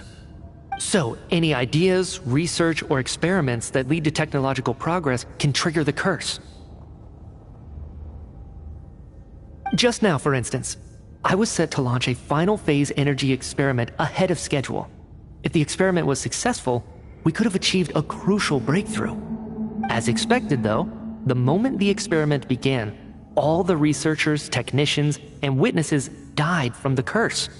All that effort, not to mention the energy and materials we relied on Project Snezhnaya to gather for us, went to waste. In the end, nothing was gained. Does that mean something similar happened when we were at the theater? That's right. During the performance, I thought of an important breakthrough regarding the experiment, and wound up dragging everyone into this. So the nature of the curse seems to be something like... when moments of technological progress occur, all life in the vicinity is taken away. What a violent method! Of course, that meant the curse was normally limited to the Armory Palace. Since outsiders are forbidden from entering, this mass death phenomenon went unnoticed. Until Odette came along. I believe she was the first witness. The curse of death was triggered just before she infiltrated the Armory Palace that day. But you mentioned something about a final stage experiment. Doesn't that mean you've actually made some progress? That's right. Even with the gods locking certain key components out of reach, humanity can still advance technology in incremental steps accumulated over time. But, as I'm sure Renova anticipated, even incremental progress has its limits, a point where the truth you're seeking must be put to the test in an experiment. You mean, the experiment you were just about to do? Yes, we were at a critical juncture, a moment where the quantitative was about to translate into fundamental qualitative change. With this single experiment, we could have brought everything we've worked for to fruition. But now, after already being forced to fumble around in the dark all this time, it feels like we've truly hit an impenetrable wall. As long as Renova's Curse of Death persists, we won't be able to advance the experiment or obtain any results. And with Project Snezhnaya having been in effect all this time, at our nation's current strength, repeated trial and error is simply unsustainable. Only by eliminating Renova first will it be possible to continue advancing our plans. But she's the ruler of death! She can just kill whoever she wants, right? That's gotta be the scariest power ever! Is it even possible to beat her? We'll see. But one thing's for sure. She definitely can't just do whatever she wants. The best proof of that is me, standing here, very much alive. You're saying... Wouldn't it be easier to just kill all of us researchers for good? Why resurrect us over and over again? Why let us advance our technology to this point? So, you're saying even the ruler of death has limitations we don't know about? Exactly. And I think that's where the key to our breakthrough lies. Regardless, the ruler of death has always been an obstacle we must overcome. Indeed, we must face life, death, time, and space. After all, our goal is the heavenly principles. The Fatui want to challenge the heavenly principles? For a long time, I've had a vague suspicion the Fatui and the Tsaritsa were targeting the heavenly principles. But hearing the Jester admit it is still a shock. No wonder the Tsaritsa's goal has always been kept a secret from the people. What kind of road will that lead Snezhnaya down? In that case... Lord Jester, I would like to request some leave. I'd like some time to organize my thoughts and go over the data. Granted.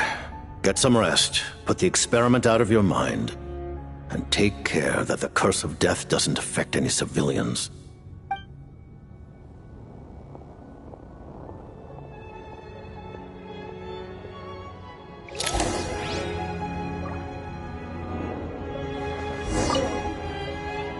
While there is yet time, allow me to offer you my hospitality, honored guest of Snezhnaya.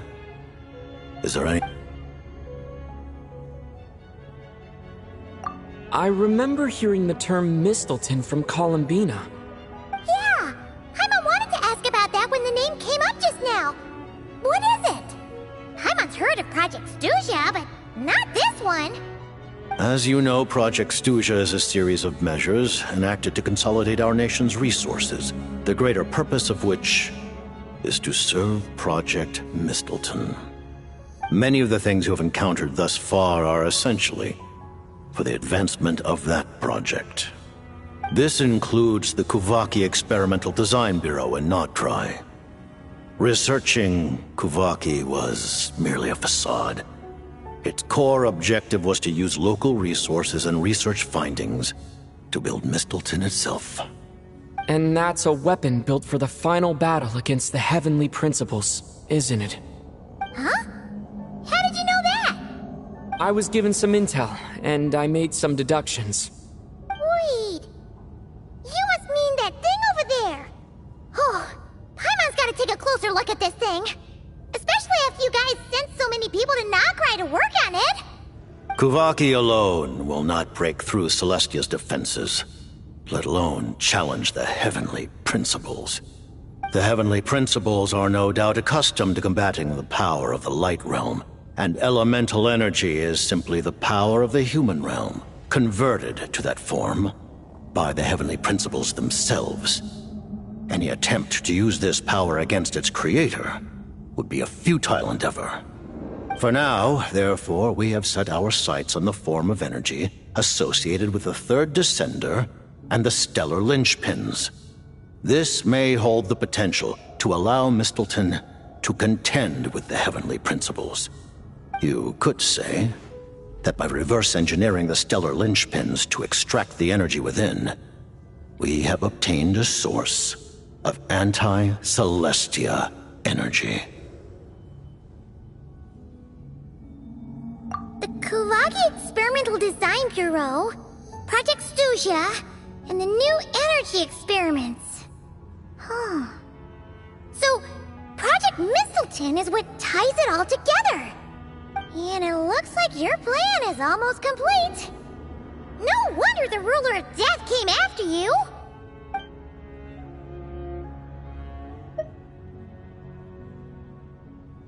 Her Majesty the Tsaritsa has embarked upon an expedition to vanquish a monster.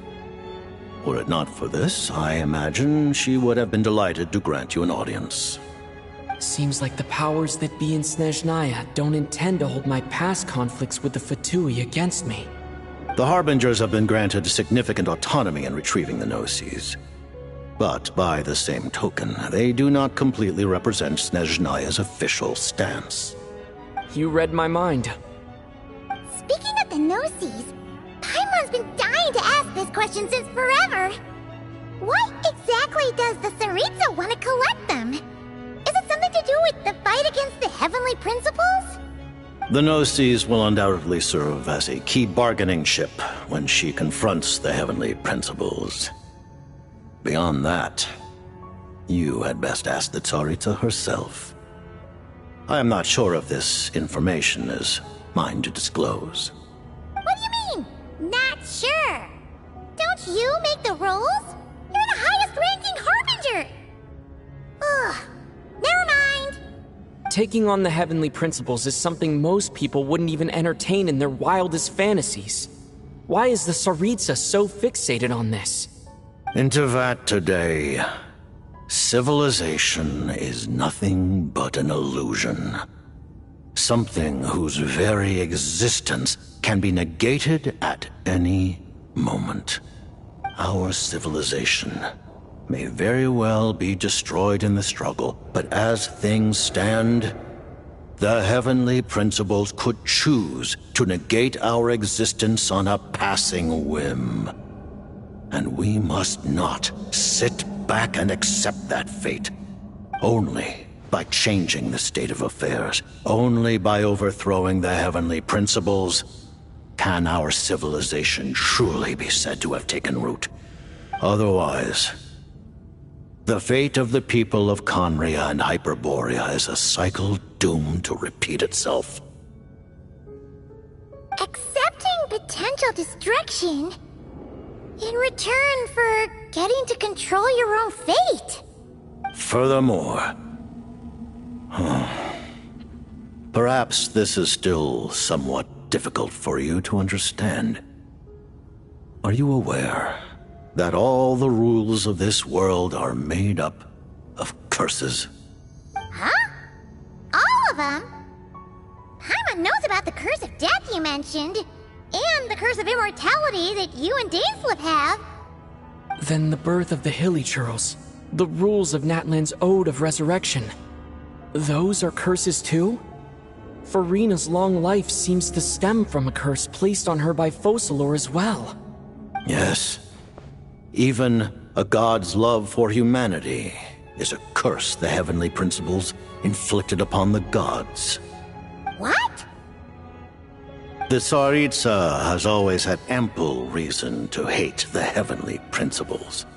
If she can seize their authority, she will reconstruct the entire world, and when that time comes, humanity will be completely liberated from curses and lies. Look forward to it. It will be a world beyond your imagination.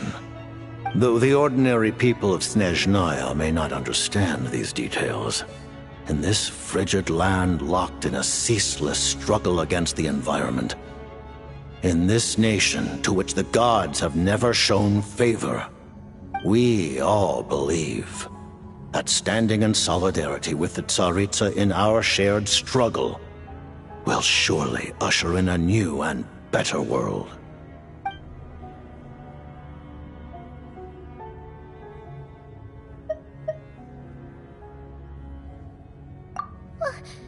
Paimon really doesn't remember.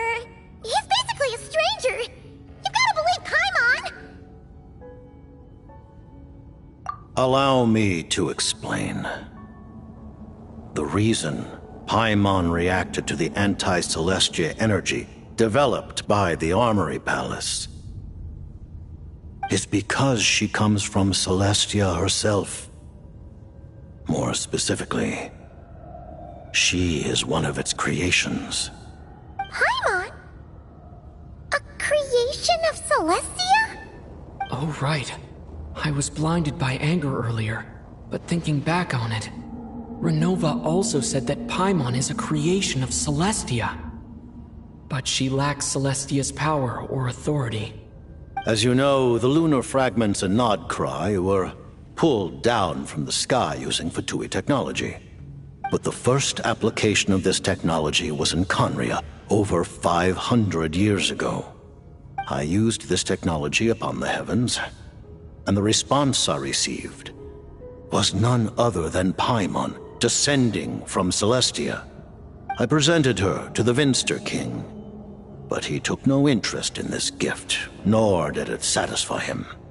Paimon then took up temporary residence in my palace until, of course, the arrival of the Cataclysm. Wait, Paimon's a little confused. You're talking about things that happened in Conria 500 years ago.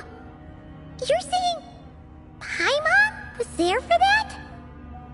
But Paimon doesn't remember any of that. Falling from the sky? Being given away as a gift? None of it! Having lived through the Cataclysm, perhaps you too were burdened with some manner of curse. Although, losing your memories would indeed be the smallest price I've ever seen paid. But it's not just her memory from Conria. Paimon doesn't even know how she spent the last 500 years. She only has memories from the past few years. No matter how hard she tries to remember. What was Paimon like back in Conria? Did she know a whole lot because she came from Celestia? Was she super smart? Unfortunately, when you arrived in Conria, your consciousness was like that of a newborn infant. None could say what kind of being you once were in Celestia. During the time you lived in Conria, your personality was no different from how it is now.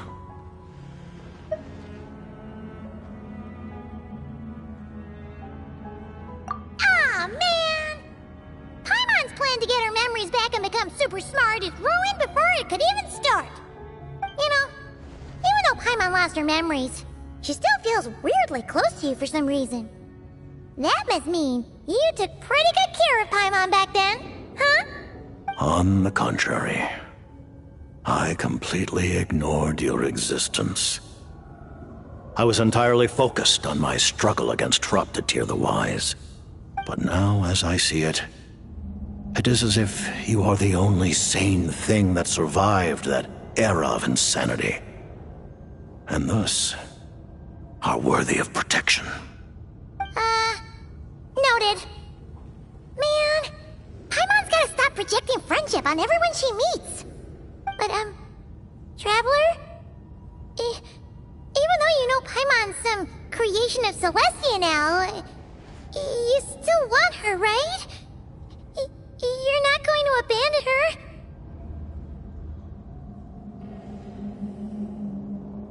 Oh, phew! That's a relief. Paimon's just learning about this, too. She's barely even processed it.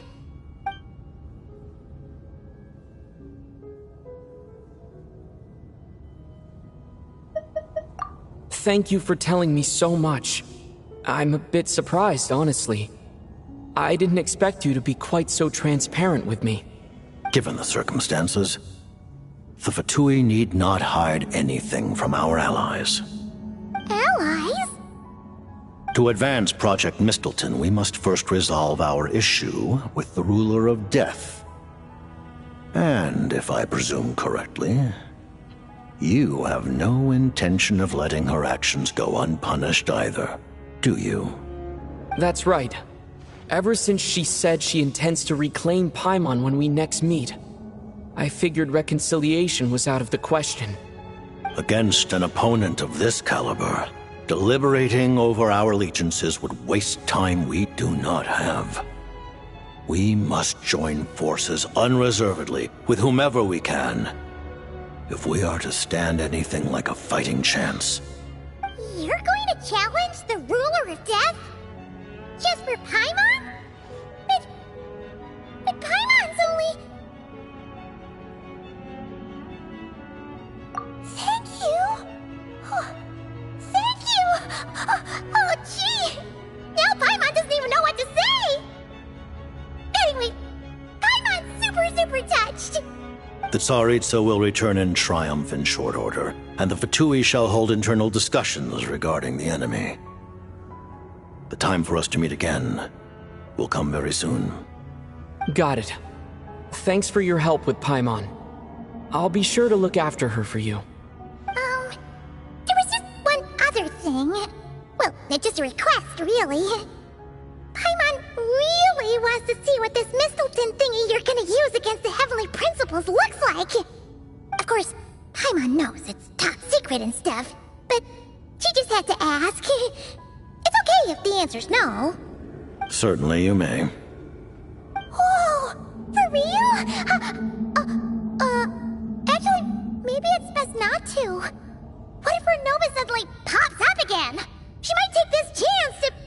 While the technology is not yet fully developed, it has nevertheless reached the stage where Celestia's creations are unable to damage it. In that regard, you may rest assured. Oh. Wow.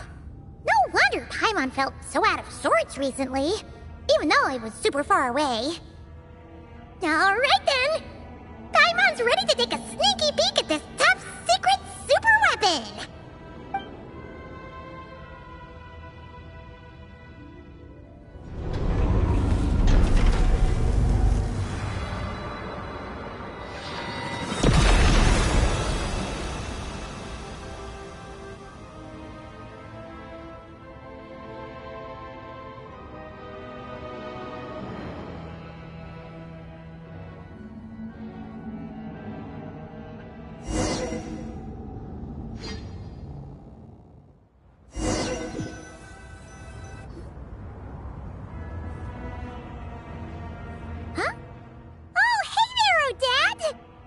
Paimon?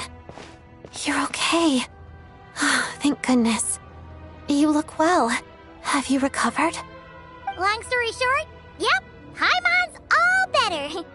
What are you doing here? Were you waiting for us? That's right. When I woke up, I wanted to go in after you, but the guards had woken up as well. It would have been tough to take them on alone, and there was no easy way to sneak past them. So I returned the way I came and waited for you here. It was thanks to you that my soul found its way back to my body so quickly. Thank you.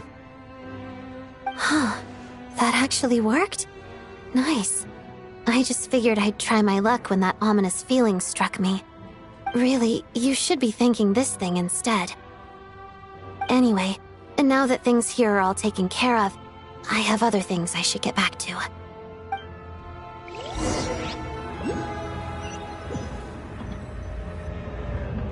Ah, Director Chuganov, you're back. We just received notice that Project Stuzha has been suspended, so we've convened an emergency meeting. This is the preliminary plan. In addition to expanding production capacity, we've also discussed feasible layoff plans to optimize revenue and expenditure structure. Our calculations indicate that the factory's profits will increase by at least 30%. Just give the word, Director. That won't be necessary. Leave the energy for those who need it. Whether they use it just to get by or to run a business, that's up to them. Start preparing to halt production and lay off the staff. Make sure the workers are able to land on their feet and that they are duly compensated. Thank you all for your hard work during this time. Am I hearing you right? Why? After all the tough times we made it through, now is exactly when we should start to turn a profit. I just suddenly don't want to do this anymore. Huh. Does there have to be a reason? Iskra, it's time to rest. Dear esteemed members of the Rokat, given the effects of Lelik's radical actions upon our organization's reputation and social stability, a decision has been made to permanently withdraw this codename from use. Considering that Lelik did what they did for the benefit of the people, the Rokat has nevertheless negotiated with the authorities, ultimately securing a waiver for all penalties due to them. Lelik will be suspended for a period of time. Depending on their future performance, they may be allowed to adopt a new codename and continue acting as part of the Rokat. The purpose of this notice is to remind everyone once again that motives and methods are equally important when one operates in the shadows.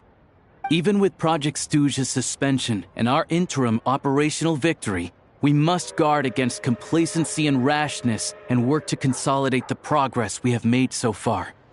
We act only for the greater glory and solidarity of our nation. May the aurora shine ever on, and the tundra always stand firm. We act only for the greater glory and solidarity of our nation. May the aurora shine ever on, and the tundra always stand firm. Looks like it's finally over. You mean for us? Just thinking out loud. I've never seen the Snezhnaya so lively before. I never once thought I'd come here. But I understand everything now, Rosaline.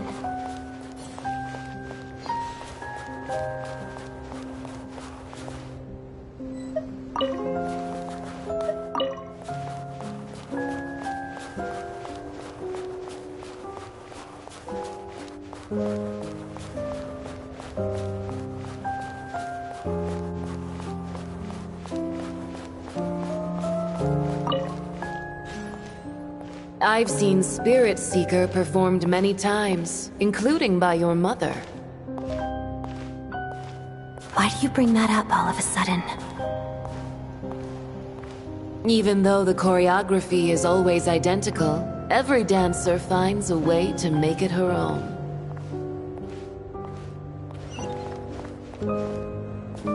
So you actually want to talk to me about ballet? I just think it would be a pity if the dance was lost to history. She didn't teach it to you, did she? That was an unusually subtle taunt for you.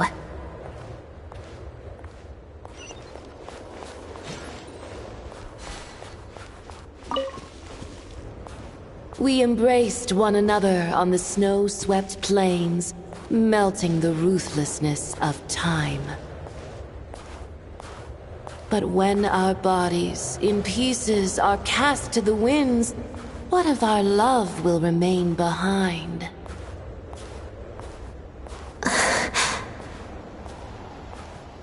Don't tell me you can't sing.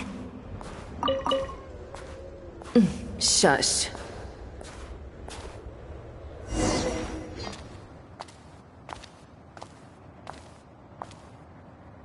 I understand her hatred. The Fatui robbed her of the life she should have had. I never opposed her dancing. Yet still I became an enemy of her ballet. I'll just keep my distance. Many despise me. I'm used to it. You're certainly not one to shy away from confrontation. But children, they need a different approach. I'm hardly the most maternal figure. Yet, she is a child. In my experience, while a father commands authority, he must still yield to love. You should tell her what you think about her dancing.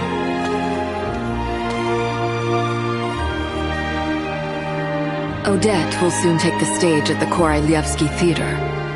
This could be your chance. Geonosis secured. It went smoothly.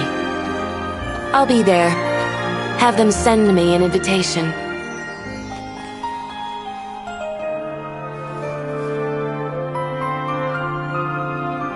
Sadly, things didn't work out. Her final words are inside that block of ice. This?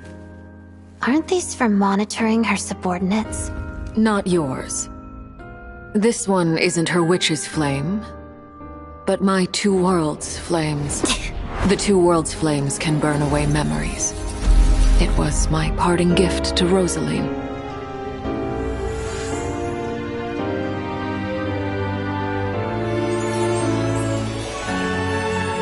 If all goes to plan, she and I will both live to see the Tsaritsa succeed. I believe she'll find peace. But if anything happens to me, she needn't follow in my footsteps. The cryo-energy will fade away in time. Then the two worlds' flames will burn away all memories of the Fatui. She'll be free to dance. She deserves this. I will handle the aftermath. The choice is yours, child.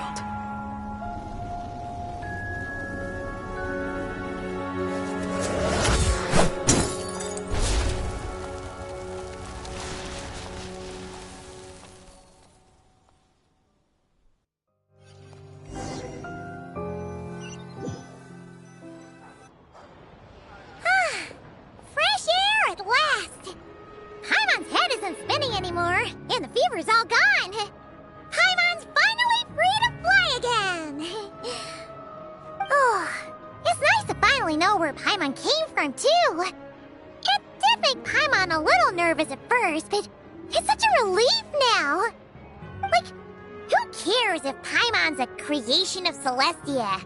She's probably not anyone that important. Probably just the fairy of food and fun or something. And like you said, this doesn't have to change anything between us. You're not gonna just... Hey! Hurry up! Why are you walking so slowly? You've spent the last few days lying in bed and stuffing your face. I didn't think you'd be able to fly this fast. Says who? Paimon's as agile as ever. They don't call her White Floaty for nothing. Paimon originally wanted to check out the bookstores in Snezhnaya, but she's more in the mood for flying around right now, so let's save that for later.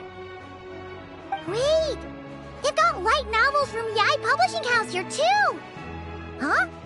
And this is Paimon's favorite mystery story from Fontaine. Wow, they got pretty interesting too, but also kind of heavy. Not the easiest things to look around. I thought you were in the mood for flying around. Paimon can read while she flies. Hey, look at these two domes. Which do you like better?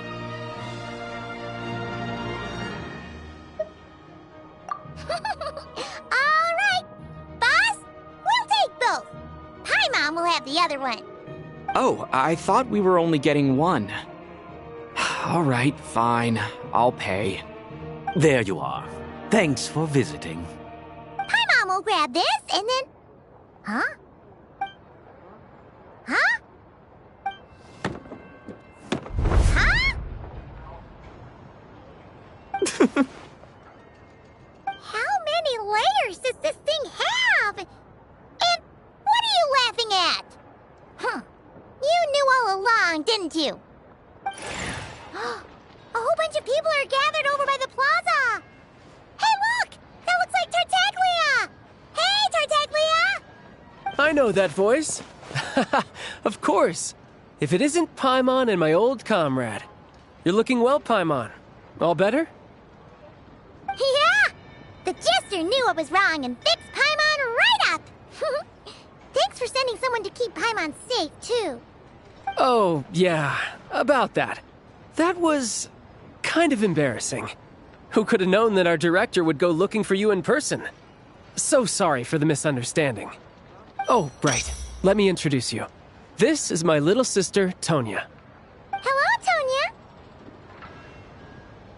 Hello. Firstly, I'm really sorry about my brother. Sounds like he's caused you no end of trouble.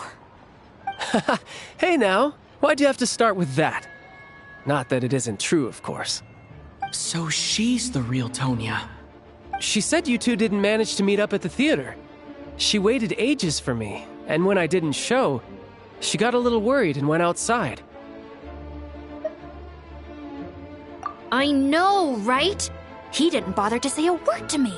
I searched up and down the city for him, and he only told me about it when I finally caught him at the gates of Glupov. I've been rushed off my feet lately, so I didn't get the chance to go home. I just figured the Traveler would fill you in when he got there. Well, the snow was bad, and you're never late. So I was really worried about you. How was I supposed to know that you'd stood me up? I'm sorry, Tonya. I really am. I'll make it up to you somehow. Just... please don't tell Mom and Dad. Although the mix-up led to a series of misunderstandings, it's probably for the best that the real Tonya didn't get caught up in that mess. Besides, it's obvious that Tartaglia isn't usually one to break a promise. He only gave his ticket to me because he had to look into Lelik. No, it's fine. It just meant I didn't get to see the show in the end. By the way, what did you think? You were one of the first people to see it, you know? I would say... the best is yet to come. Huh? What kind of review is that? Hey, look!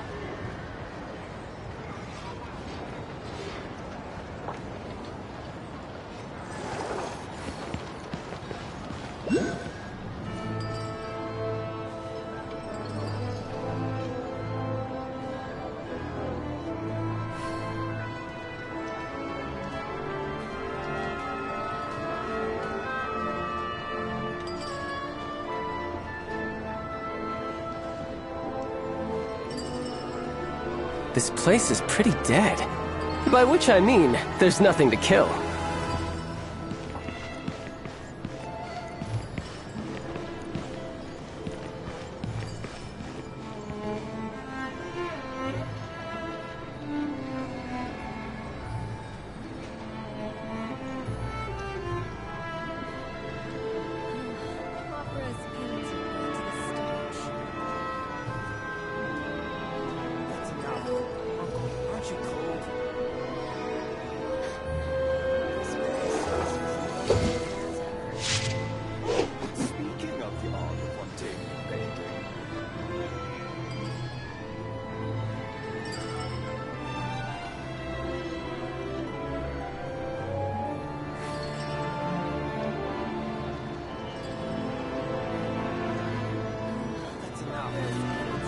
I wonder what the rest of the Harbingers are up to.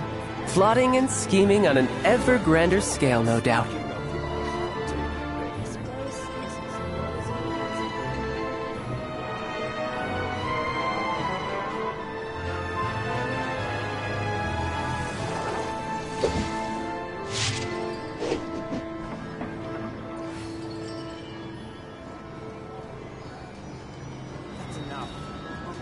News every Snezhnayan citizen cares about. Surely you'd like to know too. Opera's pains are brought to the stage. You know, there are better ways to seek out our enemies than, well, standing here.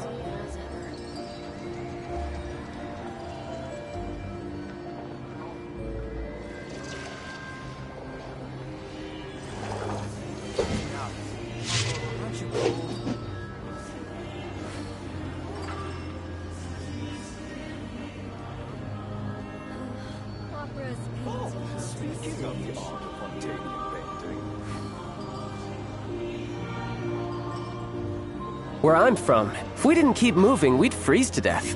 Literally. That's enough. Uncle, aren't you cold?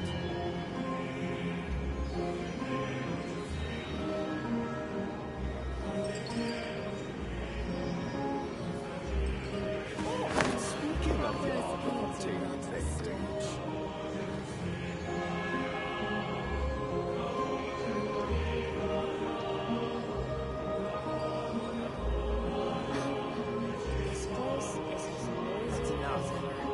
Aren't you cold?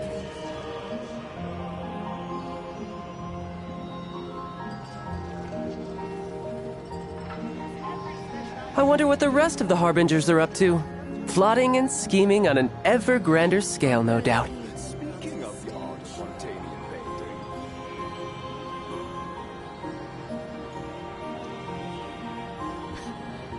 This place is as noisy as ever. Aren't you cold?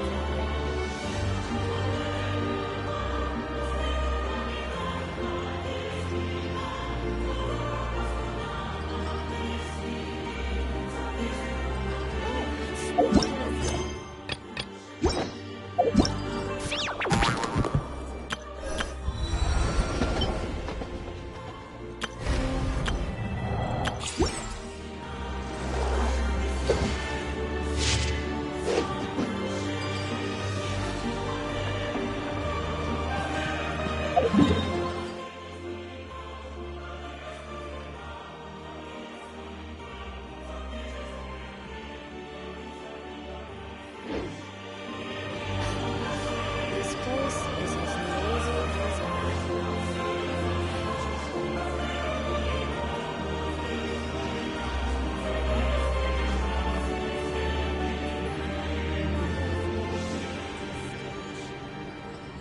Oh, speaking of the art of spontaneous painting.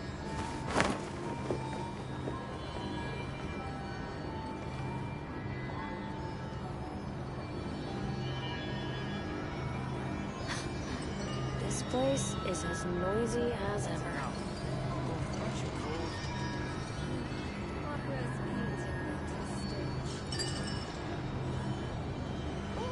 You know, there are better ways to seek out our enemies than, well, standing here.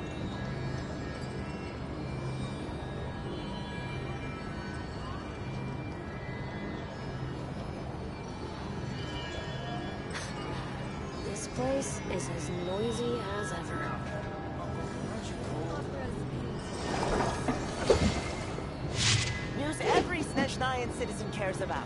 Surely you'd like to know too. Oh, speaking of the art of partaking painting.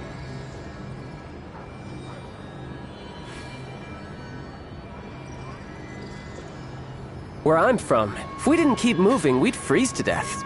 Literally. Noisy as ever. That's enough. Uncle, aren't you cold?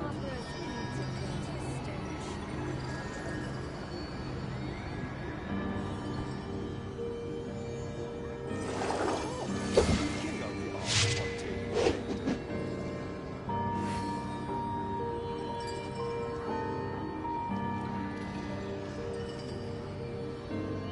That's enough. Uncle, aren't you This cold? place is as noisy as ever.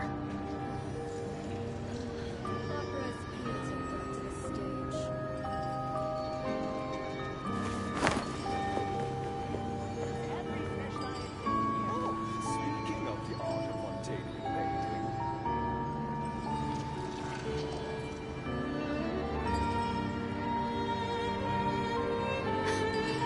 This place is as noisy as ever.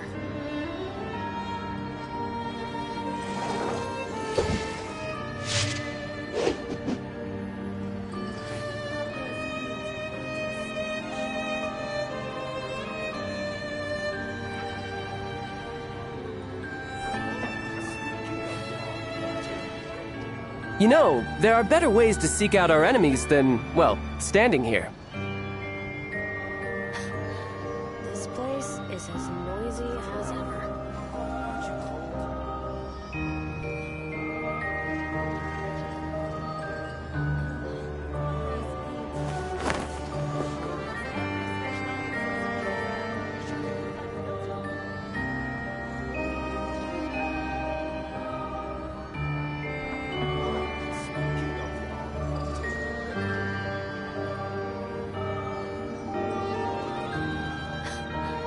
This place is as noisy as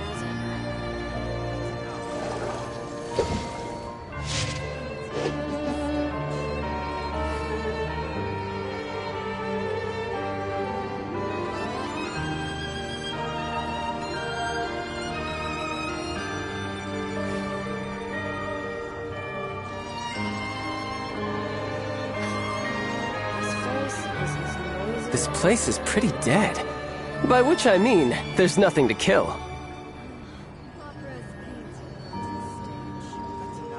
News every Snezhnayan citizen cares about. Surely you'd like to know too.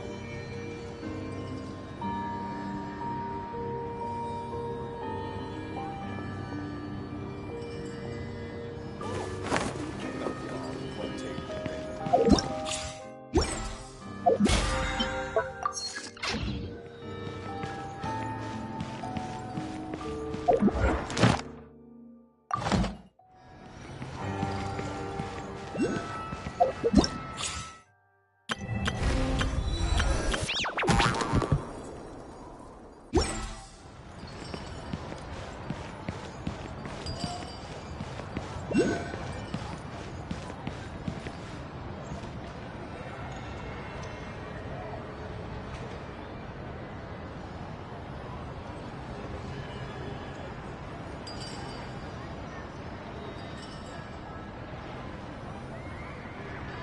I wonder what the rest of the Harbingers are up to. Plotting and scheming on an ever grander scale, no doubt.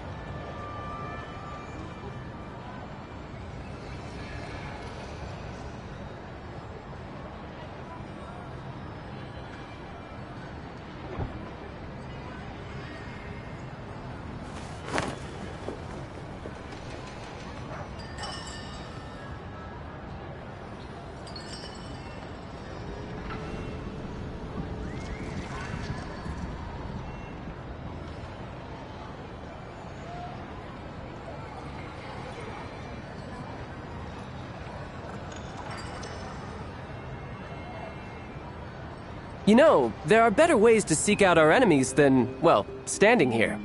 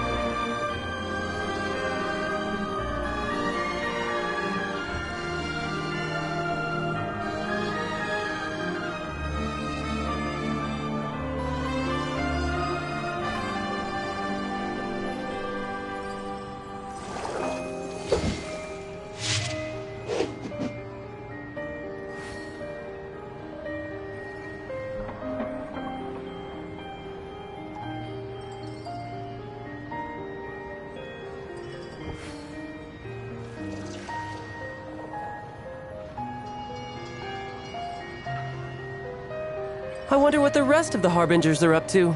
Plotting and scheming on an ever grander scale, no doubt.